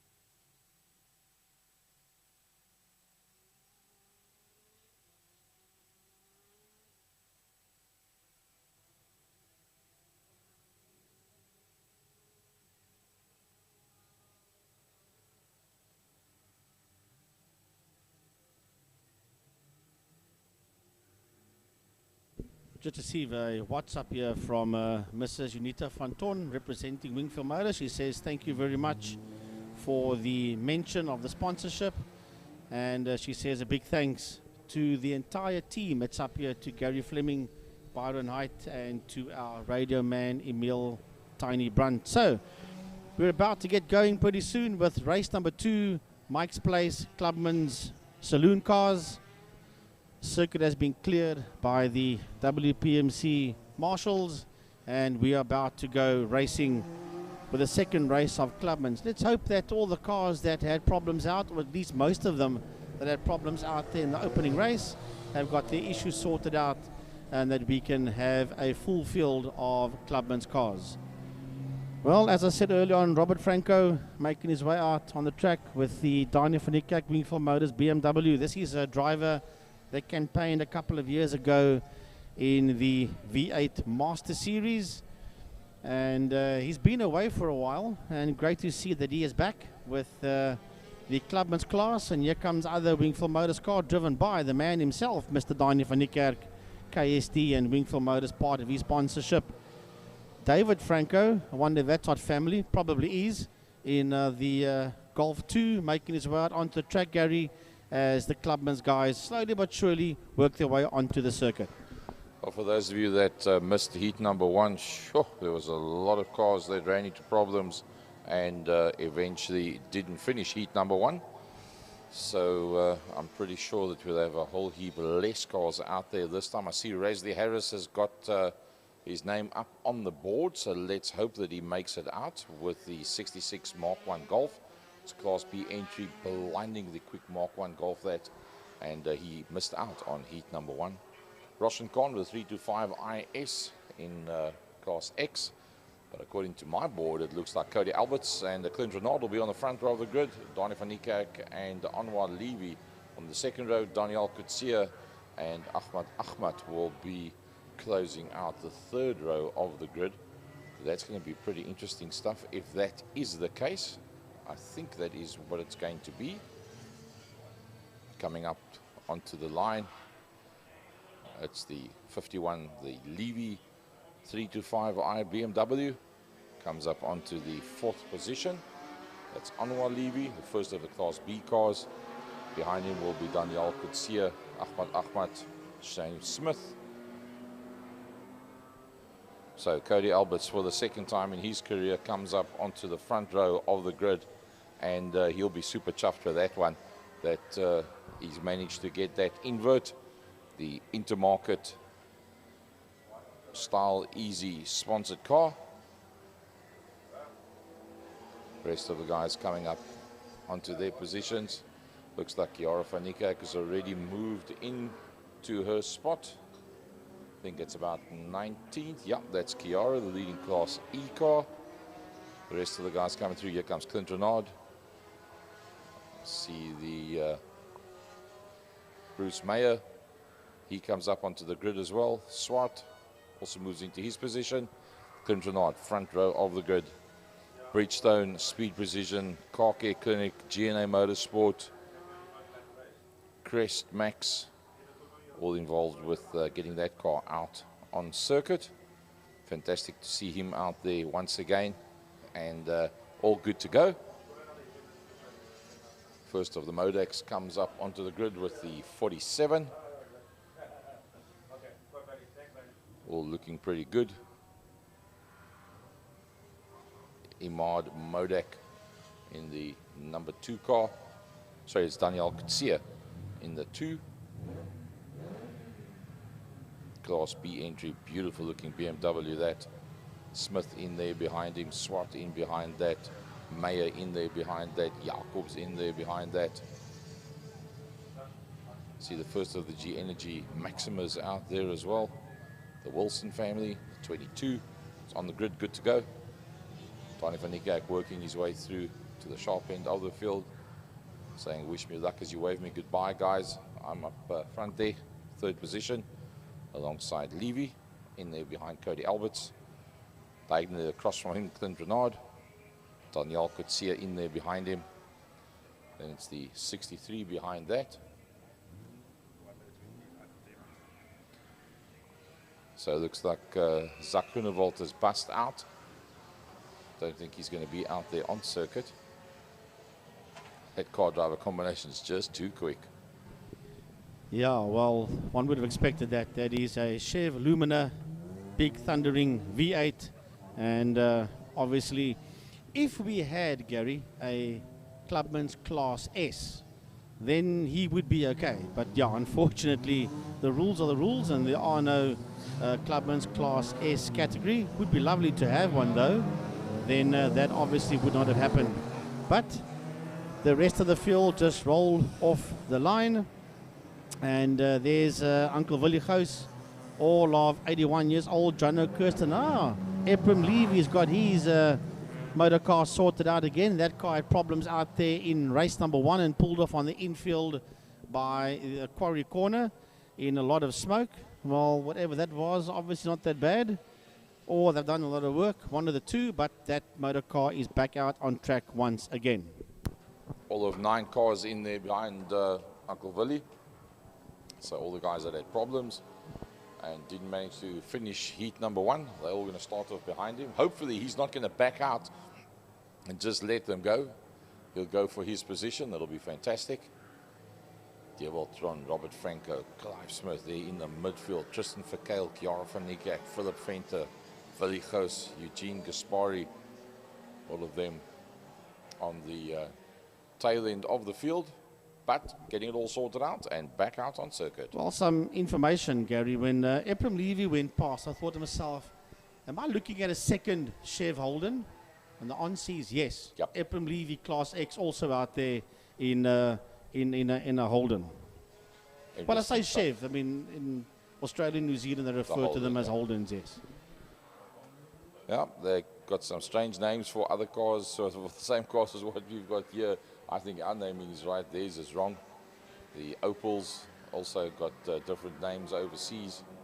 In the UK, they call them Vauxhall. Yeah, Vauxhall and Cavalier, and I don't know what all they got there. Right, here we go, down the back main. It's going to be the young fellow. Started off in minis at Tygerberg Raceway. Tygerberg Raceway is original mini class under Glenn and Estelle de Jong. Left racing for a while, got an Alpha and made it one of the most pristine vehicles that you see out on any circuit. Raced that to the point where, okay, we're not going to get this any faster. Mother decided, young lad must go quicker. Got him the BMW, pinned it in Class C, edged into Class B, spent a bit more time and money and effort. He grew up, got quicker, got more driving skills, and all of a sudden ends up in the back end of Class A. Now he finds himself in Class A. Now he finds himself in pole position. Here he comes up towards the line now. Cody Alberts leads them out. Donnie van der Kerk gets good drive. It's Levy that loses out on that one. Albert says, where are you going, van der Kerk? Closes off that inside line and holds sway as they go into turn number 1. Van der Kerk on the inside of Clint Renard. It's Levy in that 4th position. It's Daniel Coetzee as the next one coming through. Then it's Smith in the yellow BMW behind that. Right, back down into turn number 2 they go. Cody Alberts leads him out of turn 2 out of Quarry Corner with Daniel van der Kerk in there behind them. Right behind Daniel van der Kerk, Clint Renard, then Anwar Levy. Daniel Coetzee is also in that group as well. We'll have to just get confirmation if that is Coetzee or yes, it is Coetzee. Behind him it's Shane Smith as the rest of the field just work their way out over turn 3 up the KFM straight towards turn 4 Car Care Clinic. There's one slightly smoky Mark 1 Golf that came off the back of the pack and working its way through the pack. It's got to be Razley Harris. Oh, 3 abreast going into Car Care Clinic. That does not normally work unless you know exactly what you're doing and you've been there once before. Is it Razley Harris in the Golfie? Yes, it is. It's Razley Harris. He's flying down the back. Where the power comes in that car, I don't know. Through turn 5, Fastron corner they come. Who's going to be the one coming out towards us? Will it be Cody Alberts? No, it's Donnie van der Kerk. Then it's Cody Alberts in there behind him. That looks like Clint Renard. Clint Renard blows past Cody Alberts as well. Then it's Levy. Then it is Coetzee. There comes Modak as well. It's Iman Modak. Smith, the next one that comes through. Then it is Bruce Meyer. Meyer locks up the brakes heavily as he goes down into Cape Town corner. Razley Harris just plumes of smoke behind that motor car, but keeps on trucking. Yeah, a lot of smoke coming out the back of the Harris Golf, but he just keeps on going as the leaders work their way out of turn number 2. Out of turn 2, Quarry Corner. The 3 leaders working their way through the kink down into turn Oh, there's accident in the middle, sorry, of turn 2. That was the Maxima that got tagged by the Beamer. And all's well that ends well. I think that was Wilson, Stacey Wilson, that got turned slightly sideways there. The Beamer late on the brakes, trying to squeeze up on the inside. But they got that one worked out. I think it was Roshan Khan in the 3 to 5 eye shadow line that came in there really hot. Well, trouble out there, not too bad though, but look at this group of cars going down the back straight. This one we have to focus on. It's been led there by Ahmad with the Anwar Levy in that group. There's a group of about 6-7 cars working their way now towards turn 5, Fostron Corner. We'll keep an eye on that. That will be the dice for about 5th position heading out of turn 5, out of Pertamina Fostron. As they come down towards us now, let's have a look, see who is leading this group. It's Ahmad, Anwar Levy in that group. The Daniel Kutsia, Smith is in there, Ederies, Ahmad, and we've heard that the red flag is coming out. There's an accident somewhere in turn 4 that's out of our vision, out of the commentary box. Emil Branch has picked that up on the radio. He's shouting at us here saying, guys, red flag issue in turn 4. There's a Mark 1 Golf down there, and there's a, looks like a Golf or a Polo that's nose first into the wall. Yes, if we look on the monitor, we could see it, yeah, but if we look out the windows, we can't. So yes, Gary, on the monitor. And there's another driver walking back, so there must be 3 cars involved with that at least. Well, unless it's the driver of what looks like the Polo walking back to his car, but we'll have look see a lot of the the safety car vehicle drivers have also got helmets on, and Paul Lehman and the guys, they're all suited up in race suits with helmets, all very professional. So we'll wait for Tiny to get confirmation on which 2 cars it is. By the looks of things, I can say that both drivers seem to be okay. We just need to find out the numbers of the car. It looks like a 45, if I saw correctly. Not sure. I think it was a C45, if there is such a car out there. Let's see if the camera crew can roll it back and pick up something.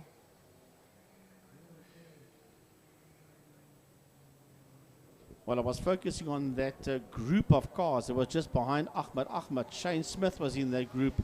So was Daniel Kutsia, Ederies Ahmad, Bruce Meyer was in that group. Anwar Levy, and even Willie Swart, and then all of a sudden all chaos broke loose on the outside of turn number 4, Car Care Clinic. Is that not maybe Bruce Meyer? Surely not. I think the back of his car is silver, the industrial. You know what, Gary, you might be right. Cape Industrial Flooring car could be him. You might be 100% correct. I don't If it's 84, then it is him. It's waiting for Tiny to get confirmation. We're not sure though. It looked like it could have been him, but that is unofficial. It might not be him. We'll let you know, people, when we do know, because the Clubman's cars are now beginning to line up once again. And from the camera angle that you are seeing at home on your monitor, you see the back end of that motor car. You know what? Yeah, I don't know. I don't think it is the Meyer car. I said to Gary, he might be right, but I don't think so. We'll have a look, see as the cars do work their way back to the grid positions. Well, no, Bruce Meyer is there. Bruce Meyer is there. I see him coming through. He's just behind. That's correct, yes. So Bruce Meyer is fine. He has escaped that one. All right, so Cody Alberts goes back into pole position. Alongside him, Clint Renard, Donnie van Niekerk, and then oh, what a beautiful BM that is, that 47. Sure. Daniel Kutsia, it is a work of art. In there behind him is Modak, just to his left back corner. That's Smith. Here's the 2-car coming through now as well. Also a utter work of art, Daniel Kutsia. So just getting their correct positions. Swart comes into his position. Looks like the Helderberg Nissan, the G-Energy Maxima. That's all good. Jacobs is there as well. Yep, the 84 is there. Cape Industrial Flooring, Bruce Meyer. That's all good. one of the guys linked with the Second Gear Talk Show. Fantastic to have them on board alongside Killarney International Raceway and many other well-known names. Put him in a Fastron as well. Dylan Nell's turning around. Oh, I think he's a little bit too far forward. I'm going to have a guess, Gary, that the Golf that we saw out there is the Class D 105 Golf of Dewald Tron. That's possible. I'm taking a wild guess, but that is a Golf. They're looking at the color scheme of that car. I think it might just have been. This is unofficial. We are tiny, still waiting to get the confirmation of who it is. But I do believe that the Golf was the Class D 105 Golf of Dewald Tron.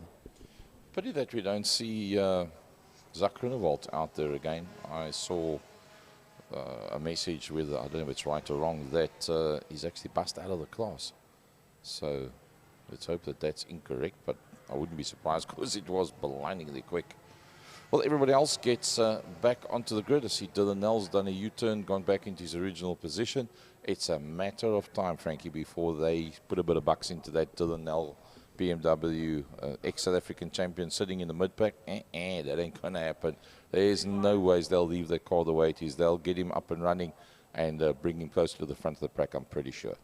Well, of course, he is multiple South African super modified, i.e. hot rod champion when he raced at Tygerberg Raceway. If that's a 35 Polo, I just heard Tiny talk in the back, then that would be John O'Kirsten. So it looks like it's John Kirsten and Dewald Tron that were the two drivers that were involved in that shunt in Turn 4 Car Care Clinic.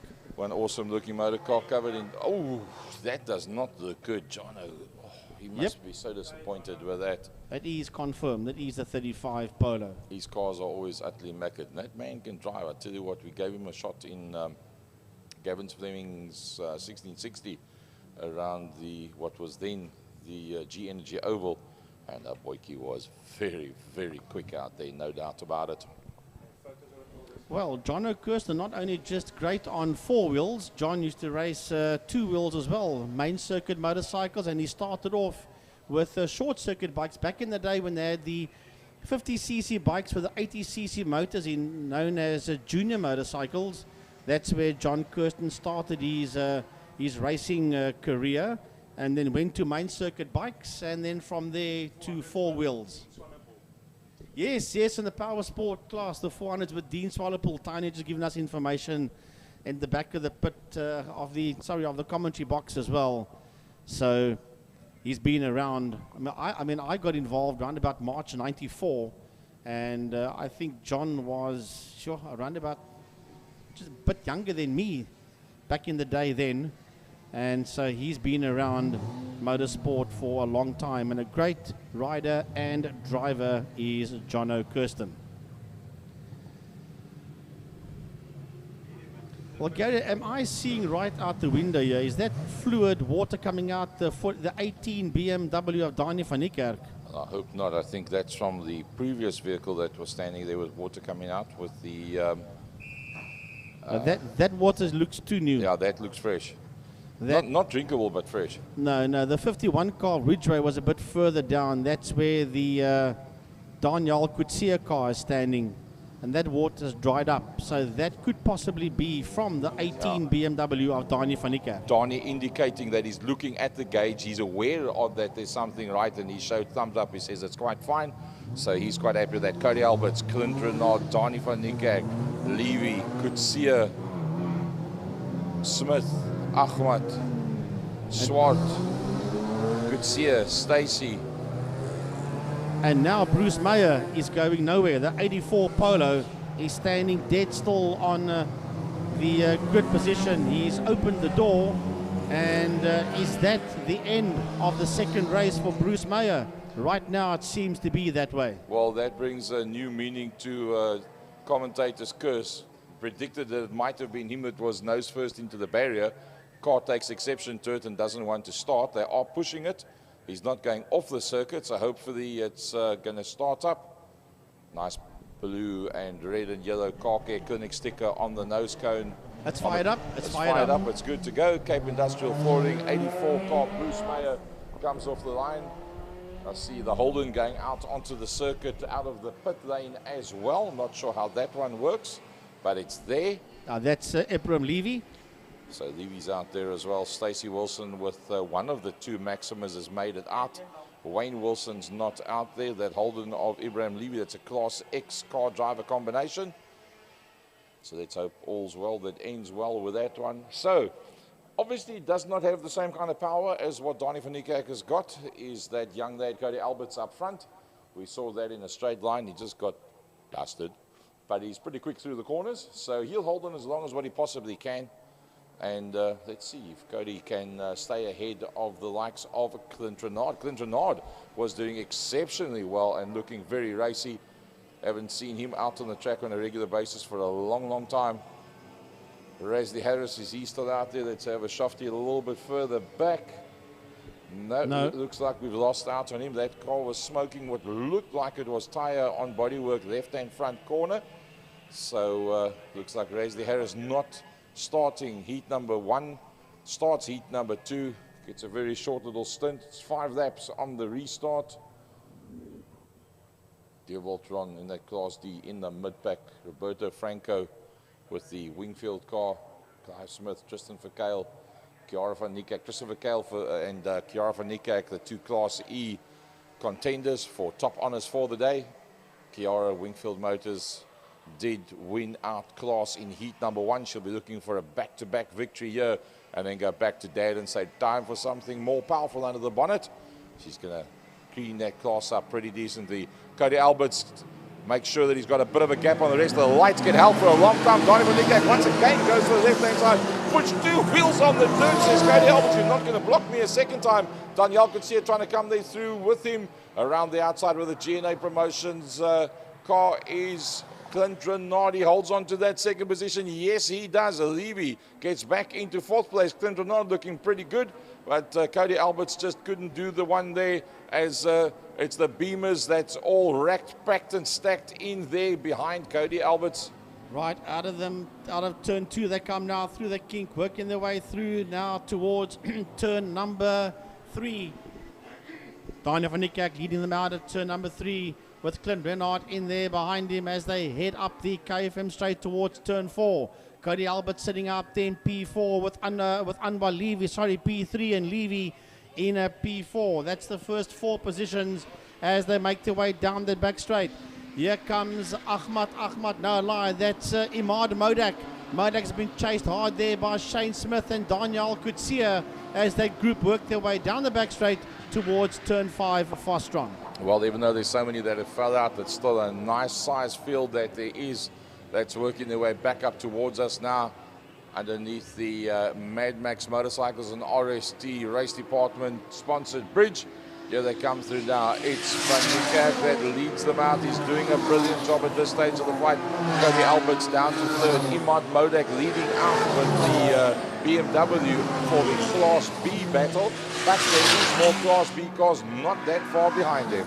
Right as the leaders work their way up the Jabez straight towards turn number 2. Oh, there's a car off in the middle of the KFM corner. Turn number 1 looks like it's going to get going. There is waved yellows, but only the last couple of cars coming through that are affected by that.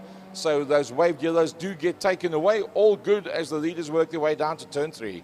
Well, another car going off there. That is one of the Golfs that just got lost. It drops down to the back of the field, but all is well. That ends well as they work their way around. The leaders are heading into turn 4. Into turn 4, Car Care Clinic corner. Down the back straight, the leading group goes. Donnie van Niekerk in P1, being chased down there by Clint Renard. Cody Alberts, Imad Modak. Behind Imad Modak, Anwar Levy and Shane Smith. Daniel Kutsia coming through, Ahmad behind him. Nias Modak also coming back, yet Ahmad as they run down the back main. Stacey Wilson in the G Energy sponsored Nissan Maxima as Ephraim Levy carving his way through that field. He's ahead there of Smith in that Holden Commodore. Well, the leaders coming through to finish another lap. There's just 3 laps to go after this one. A 1:21.7 by Donnie van Niekerk right on the edge. Cody Alberts trying to hold on to that 3rd position, but it's not going to be easy. He's got Modak having a look under braking, backs out of it, leaves Cody to do what he does best. Levy's doing a very decent job in that Class B entry. It's only Modak that's ahead of him. He's got Smith Ahmad and Kutsia, all pretty close to one another behind that, but he's looking to be the car to catch in Class B here today. Right, so the leaders are heading through the kink and working their way towards turn number 3. Little dices happening all over the field as the leading group of cars, the leading duo that's now trying to break away from Cody Alberts, work their way up the KFM straight towards turn number 4 into Car Care Clinic. Out of Car Care Clinic, that's a double right-hander down the back main. Van Niekerk P1, Renard P2, followed there by Alberts. Then it's Imad Modak. A bit of a gap, and Shane Smith is crawling all over the back of Anwar Levy as they head down the back straight. Ahmad is in there. He's behind Nias Modak now as they go down. And then it's Daniel Kutsia behind him. All those BMWs followed there by Stacey Loubser. Not too far behind Stacey Loubser, Dylan Nell coming through, and then the checker of Willie Swart. I must say, coming through underneath the bridge, Smith on Levy. That's a pretty good dice that's going down there now towards KFM corner, turn number 1. Smith has a look for the inside line. He goes in very late on the brakes. I'll be surprised if they don't touch. How they never made contact there, I don't know. Desperately having a look, just cuts across the front of Levy, says cheers and goodbye, my BM's bigger than yours, and takes over that position. And I do believe that Smith is getting quicker and quicker and quicker. There's no doubt about it. That car driver combination is on song, and I wouldn't be surprised if he gets himself into Class A in the not too distant future. Just behind the Shane Smith Levy battle is another dice, and that one it involves Modak and Ahmad as they work their way out of turn number 3. They're touching the ground. Oh, somebody's gone very, very wide. Smith. That's Smith. Yep, that's Shane Smith, quite right. Well, he was having that hell of a go there with Levy. Big cloud of dust picked up there visually from Tiny and pointed it out. He got himself back onto the track, but he's lost at least one position. And now he's got the 63 Beamer in there behind him. That's Ahmad. That's right in there behind Shane Smith. And right behind them, look at this, Daniel Kutsia and Stacey Loubser, the BMW and the Nissan Maxima. They're going side by side down the back straight into turn 5, Fostron corner. Loubser on the outside. He's getting Daniel Kutsia on the inside. They still side by side.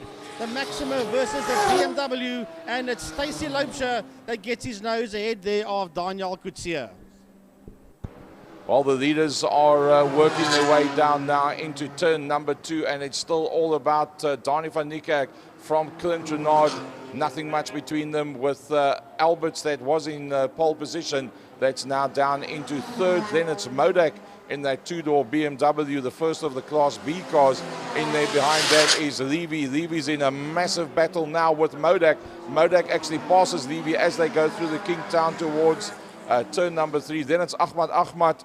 Then Smith that went off the circuit with a yellow Beamer with a red stripe. Now exiting turn number 3 is the next man to go through there. Then that Stacey Wilson, Daniel Kutsia battle. That's for 9th and 10th overall. Remember, Wilson is the leading Class C car. Kutsia is 5th in class for the Class Bs. Then in behind that, second in the Class C, that's Dylan Nell, and that just ahead of Swart. Yes, you're right, it is Stacey Wilson. I had got my facts all wrong there for a moment. I was thinking of one of our oval track lady racers with the same name, but that is Mr. Stacey Wilson that is involved in a lovely fight out there with Daniel Kutsia. Well, I suppose you can get it wrong every now and then. The checkered flag has come out, and well, we were so involved with the racing out there, we didn't notice the checkered flag come out. And Cody Alberts has slowed down, although he makes it across the line. Donnie van Niekerk from Clint Renard in Class A from Imad Modak. Class B will be Levy from Smith from Ahmad. Class C will be Stacey Wilson from Nell from Swart. And then the Class D battle is Smith from Jacobs, from Franco is the next one that comes through there, Roberto Franco. And then Class E, probably Kiara van Niekerk, down in 15th position. Yes, Kiara van Niekerk from the number 120 car. It came through in 2nd position in class. That's Raihan Mohammed. And then Class F. do believe that is Gasperi from Fenter from Uncle Willie Gous. Fastest lap, Donnie van Niekerk, 121.768. Total race time, 8 minutes 22, as the last car comes past the start-finish line. Imad Modak dropping that Class B car right down 23rd position, losing out on Ibrahim Levy, Razli Harris, and Roshan Khan pretty early on in that race. Pretty about Razli Harris. He had such a blinder at the last meeting, a super-duper quick Mark 1. Nice to see that Kiara van Niekerk, Class E, she's picked up a double header. She'll be pretty chuffed with that. Anton Jacobs leading out the Class D battle. Bruce Meyer not managing to finish the race. Dewald Tron, Zach Groenewald, Mansour Parker, and Jono Kirsten not finishing either. Well, that concludes the Mike's Place Clubman's Regional Racing for the day. For that class, we move on now to the cheaper cars Volkswagen GTI Challenge for their second race of the day. We're looking at some of the replays here that happened in the Clubman's. Oh, a lot of dust, guys, right up against the wall. And off the circuit going, Golf 2s, guys going very hard into turn 1, into KFM corner. Well, that's what happens if you've got so many cars out on racetrack. These type of things do happen. Lots of them getting back on track once again. Looks like Dylan Nell was also involved in that. It's pretty hard to see with the camera angles. However, bottom line is everybody made it back again. So we'll have a look at another incident as they work their way into turn 2, and that was one of the Smith cars that probably Shane, yep, that was Shane Smith. That's the one that Tiny picked up for us, the Shane Smith. He was involved in that fight with Armin Levy, Anwar Levy. So and that's when he lost a bit of ground there to Levy. Well, that was pretty good stuff, I must say. As always, the Clubman series, fantastic stuff. All different cars, all different styles of setups and power supply and what have you, everything being divided up into A, B, C, D, E, and F and X, X being a new car driver combination, the divisions going according to your time around the circuit. Cheaper Cars GTI Challenge, race number 2. Race 1 was utterly amazing stuff. Now we're going to have some reversed grids, and that's going to be pretty interesting stuff. Marco Busi and Umpi Swart on the front row. Colin Meader, Dylan Jabé on the second row. Mario Roux, Kai van Sail, and Charles Visser rounding out the Class A's. The Class C's, Tate Bishop and Chase Herald, front row of the grid. Carl Walcher, and the winner of heat number 1 was Skalk Geldenhuys alongside him. Nathan Victor and Alfie van Sail rounding out the third row of the grid with the Class C's. Sure, can Colin Meader somehow try and hold on to the back of Umpi Swart and Marco Busi? I don't think so. They're pretty much in a league of their own. Tate Bishop leading out Class C with a very quick Chase Herald there as well. Chase has been working very hard today, maintaining not only his own vehicles that he's been racing, but also numerous other cars that have been tripsing in and out of the workshop. So I know they did cylinder head gaskets there earlier on as well. So I think he's going to be desperately tired by now when he gets in behind the steering wheel. Carl Walcher, second row on the inside, winner of heat number 1. Just 0.3 of a second off Tate Bishop's second time. So that's going to be interesting stuff. Keep an eye on Giordano Lupini, Eden Thompson, Yaku Lambert was not far off those two for the front end of Class B. And you haven't even spoken about the likes of Ian Cup that was there and thereabouts for the first half of the race and then started to lose a bit of ground. It's going to be very, very interesting to see how this one plays out. Remember, Jason Coetzee is also in there in that Class C battle as well. He'll be coming off the back end of that pack.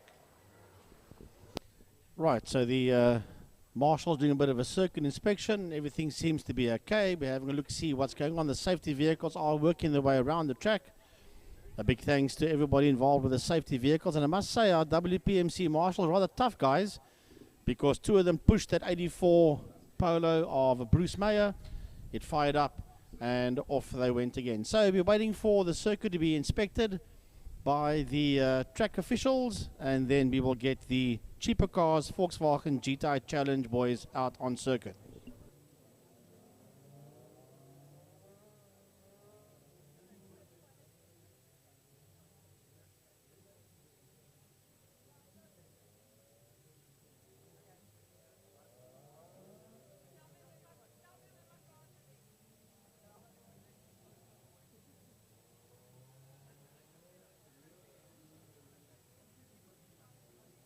Right, here we go. Cheaper cars, Volkswagen GTI Challenge. They roll out onto the track, classes A, B, and C. Marco Busi slides that Polo into turn 2, stomps on the gas, trying to get some heat in those tires. Umpi Swart, Colin Meader, Dylan Jabert, they all in there. Charles Visser and Mario Roux getting the Jetta sideways.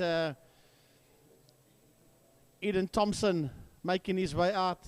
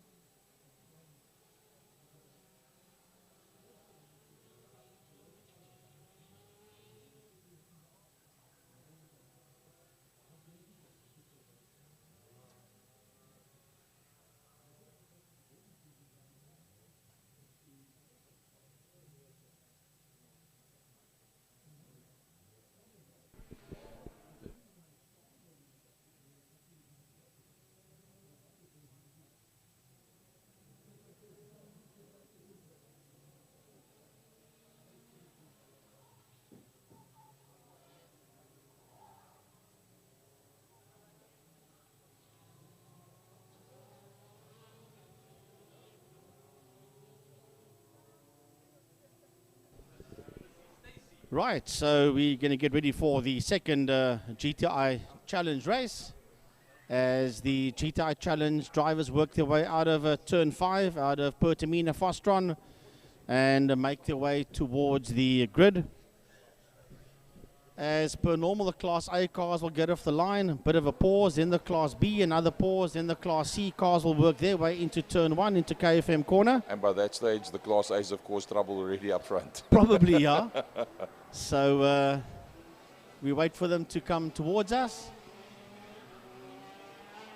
I actually thought, Frankie, that it was invert on the front end of the field, but by the looks of it, it must be your second fastest lap time is the way that they're determining who's where. Because Marco Busi and Umpi Swart were at the front of the grid in heat number 1. They are there again. Colin Meader Jr. was on the second row alongside him. Dylan, yep, exactly the same. Kutsia's in there as well. So Tate Bishop finds himself at the front of Class C with Chase Herald, Carl Wiltshire on the second row of Class C's once again. Well, it was indeed Giordano Lupini that got that Jetta sideways. The color scheme on his car and Roux pretty much the same, but Mario Roux's not out on track for this second race. So we're down to 6 of the Class A cars, with the Kutsia not making it out today, Jason Kutsia, sadly. So we've lost Roux as well. So pole position in Class B will be Giordano Lupini, and Eden Thompson sits on his outside with Jaco Lambert, Byron Mitchell, Ian Cup and Nadia Ne. That's the Class B. There are 2 more behind them, Brett van der Schyff and Wayne Field. That will be your entire Class B field.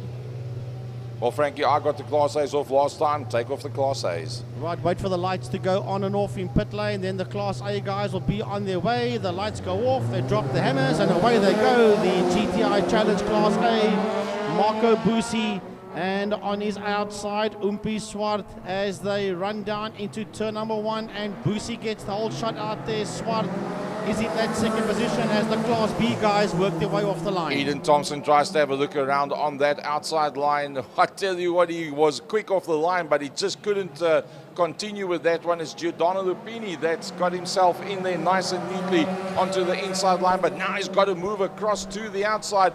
Class C off the line. Yeah, what a start here by Tate Bishop and Chase Herald. They are side by side in turn number 1. Bishop and Herald, they're side by side. We'll have a look and see when they come out of turn 1 KFM corner. Ooh, Carl's in there as well. Yes, Wilshire's also in there. He's that third car in that fight. It's Herald on the inside, Bishop on the outside, and right in there, forcing his way through into that second position is Carl Wilshire.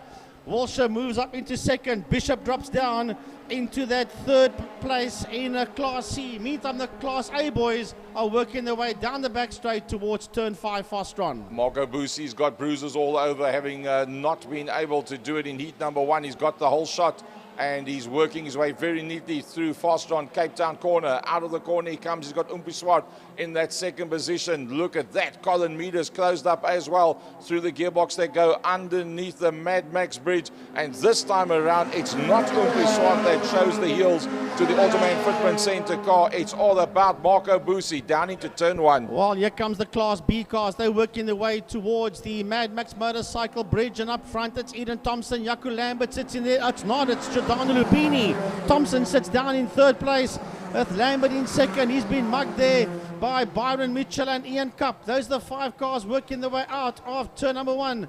Then Mark Thompson is in that group as well. He's just ahead there of Nadia Nair, Wayne Field and Brett van der Schyff. That's the Class B cars working their way towards turn 2. Class C down into turn number 1. Oh, Kyle does a turn back on the inside and tries to make a plan to get to the front, but it didn't work for him. So Carl Walter finds himself in that second position in Class C. Behind him is the Angry Jeep car of Tate Bishop. Ahead of him is Chase Herald from the Neander Toy Stable. That's the front 3. They've broken away from the rest of the Class C cars, which is led out there by Nathan Victor.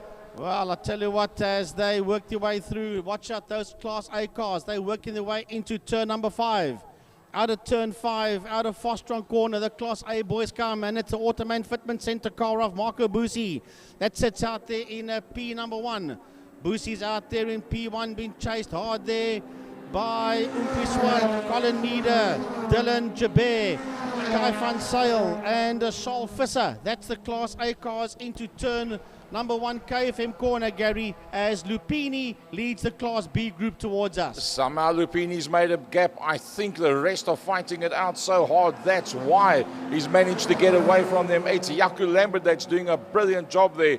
That's on the correct line going into KFM corner. Can he hold it? Nope. I think he's going to probably lose out that position. It's going to be very, very tight as that whole group of cars comes out into the Joubert Straight. It's only Giordano Lupini that's managed to make a bit of a gap there. The rest of them, well, it's anybody's bumper, touching anybody's bumper on any corner they go into. They're still working their way out of turn 2. Lupini sits out there in P1. Then it's Thompson. Then it's Lambert. Behind Lambert, it is Byron Mitchell and Ian Cup. That's a group of Class B cars working their way out of turn 3 up the Joubert Straight towards turn 4 Car Care Clinic. Class A cars down to Fastron, and the Umpini entry says this is not the way it's supposed to be. Our one heat number 1, our one heat number 2 as well. He's made a bit of a gap between himself and Colin Meader Jr. It's now all about the Automan Fitment Centre car. Marco Busi, multiple title holder in different forms of motorsport. In there behind him, the man that was leading the Polo Cup National Series when he left Cape Town to go up to Swartkorps just 3 weeks ago. Had a pretty decent meeting there as well. Still finds himself in the top 3 at national level. Finds himself in second place behind the local man, Marco Busi. Then it's Colin Meader that's the next one in there behind that. Behind Colin Meader, Dylan Jabir, Kai van Sale and Charles Visser. That wraps up the Class A's. Yeah, this Class C cars are making their way out of turn 5. We've got to keep an eye on these guys in Class C. They also involved in a massive fight as the B cars work their way into 1. The C cars are heading underneath the bridge. Here they come towards us now up front. It is a Chase Herald with Carl Walter right in there behind him, followed by Tate Bishop. Then it's Nathan Victor, Skulk Geldenhuis in that group as well. Alfie van Sale, the whole lot of them going down with Matthew Rowe. He's the last man making his way out of turn 1 KFM in that massive Class C dice. But there's a dice for the lead. They're side by side in Class C into turn 2, and Chase Herald holds on to that lead, but he's been hassled heavily there by Kyle Walsher. I think that's one of the best battles out on track right now. Two young guns, both of them believe they are due for a win in this race. The cutbacks, the late braking, the drifting, four-wheel drifts under power coming out of the corners. It's all there, working their way through towards turn number 4 now. It's still Chase Herald from the Neander Toy Stable. It's Kyle Walsher that's in there behind him.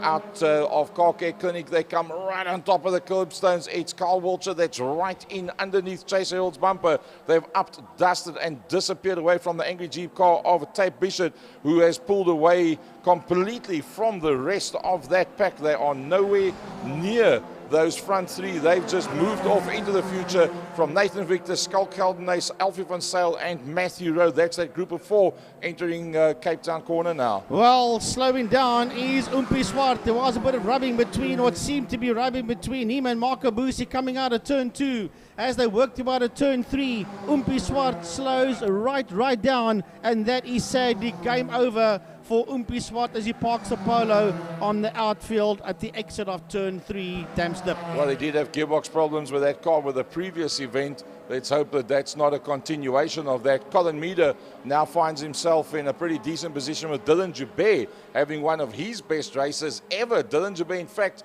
going down into the Fastron corner, having a look around the outside of Colin Meader Jr., backs out of that one, does the classic cutback, realizes he's not going to make it, uses the whole curbstone on the exit of turn 5 back towards the RST race department and Mad Max Bridge. It's the Class A leader coming through, looking in his mirror. It's Colin Meader on the inside. It's Dylan on the outside line, under braking, nothing between them. I think Colin's going to hold on to that position. Well, I'm having a look at Class B. Eden Thompson has dropped virtue to the back of that pack in Class B, that leading pack. So something happened out there in Class B that we did not pick up. Lupine is still way down the road ahead in Class B. Jaco Lambert sits in second. Then Ian Cup sits now in that third position, followed by Byron Mitchell. Then a bit of a gap before we see Eden Thompson. So Thompson might have gone farming somewhere, which we didn't pick up. Here comes Mark Thompson towards us with Nadia Nair, and Brett van der Schyff and Wayne Field are side by side as they enter turn 1 KFM corner. That's the back end of Class B, Gary, as the lead end of Class C heads towards turn 1. Battle Royal going down into turn 1 KFM corner. The red Golf Scout Waltzer, the white and blue is Chase Herald. He tries that cutback once again. Chase closes that line off. Carl seems to have very much the equivalent car underneath him to what Chase has got. Chase knows the lines. He's a multiple champion. He's driven in lots of different cars, in lots of different classes, and he holds on to that one ahead of Carl. He is the only man capable at this stage of taking a double victory away, as we see Tate Bishop dropping off that Class C battle. Now behind Tate Bishop there's a lovely fight going on. Alfie van Sale, Nathan Victor and Skulk Geldenace. They're having their own little battle royal as the three of them head out of turn number 3. So that's a massive fight towards the tail end of Class C. The Class A car's going down into turn number 2 right now, and it's very sideways with the Automan Fitment Center car there for Marco Busi. But turn up for the second and third battle. The best he's done so far is a third in the class. He's got himself up into second position. Dylan Joubert with Umpi Swart being taken out of it and getting himself ahead now of Colin Meader Jr. Gets himself into a brilliant position there. Joubert up into second. I think that his people will be screaming with Van Sale and Visser rounding out the top 5 in Class A. Well, the checkered flag has been ready to be waiting for the Class A leaders to make their way towards the checkered flag as the Class C tail enders work their way into turn 1. We wait for the leaders to come out of turn number 5. The checkered flag has been ready. Here they come towards us out of turn number 5. And that's Fastron corner. Marco Busi way up front. Here comes Marco towards a checkered flag. Is this Dylan Joubert? Yep. In second place ahead of Colin Meader? Yes, it is. Well done to Dylan Joubert. Crossing the line now is Kai van Sale and Charles Visser. While the Class B battle is a split with Giordano Lupini up dusting and disappearing at the front of the pack. He's going to Fastron corner now, but let's look at that battle behind him. That is an amazing battle that's going down there. Lambert has done brilliantly in this race. Well, Giordano Lupini's done brilliant. He's up dusted and disappeared. Whoa, he almost loses it in front of us as he swings across the track. But it's going to be Lambert. Yes, it will. It's going to be Lambert ahead of Mitchell as they come across the line. The next one should be Cup. Yep, that's Cup coming towards us. Then probably Thompson. Did he hold on? Yes, Eden Thompson held on. Finds himself 4th in class. That's not where he wants to be. Nair, Van der Schyff and Field. Here come the Class C cars, and it is Chase Herald across the line. P1, Carl Wilshire finishing in that second place. Tate Bishop crosses the line in third.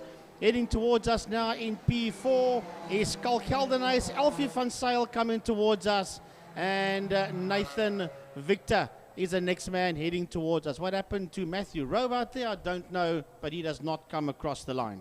No, don't see him. He was 54 seconds behind them last time they came around. So obviously whatever problem he had already manifested itself at that stage of the fight. So a first and a second, or well, should I say a second and now first to Boosie, a first for Umpi and a DNF. Dylan Joubert with a fourth and now coming up with a second position, his best result ever. Colin Meader with a second and a third. Alfie van Zyl and Visser bringing up the tail end of that. Lupini and Lambert and Mitchell have been the quickest out there in Class B, no doubt about it. Eden Thompson, unfortunately, he's normally one of the two, or at least the top three names out there. It just didn't work out for him. Brilliant battle in Class C. Chase Herald and Carl Walsher and Tate Bishop, three very good young drivers. And Chase Herald showing he's not too old to do it yet. And he got one over Carl Walsher, and the two of them pulling slowly away from Tate Bishop. But I mean, let's be honest, Tate Bishop's main interest is in the karting and then in the Polo National Series. This is just to have fun. I'm sure he had lots of fun out there, but he won't be happy seeing those two in front of him. And I'm sure the next time we come back to Killarney International, they've done a bit of homework on that motor car and make sure that he gets just a little bit closer to them. They can go and play with the two front runners in Class C.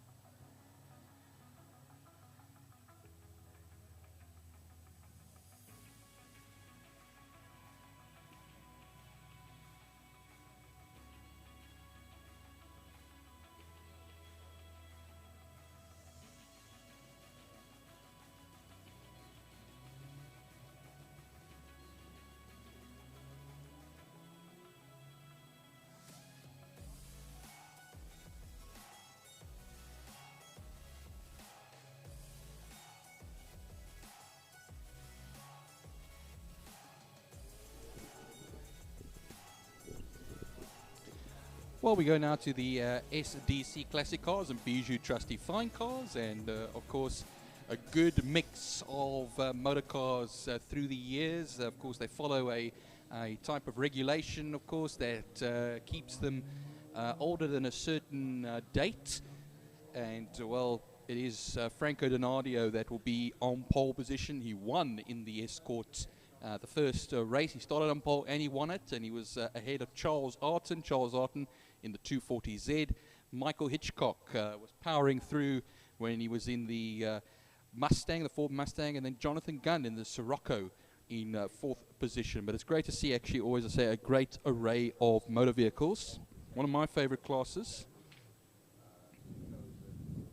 I'll take you through the list. We've had a bit of a shuffle in the program now due to a few delays, and of course the sports and GT cars a bit later on will actually be the last race of the day. SDC Classics, as we look at them, of course, Andrew Honeywell out there in the 944 Turbo. It's always a popular class to see the 944s. That will be Andrew Honeywell in the Gulf colors. And then as well we have the Jeff Beal machine as well, which is also a 944, the Lynx Motorsport. Mike Verrier was actually originally, I saw his name in here, so I'm actually see if Mike Verrier's name pops up on the list. I don't think it does. I think he had to withdraw before the race did. That was the number 45. He also would have been in the 944 Turbo, but unfortunately exiting the previous race was Bruce Avon Taplin in the Toyota, and there was smoke coming out of that exhaust, so it just shows you that the engine would need a rebuild over there as well. Trevor Hutchings is out of this race event. He was originally going to be taking part in his bright orange 1.8 litre Sirocco, but no, not going to be doing it. But Herman de Kock was the man with the bent bonnet in the first race, the 1.6 litre Escort. And well, I don't know if he's been able to straighten that out before coming over here to take race 2. But we look now down. Everybody looks to be in position. Jonathan Gunn in the Sirocco, the only Sirocco today, and then the two Porsche 944s behind him of Andrew Honeywell and Dr. Jeff Beal. And it looks like a mended bonnet for the number 3, which is de Kock. Herman de Kock, he had the bent bonnet earlier on in the Escort. Looks like a nicely straightened out black bonnet he's got there. And then the Ford Capri will be alongside him, and that of course will be of Lambert. But it'll be an 8-lap race they will be doing. So looking, it's Arnold Lambert in the Capri, of course, and he is ahead of the Alfa Romeo of Neil Mouton. We watch down as well. There is the Albert Cook BMW. Now we're going to the fine cars, and then the Robert Toscano MX, the MX-5. Roadster, and Maurizio Toscano in the VW Passat, 5-cylinders Passat. That will be amongst the challengers there. Ford Escort of Craig Redlinger, Dave Alexander in the Mini Cooper, Di Dugmore in the Austin Healey Sprite, a number of Austin Healeys and MGAs around here, of Roger Lewis's MGA, and then a pair, we had a pair of Skylines, but I don't think the Skylines will be taking any further part in this race, so in this race meeting I should say. But away we go to do the warm-up lap. Do the warm-up lap and then ready to go for 8 racing laps. And Donadio, like we said earlier on, a nice drive, great drive to take another victory here today. Can he be challenged? He's in Class A. Charles Arton is Class A alongside him as well.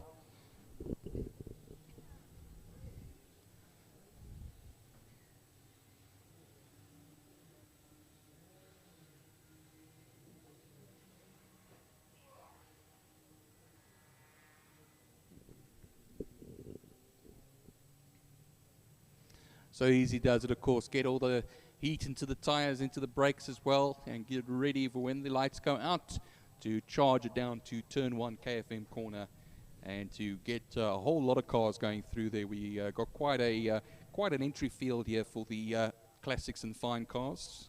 Talking about over 20. 24 to be exact. Peter McPherson, Theo Claassen, Stephen Manuel, Roger Lewis bringing up the tail end of the field. Just ahead of that, Di Dugmore, that's been around all the years with the Austin Healey. lone conquest at the back of the pack as well.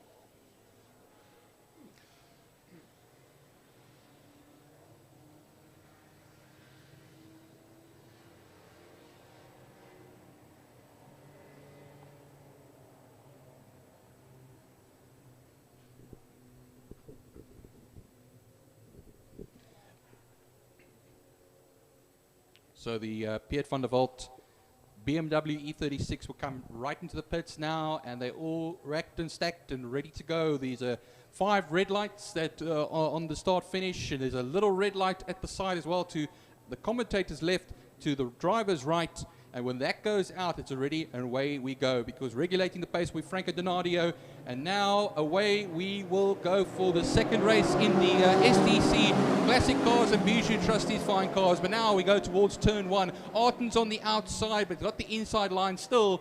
As they go through is Franco Donadio. Watch out there. Michael Hitchcock is still in 3rd place at the moment. Then we have the likes of Andrew Honeywell challenging for Jonathan Gunn as they come down towards the second turn, Gary. Dr. Jeff Beal in there behind that with the Porsche. And then he's got a Capri and an Escort and a Conquest. So many different motor cars in this class. There's no 2 of anything out there. But lovely to see that Mark 1 Escort of Franco Donadio leading out. It's a beautiful car driver combination. Harkers Automotive being involved with that one. The 240Z of Charles Arten, ex-chairman of the V8 Masters, that's out there with that car. It's a 240Z, but I'm led to believe it's actually a 260Z motor in there. Hence the pace that you see down the back main.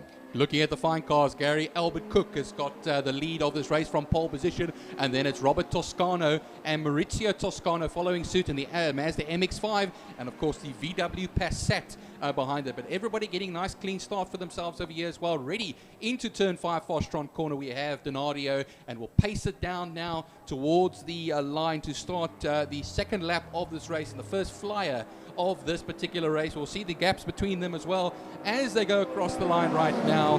Donadio is over Arten, 3/10 of a second. Michael Hitchcock will be in the background over there as well, trying to close up the gap. Jonathan Gunn falling back a little bit. Andrew Honeywell doing likewise. Let's look for some other battles over here. Herman de Kock is going to have his hands full, Gary, of that little Toyota Conquest of Conradi. And Conradi is on the inside into turn 1 and will poke that nose right ahead. And that is now from 9th into 8th. Oh, that was a lovely piece of driving by Conradi. He made it look so easy up the inside of the Mark 1 Escort. And, well, he makes up that position. And it looks like he's actually wanting to go even a little bit further forward. That Capri that's in there in front of him is not exactly out of his reach. If you see what he did with the Mark 1 Escort, maybe Dion Conradi is just saying, oh, it's time for me to get a whole bit closer to the front. So Herman de Kock, keep your eyes open. Here comes Dion Conradi.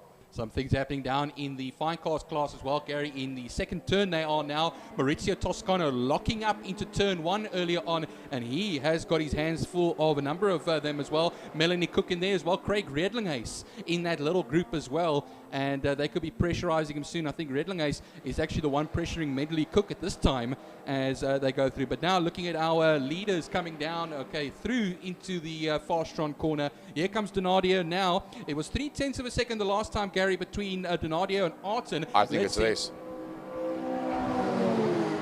0.250. Yeah, it looked visually this, and in fact Charles Arten puts in the fastest lap so far for the race, 1:24, almost dead. So he's got the pressure on.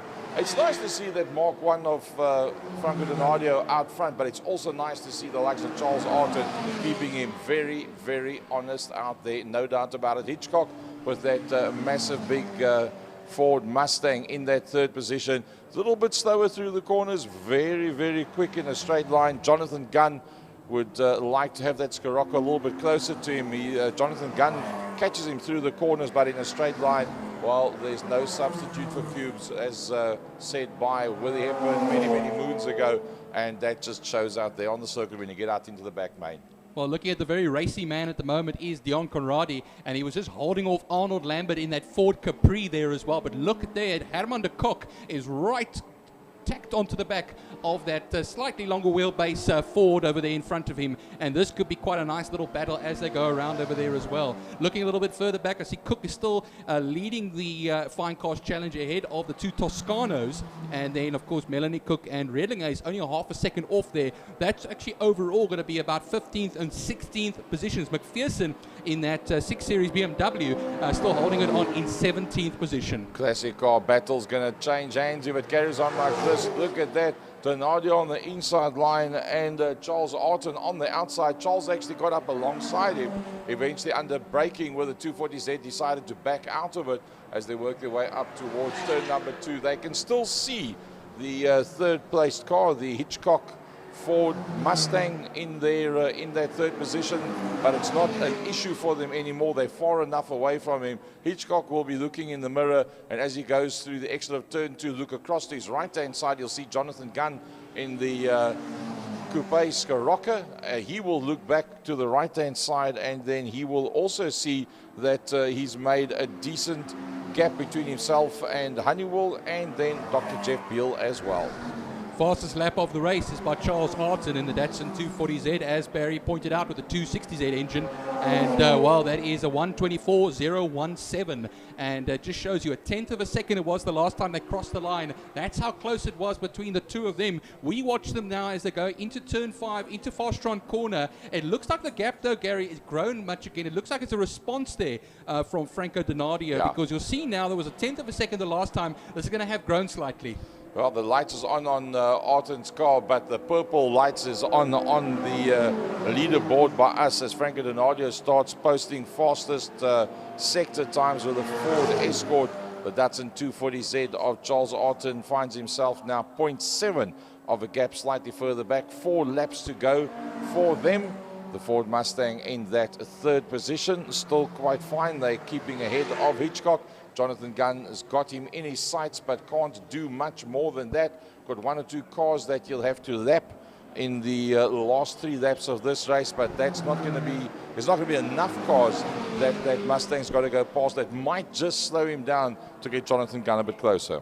Well, we're going to turn 1 KFM corner. The one to actually watch now for me is the Dion Conradi versus Arnold Lambert versus Herman de Kock as they come through that corner now, out of that corner. And what happens is it's very close between them. The Toyota leading it away. They're actually closing up onto the Porsche of Dr. Jeff Beal. It just shows you how quickly that Toyota and that little group is going then as well. So you could have ourselves a situation where Conradi tries to get himself into 6th position, which will be a hell of a result for the little Toyota. Remember, Jeff Beal Class B, Dion Conradi Class C, Arnold Lambert and De Kock are Class X cars. So each one in his own personal battle, in his own personal right. It's a boy thing out there, but Conradi definitely closing down as they go through Car Care Clinic corner, work their way through the gearbox as they go out into the back main. Well, just across the line, Gary, it was about 0.09 of a second between Franco Donadio and Charles Arton. So it just shows you that Charles Arton must have responded, or it must have been a bit of a tricky, tacky lap for Donadio over there. But that's the second time that they've been literally side by side when they come across the line. And by the time they're on the apex of KFM turn 1, once again, Donadio's in front. Is that a tester to see how close you need to be to beat him to the line on the last lap? I think it's one to watch, and it's only 3 laps from now. Well, 1:23.656 for Charles Arton. It just shows you over there, and that was actually over the 1:24.280, quite a bit quicker, but 0.8 of a second he took out of the Franco Donadio there.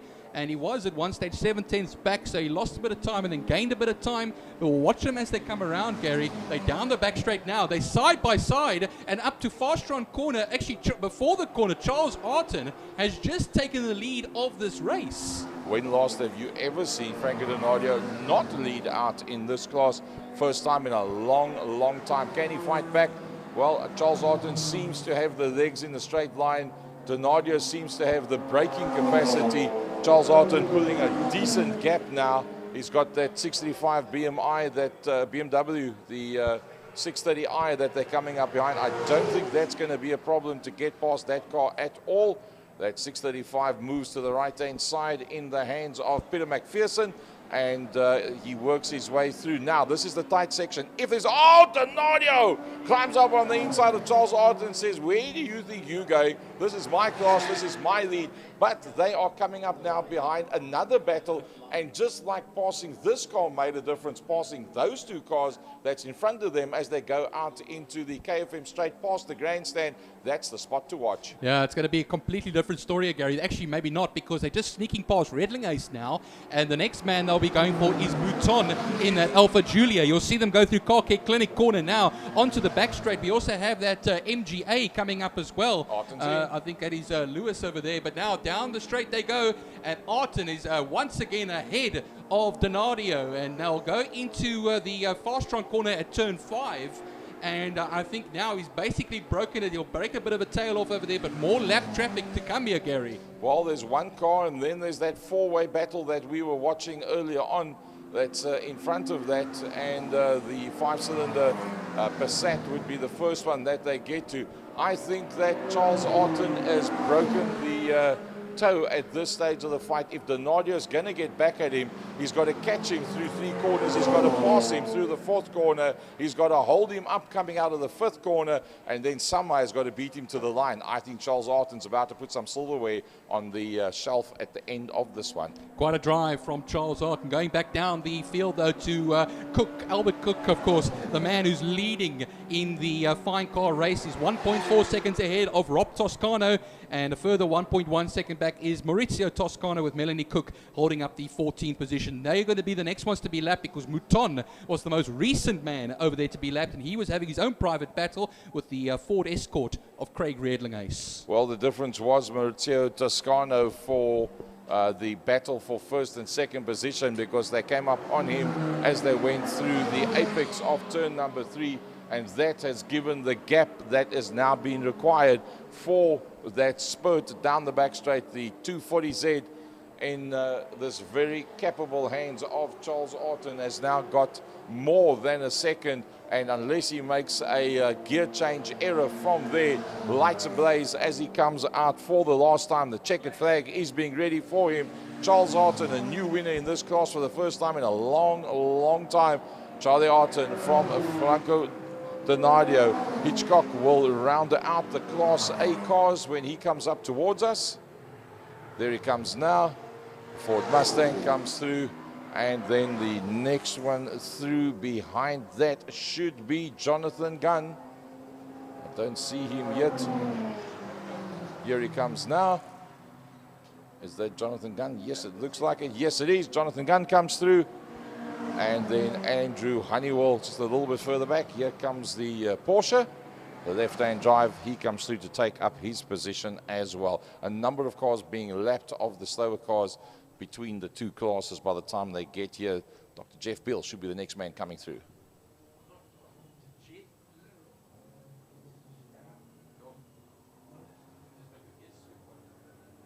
Well, here comes a lovely four-way battle up towards us now. Looks like Conradi didn't make it past the Capri again at the end of that one. So it's Jeff Beal, Arnold Lambert, then Dion Conradi winning his class ahead of Herman de Kock and Byron Bedin.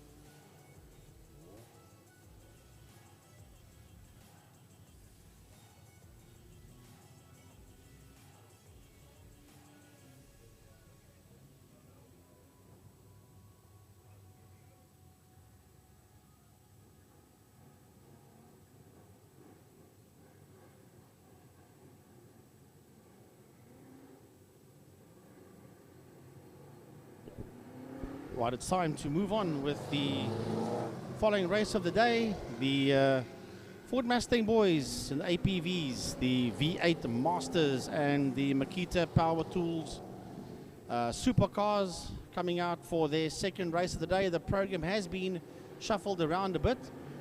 The louder cars, or should I say the louder sports and GT cars, have been shifted to the tail end of the day's program.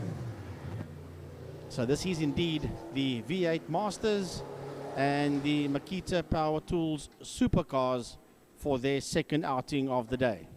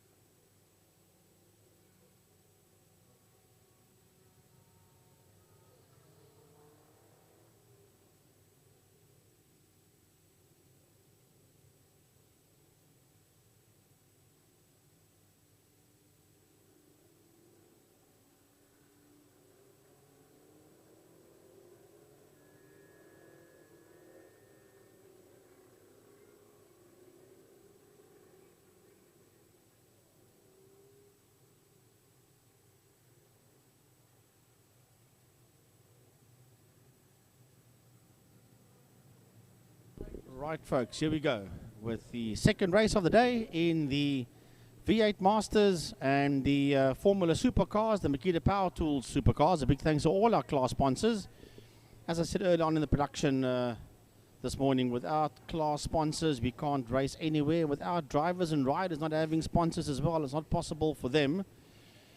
And yeah, well, it's a pity we haven't got the Clubman's A and B Classic and Breakfast Run bikes out on track. Was having a chat to Mr. Michael DeToy on the phone yesterday, and well, he says he's quite ready to make the transition from Clubman's A motorcycles up to super bikes, and he says there are quite a few other riders he'd like to take up to that class with him.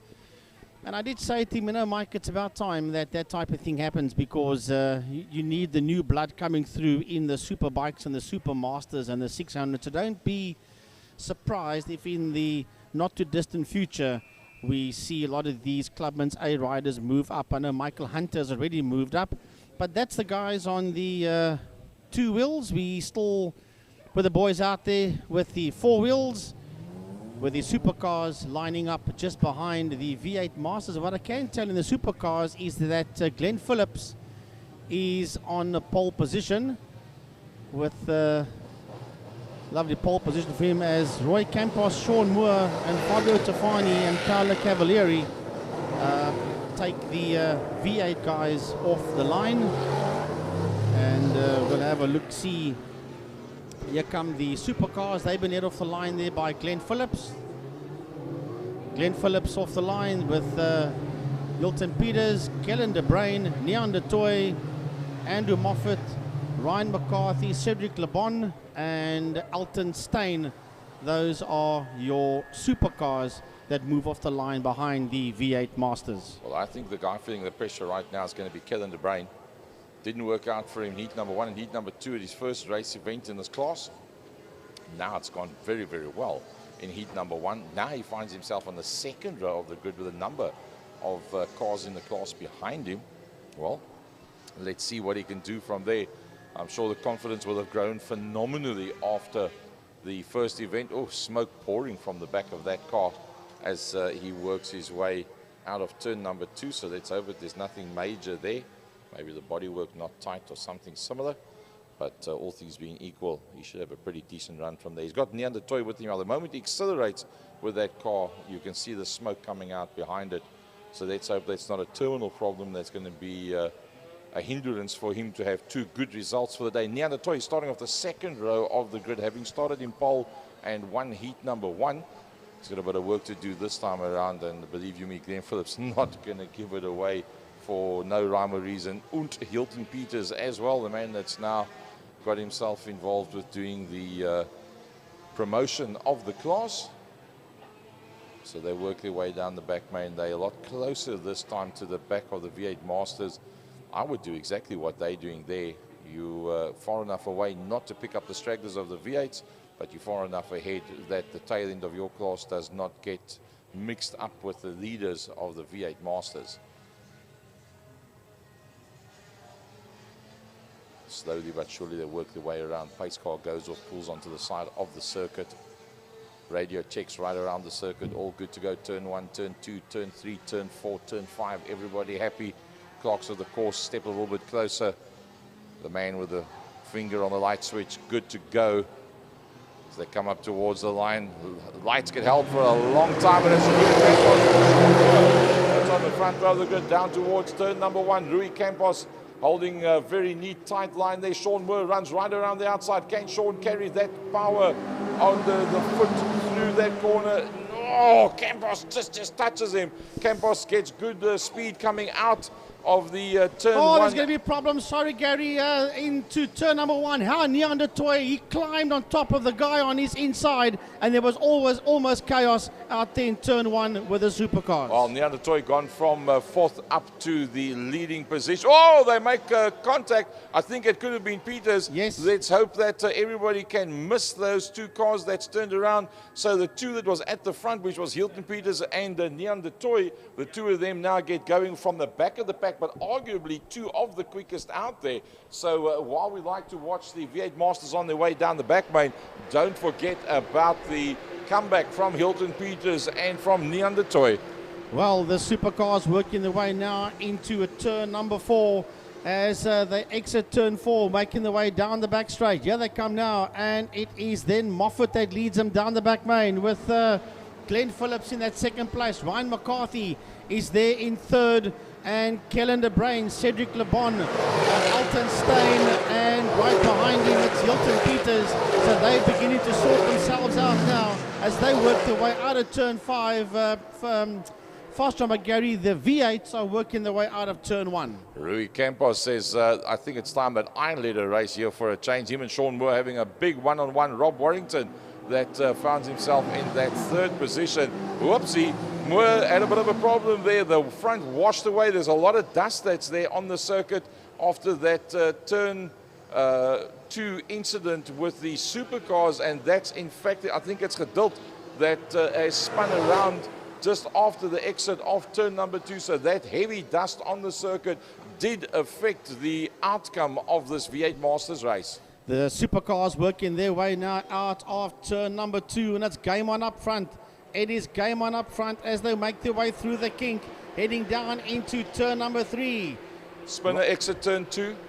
Yes, we have a spinner. That is, looks like Cedric Le Bon that spun around in turn 2 in the supercars, but the leading group is working their way into turn number 4. That's going to be a great one as the supercars work their way out of turn number 4, making their way down the back straight. Here we go. Oh, look at this train going down the back main. Andrew Moffat, Glenn Phillips, Ryan McCarthy, Kellen De Bruin, and Hilton Peters. Peters makes the move up there on the inside of the train, and they are nearly 3 abreast as they work their way into turn number 5, into Fostron corner. Peters making the way through. I think he's got his nose in there. Yes, he's just behind Ryan McCarthy. So there's nothing with between these supercars working their way under the bridge and back into turn 1 KFM corner. I think we must keep with that supercar battle going down the Porsche straight down into turn number 1.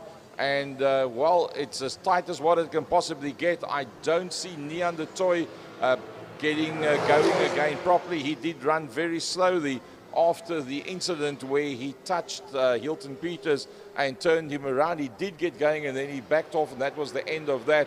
So leading that one out and doing a brilliant job of it right now. Glenn Phillips, who started at the front. Moffat has moved one down. Ryan McCarthy, that's normally at the front end of the field, finds himself in a third position, not where he would want to be. Kellen de Bruin, Elton Steyn, Roderick Simpson right in there. Cedric LeBon drops to the back of that pack. Right, here come the V8s across the line. Listen to the thunderation of V8 into turn one. Fabio Tafani with Roy Campos right there on his tail.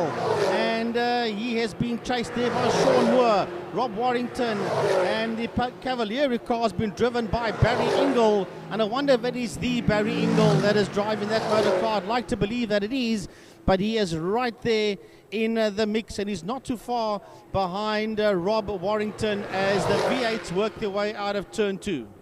Well, let's have a look at this battle coming out into the front main. He's held on from the time that the lights went off, and he's still leading them out. Look at this. He's doing it all right with the 54 car. Utterly brilliant stuff. He's holding on there. Glenn Phillips, Ryan McCarthy trying to have a look. He goes in deep, tries to do the cutback. Phillips is holding out on McCarthy. McCarthy's accustomed to being at the front end of the field. It's not going to happen for him this time around. Behind that is Hilton Peters, the recovered Hilton Peters, and that ahead of Moffat. And then it's Steyn and De Bruin that's still in there. Right, the V8s are making their way now out of turn number 5. And that must be so awesome, just planting that loud pedal going down the back main into 5. But here they come under the bridge. Fabio Tafani in to turn number 1. Here comes Roy Campos and Sean Moore. Campos and Moore are right on each other's tails as they work their way out of turn number 1 at a KFM corner. Rob Warrington coming out of turn 1. Right behind him there is Barry Ingle as those two work their way towards turn number 2. Barry Ingle in there. Then we've got Mark Ridgway. Ridgway not too far behind Barry Ingle, and right behind him is a 22 of Alistair Brown. Coming out of Fastron corner down Cape Town Table Mountain side, that is our leading supercars, and it's Glenn Phillips that's had to bow out of that first position. McCarthy's gone to the front.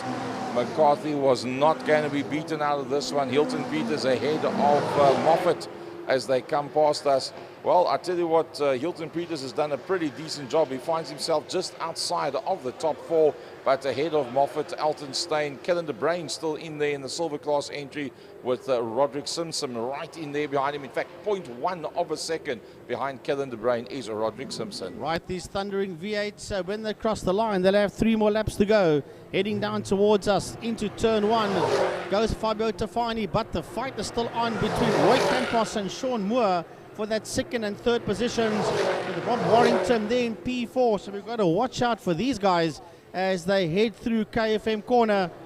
Then we've got Alistair Brown making his way through. So what has happened to Mark Ridgway as Brown goes through?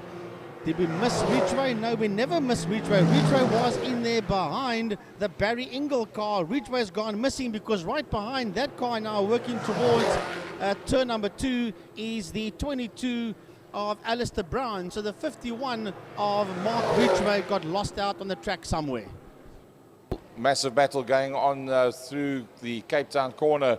Fastron, a 3-car battle that's going on there, and that's Kellen de Bruin that's in the middle of that one. It's Simpson that's just in front of him, and in behind that, oh, they changed positions once again. That is Andrew Moffat in the Greymore car, and there's nothing much between the 3 of them. I see a bit of dust on the exit of turn 4 on the inside. We'll maybe pick up a camera shot of what's there. We can't see that from here, but that 3-way battle at the 4th, 5th and 6th places in the supercars going up towards turn number 2. That's now opened up just a little bit with McCarthy in front of that.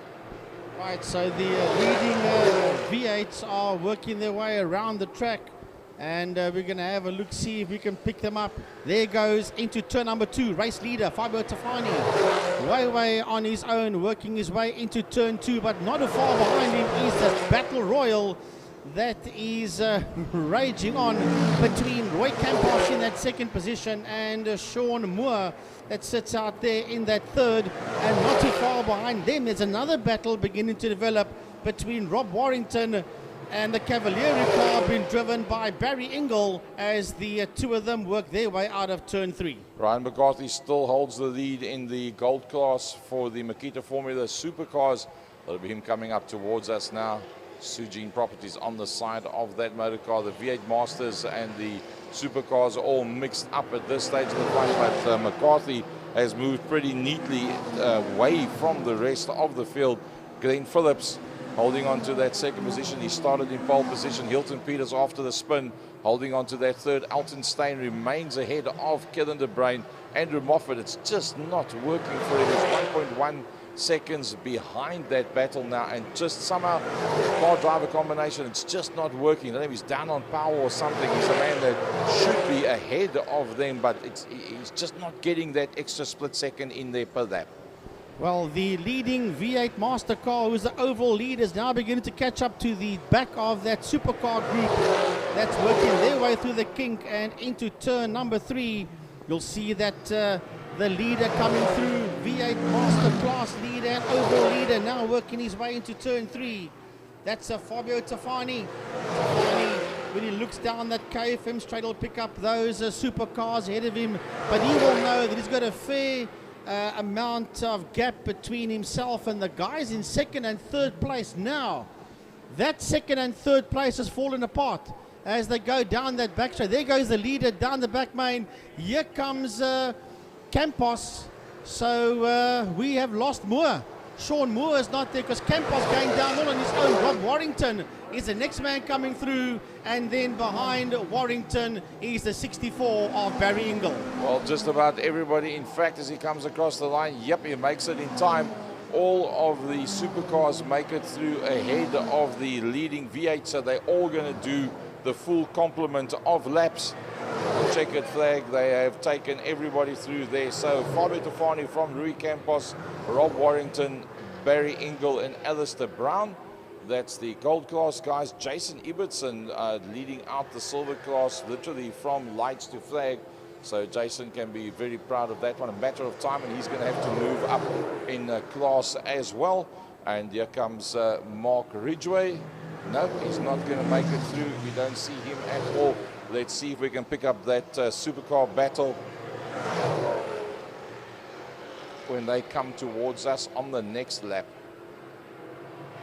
Right, so still the rest of the V8's busy making their way through. There, down the back main goes that supercar battle. Glenn Phillips is in that group, and right behind him is Hilton Peters as they work their way down into a turn number 5. Where's Ryan McCarthy?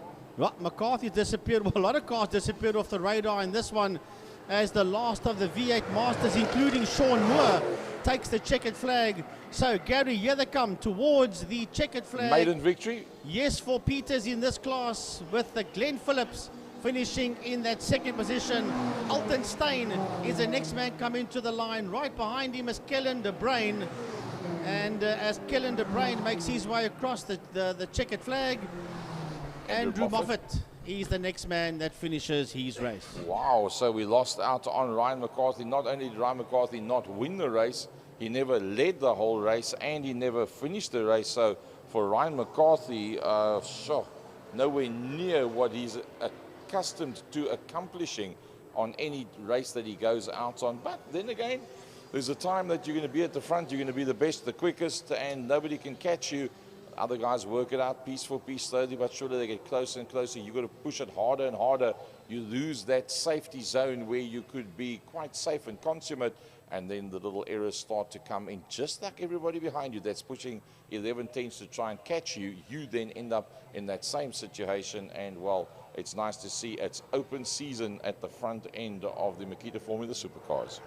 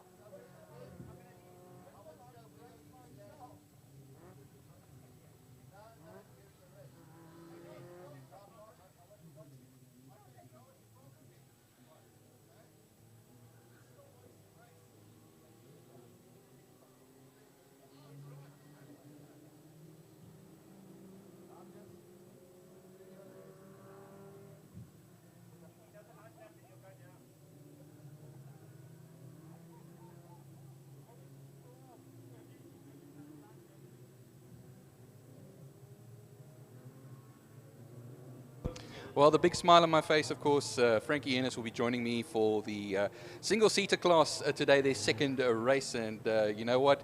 There's a good field out there. We have about 15 cars in all.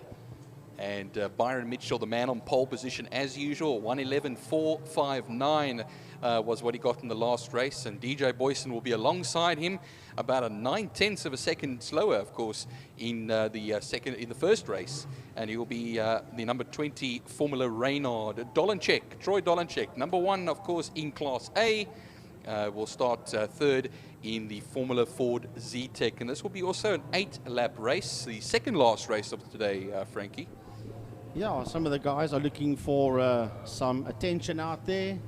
As Byron Mitchell, well, this young man's raced the GTI Challenge Class B, and he's raced in the Formula Libre single seaters. This young man's been out on track 3 times already. This is his 4th time, and the 21 car is there in pole position. Right behind him, the Industrial Abrasives and Makita Power Tools Formula Supercars, the Formula Ford of Troy Dolanchek. He sits there in Class A, 3rd on the grid, and then right next to Byron Mitchell is the Dyco Auto Electrical and McCarthy Toyota Pal outfit of DJ Boyson.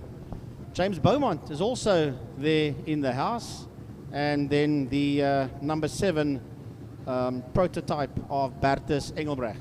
I see Hayden Elwood is just having a little bit of problems over there as well. He wants to get a push because what happens is they got to get him into his grid hatching before the lights go out over here. I don't know if there's any problems actually with him getting the car going, but he's being pushed back, and I don't know if things have cut out. So we'll see soon over here now, but still we just have a slight delay in the start then. And while the Troy Dolanchek, as I was saying, Class A pole man, alongside him James Beaumont, also in the Formula VW, a number of them out there. And Hayden Elwood still getting pushed, and I think he's going to get pushed off the circuit because he's going to be taking no further part in this race, unfortunately. Yeah, the 76 car of Hayden Elwood, well, he was out there in the opening race, and they're going to have to get that car a bit further from the track. It's not in a particularly safe position, but it seems like they're going to leave it just there where it is. I sure as heck hope not.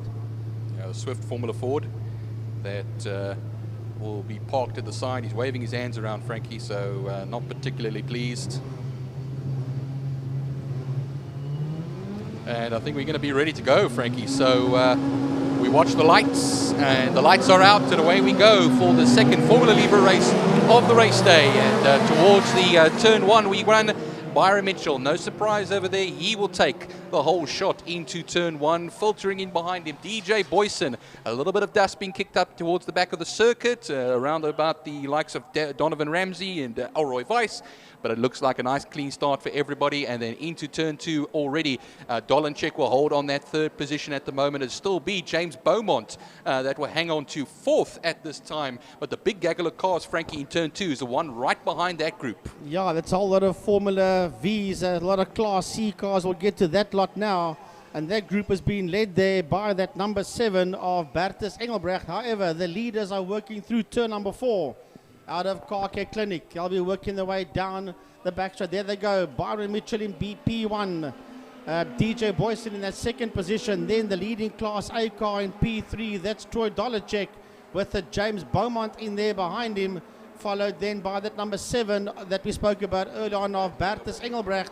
And then behind them, it looks like Cyril Somerville is the man, Byron, that's leading that group of Class C cars down the back straight towards turn 5 Fostron. I won't bet against that, Frankie. We'll watch them as they come now. Byron Mitchell crosses the line to start second lap of this race, 2.2 seconds ahead of DJ Boyson as they go underneath the Mad Max Bridge first and foremost. Then it is going to be, should be Troy Dolanchek, then James Beaumont, Bertus Engelbrecht.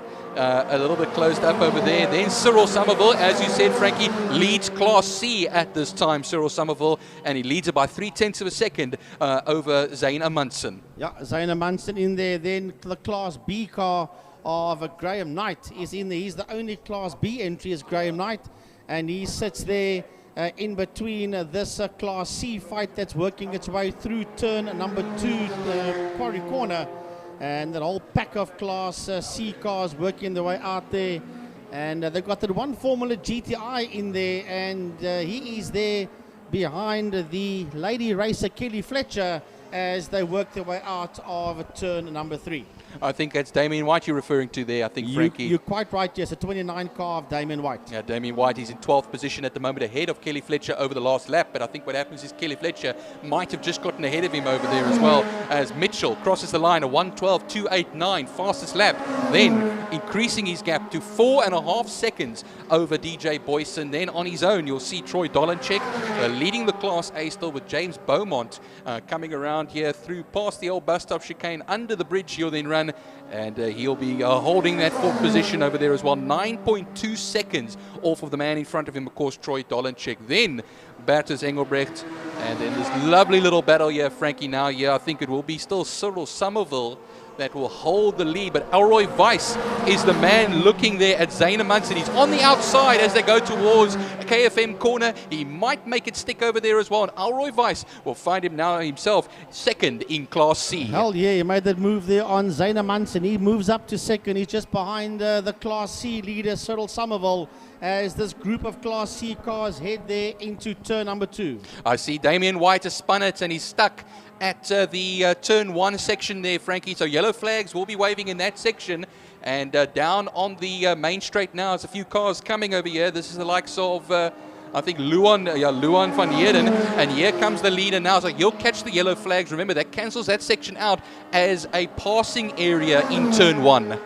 Yeah, the yellow flags are out on the exit of pit lane, and they're in the center of turn 1 with that 29 Formula GTI single-seater of Damien White that has spun there. Going through turn number 1 now is second place man DJ Boyson, and working his way past us shortly will be James Beaumont. Beaumont making his way through, and he also makes his way into turn number 1 into KFM corner, followed there by Bertus Engelbrecht. So therefore, Byron, what has happened to Troy Dolanchek? Dolanchek has gone missing. He was the leading Class A car, so Dolanchek also disappearing off the radar. Elroy Weiss looks like he could take the lead in this group. Now he goes up into second position across the line. I think it is still Cyril Somerville that holds the lead ahead. Remember, they're not allowed to pass through turn 1 because there's still yellow flags waving, and Damien White's Formula GTI is still stuck there. Well, he was going to go for that move. He had him all lined up and then started moving and realized, hang on, I've got to pull back in there behind him. I'm not going to overtake in this sector. Smart move there from the leading pack, and smart move, of course, from Elroy Weiss as they go through turn 2 now and will exit out there. They'll be, of course, Kelly Fletcher and Reino Pence a little bit further back. Of course, Kelly Fletcher was the one that was battling with Damien White a previous lap or 2 ago, and Damien will still be stuck there at the moment. Unfortunately, they can't, looks like they get their car away, so we might have ourselves a yellow flag situation for quite a while as Troy Dolanchek makes his way into turn 1. He's got nobody to battle with at the moment. He just has to tap off as he goes through turn 1. Well, we lost him for a moment. He was right in there behind the leaders. He's still out on track, making his way around. So he heads there into turn number 2. So out of turn 2 comes Troy Dolanchek. He's the leading Class A Formula Ford, and man, that thing is not slow as he rockets down into turn number 3. So Dolanchek still out there in that 3rd position. We had thought we lost him there for a moment, as we couldn't pick him up on the monitor, but you see on your screen Dolanchek still out there, still in that 3rd position, ahead of the 41 of James Beaumont and the 7 of Bertus Engelbrecht. But Byron, that fight for Class C working its way out of KFM corner, out of turn 1. Well, the one I'm looking now at the moment, Frankie, is the battle for 11th and 12th positions, Kelly Fletcher versus Reino Pence. They are currently fighting for 4th and 5th, or it's actually, yeah, I think it's 4th and 5th in class, or 3rd and 4th in class. I think it's 4th and 5th in class. So that's very close between the two of them, a 10th of a second as they cross the line. And they, of course, have been lapped by Byron Mitchell and, of course, DJ Boyson coming through as well. We wait still now for the top 3. They've come through now. James Beaumont will be the next one through in the Formula Reynard, the Formula VW Reynard. And Troy Dolanchuk doing a magnificent job actually beating a Formula VW as well that was very big in the series as well. That comes across the line. He's 18.9 seconds back of Dolanchuk and a second in class. Bertus Engelbrecht, though, Frankie, he is the only Class B runner, I think, left in this race. Yeah, well, Graham Knight was the other Class B car in that Formula Ford. So coming down towards us now is that man, Bertus Engelbrecht. He's going to put a lap on one of the newbies. That's Engelbrecht heading into turn number 1, and then behind him comes your leader once again. So Byron Mitchell, he's doing 111s, and here's this fight for the lead in Class C between Cyril Somerville and Elroy Weiss into turn number 1. KFM, that's the only great fight out there. That's the one in Class C between Cyril Somerville and Elroy Weiss. They're having a massive battle, and then Fletcher, he's also involved in a battle with the Rhino Pence as they make their way out of turn 1 KFM. And look who's trying to get through on them there as well as James Beaumont is trying to get through on that pairing. Trying to lap the two of them, yeah. And they're in their own private battle, and now he's ruined everything for them, and they'll be a little bit red-faced about that. But I'm sure that the Kelly Fletcher will zoom right up to the back of Rhino Pence once again and resume that battle. Well, that was actually DJ Boyson there, not Beaumont. They do have the same type of cars. They look very similar, but not quite the same. So it was DJ Boyson that put a lap on Fletcher and Pence as they work their way into turn 4. Well, Bertus Engelbrecht, he'll come through in 5th position as well. He hasn't crossed the line yet, and he's quite a bit back over there in the spreads. RM08. Here comes Byron Mitchell, though. There's one more lap left to go in this race, and he's been going like a Swiss clock over here. I can tell you that much has been Byron Mitchell. We'll wait quite a while then for DJ Boyce to come through. Then first comes the Bertus Engelbrecht. So basically, Byron Mitchell has lapped everybody up to 5th place. Well, he hasn't lapped the two leaders of Class C yet. They cross the line, and here comes DJ Boyson across the line. He sits 2nd overall, and he sees ahead of him the fight for 1st and 2nd in a Class C, and that is the fight out there between Cyril Somerville and Elroy Weiss. So he's caught up to the back of them as they head into turn 2. They hold their line, and he sprints around them on the outside, in through, and not quite out of turn 2 yet. He's now dissected them.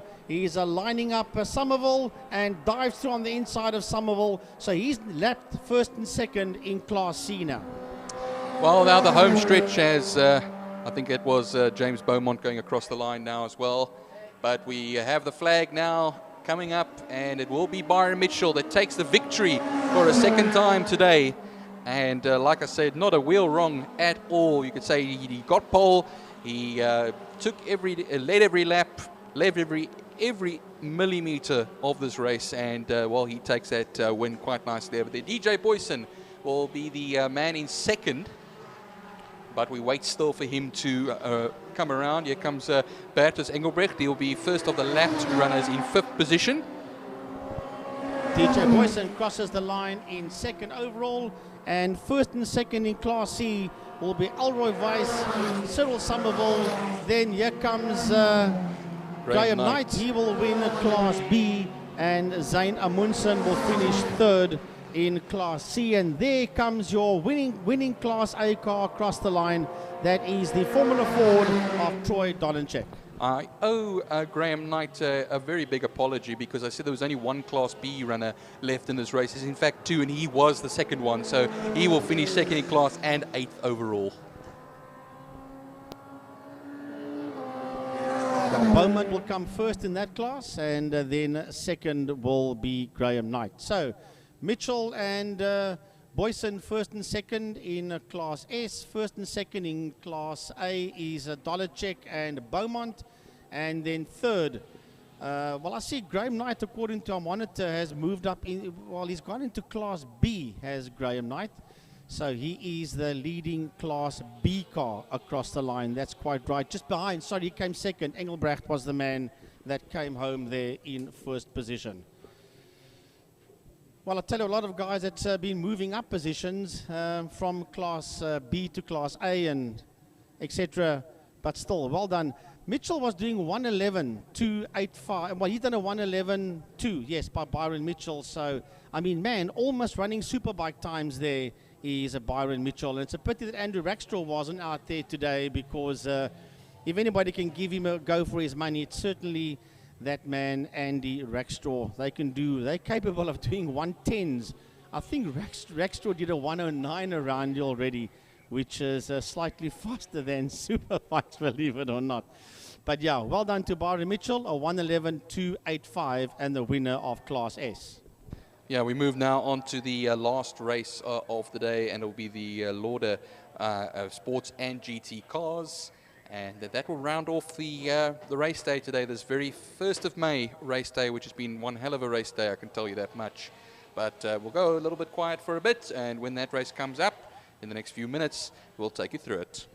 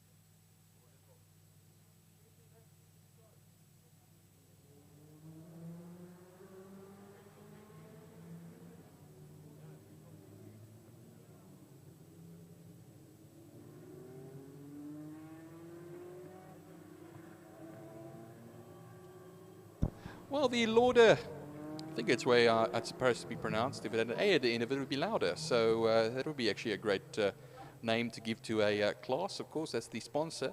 So if anybody can just tell me actually the proper way of actually saying that, I think it is louder. Louder sports and GT cars. That sounds great actually if you ask me. Race 2 it's going to be. And the safety car will take them off to the warm-up lap. They've done their sighting lap. They'll do their warm-up lap. Steve Humble, pole position for him in the Opel Malik. Francis Carruthers alongside in the Pilbeam, Martin Pugh, Nissan Shelby Can-Am. That used to be a good little series a number of years ago that used to travel the circuit here in South Africa. Louis Diaga in 4th position, one of the longest, most experienced racing drivers here to have ever raced at Killarney at this time. Arno Church in the Ford-powered Lotus 7 replica, so FVH7. And, of course, Louis Diaga, I said, was in the Lola.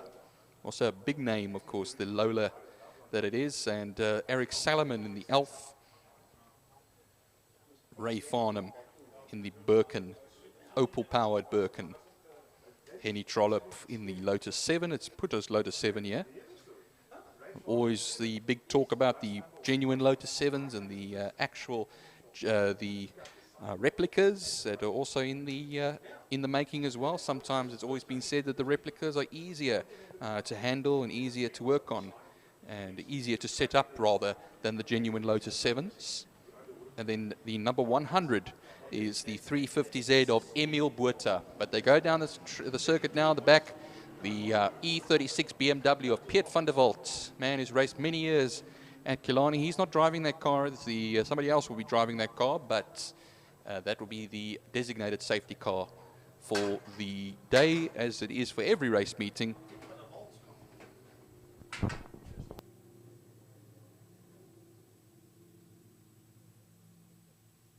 But Steve Humble, Class A, pole man. B, only B class runner is Martin Pugh. Then the C leader is Diaga. And then the Class D is Arno Church. So a very small little entry field, this one, but hopefully some good action in some points. They'll be coming up. The lights are now on, and once they go off, a racing, we will go. And away we go now, and I think what happens is Humble, he, of course, in a straight line as they go towards turn 1, it looks like it's not going to be Humble. Humble will be in second. It's Francis Carruthers that will take the lead, but for how long? Because on the inside, getting that second wind is the Opel Malik. And what happens is he'll go now towards turn 2, and it will be all normal order is resumed, has been resumed here. So Steve Humble is the leader of this race from Francis Carruthers. Martin Pugh should be in the top 3 there as well. See them come through. Then Louis Diaga, Arno Church. Look for those little Lotus 7s, Lotus 7 replicas in that section as well. So Arno Church, Eric Salomon and Ray Farnham and co. Nice clean start from everybody. It's an 8-lap race, this one. Usually it's a 10-lapper, but we've actually ran a little bit behind schedule.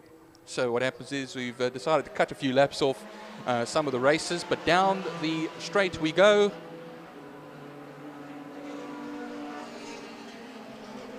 And, well, going into the turn, into Fastron, towards the line, we will then go. So where is Steve Humble? I see Francis Carruthers crosses the line. Martin Pugh is second. Where is Steve Humble? I don't know if he's pulled off somewhere with problems to the car, because he's fallen all the way down the order now. Louis Diaga is up into third. Fourth is Arno Church. Eric Salomon is fifth. Sixth is Henry Trollope, and then no Steve Humble. So Steve Humble must have had some issues out on the circuit. So until I find that information for you, I'll be able to tell you. And, well, Ray Farnham doesn't look like he's out there. I see that Emil Buerta not also crossing the line as well. So it is currently Francis Carruthers that leads the way in this race from Martin Pugh and Louis Diaga with 7 laps left to go. And, well, in the sports and GT car race. Already in the first sector and second sector, you get Martin Pugh's putting in some very quick lap time, from very quick sector times, I should rather say. A 27.3 in sector 1, a 23.6 in sector 2 in that Nissan Shelby Can-Am. And yeah, they come now towards the line. I see now that I think Ray Alfanum has not started this race, and Emil Buerta also didn't start the race. Steve Humble is now out of the race. And, well, Francis Carruthers across the line, a 1:18.422, followed by, of course, Martin Pugh, a tenth of a second off. He had two fast sector times, but the last sector really sealed it there for Francis Carruthers. And everybody's a bit spread out at the moment now. I see Steve Humble is actually making his way back up the field. Okay, there we go. Now I see where Steve Humble is. He was not registering originally on the timing, but now he's back up to 4th position. And I think he was in need of a challenge, basically. So I see somebody's parked on the outside of turn 1, one of the Lotus 7s. It's Arno Church. Yeah, it's Arno Church. Unfortunately, yellow flags will be waving for turn 1. And, well, they'll have to... luckily, they got the runoff over there, so they can actually just push him away out of danger, out of harm's way. But the yellow flags will be shown for that section. Not frantically, no double-waved yellows. And it looks like the marshals are making good and easy work of that machine. So wonderful to see over there as Francis Carruthers, I think he once again crossed the line and was 2.4 seconds ahead of Martin Pugh. Yeah, they come now as well. Francis Carruthers will come across the line and start another lap. 5 laps left to go. The yellow flags have been retracted, so he doesn't have to worry too much about that. A 1:16.519 for Carruthers, though, in the Pearl Beam. And he's now 5.2 seconds ahead of the Shelby Can-Am of Martin Pugh. Louis Diaga, he's now down into 4th position because Steve Humble has come back up into 3rd position. He is now 9.1 seconds behind Martin Pugh. So now that's his challenge over the next 5 laps or so to eat into the gaps ahead of him. He's now 14.4 seconds off of Francis Carruthers in the lead. And I won't bet against Steve Humble, even though it's going to be quite a challenge. I think he looked for a bit of a challenge for himself over there as well. He's already fastest first sector time of a 26.3, number 11. And while he's going to put in some fast times now, Francis Carruthers still got a 1:16.519 as the fastest lap of this race. 5 laps left to go, including the one they're currently on now. So, yeah, they come now. It is going to be Francis Carruthers that will come towards the line. We'll see the gaps now between himself and Steve Humble in 3rd position when we come across here as well. Now Francis Carruthers puts in a 1:15.201 as his fastest lap time. Martin Pugh, we wait for him to now in 2nd position at the moment, and it is now 8.5 seconds, 8.5 seconds back. Steve Humble will be the next man now. He was 9.1 seconds off of Martin Pugh. He's now 6.3 seconds off of Martin Pugh, and there are 4 laps, including this one, left to go. So what happens is Carruthers still put himself the nice fast lap in there as well. Eric Salomon, we wait for him now. Here comes that very unique looking motor car, which I like a lot, and while he comes across the line now, sits very low in that machine, and across the line to start another lap for him. He's 11.2 seconds off of Louis Diaga ahead of him, so basically having a private race for himself over there as well. And Henny Trollope, we saw Arno Church go off a little earlier on. Henny Trollope is still well and truly in this race. He's 12.8 seconds back of Eric Salomon, but we look now towards the back straight, and there is Mr. Carruthers himself. He is still 14.8 seconds ahead of Steve Humble. So Steve Humble, I think, will be basically challenging for 2nd place in this particular race, because there'll be 3 more racing laps left after he crosses the line here. Francis Carruthers, the current leader of the race, with the lights on in the Pearl Beam. And I see 2 very fast sector times from Steve Humble, a 26.1 and a 21.9 in the 2nd sector. I think he can get himself a nice fastest lap over here as well. Maybe as a bit of a consolation prize on top of it. And he does just that. A 1:14.654 for Steve Humble in 3rd position. He's 1.7 seconds off of Martin Pugh, and I think it's only a matter of time now, maybe in the next lap or so, and he will actually get past the man in the Shelby Can-Am. So Louis Diaga will be further behind that. He's 13.7 seconds back in 4th position. We watch now as they come out of turn 2. It is now basically going to be Martin Pugh will basically now the hunted and the hunter that is Steve Humble.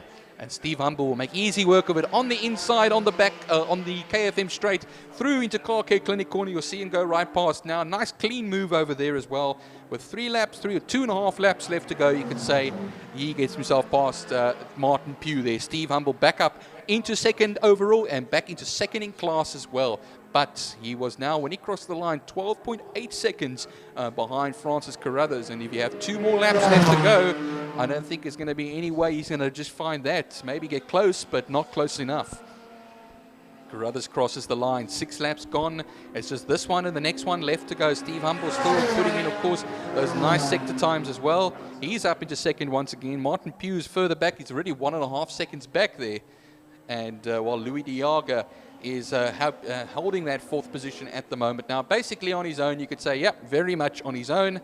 And he'll be just doing a good test session over here, I think, as well. Having some fun, just driving the car around. And the Lola still well and truly going quite nicely. Then Eric Salomon. Wait a little while for Eric.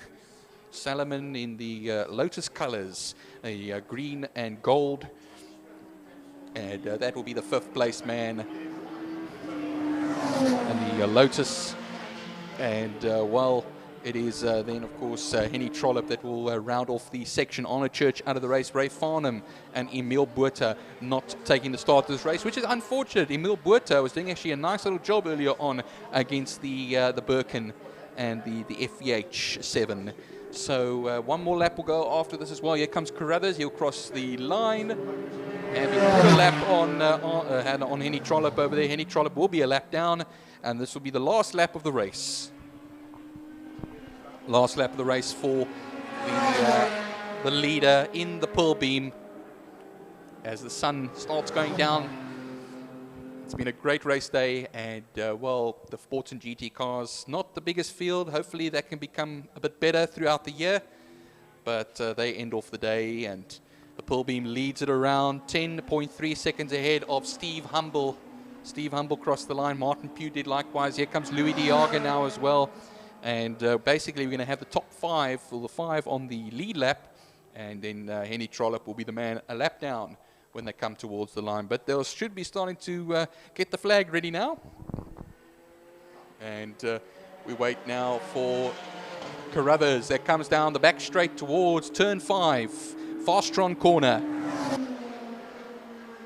Comes nicely through there as well. Doesn't have to do anything too over the top and just take it to the line. I don't think he was very much expecting this victory today. Everybody, I think, thought it was going to be a Steve Humble domination like it was in race 1. But things happen in racing, and it is Francis Carruthers that wins the race. And so we wait for Steve Humble that will have put in a great recovery drive to second, and he's 7.7 seconds back.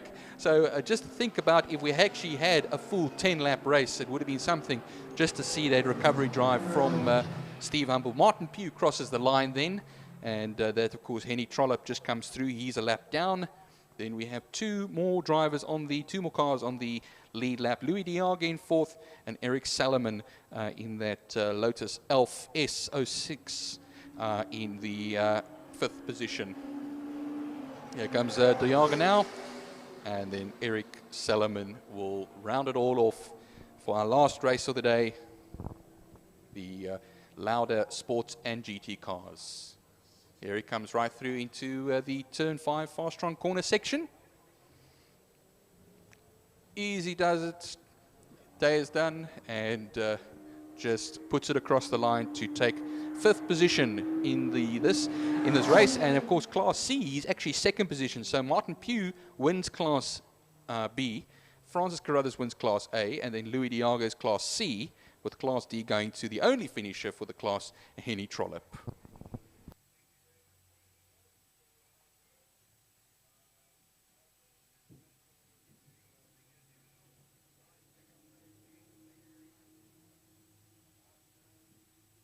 Well, guys, ladies and gentlemen, it's been one hell of a day, and of course, when there's racing going, of course, it's always a wonderful thing. I can tell you that much, and I just want to thank everybody for joining us. Thank you to IMUSAT for our stream today, And thank you, of course, also as well to my co-commentators, Frankie Ennis and Gary Fleming, as well as our radio man and the man from Tiny's Pitbox. He is, of course, Emil Tiny Brunt. And I've just put a shout out, of course, as well to Gary Fleming. He has his show on Tuesdays and Thursdays, which is the second gear. So catch that for all your action.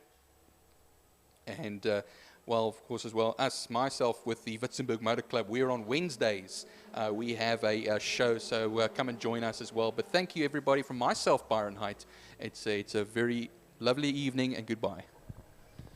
Yes, and for myself, Frankie Ennis, it was great being here today. Awesome days racing, especially out there with the GTI Challenge and the Clubmans and the Power Sport bikes.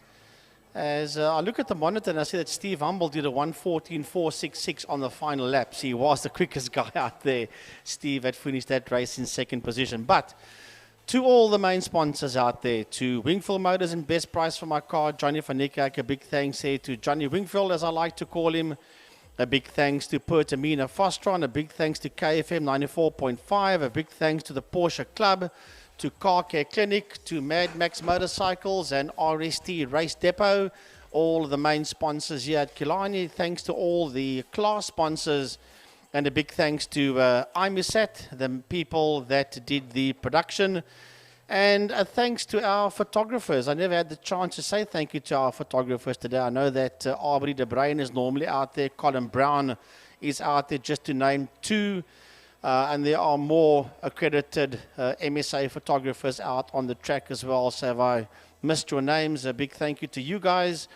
A thanks to our race day officials, the organizers, and our circuit marshals out there. It's been an honor and a pleasure. It's been a lovely winter, sunny day here on the 1st of May, Workers' Day. And wherever you find yourself in the world, keep safe, be safe. And it was great entertaining you from 10 o'clock this morning. Enjoy the rest of the weekend. Remember the Formula 1 Grand Prix. I think there's MotoGP as well tomorrow, if my facts are right. Yes, Byron says there is. So it's a full Grand Prix weekend, both bikes and cars. Have a good one further, and good night, goodbye, and God bless everyone. Cheers.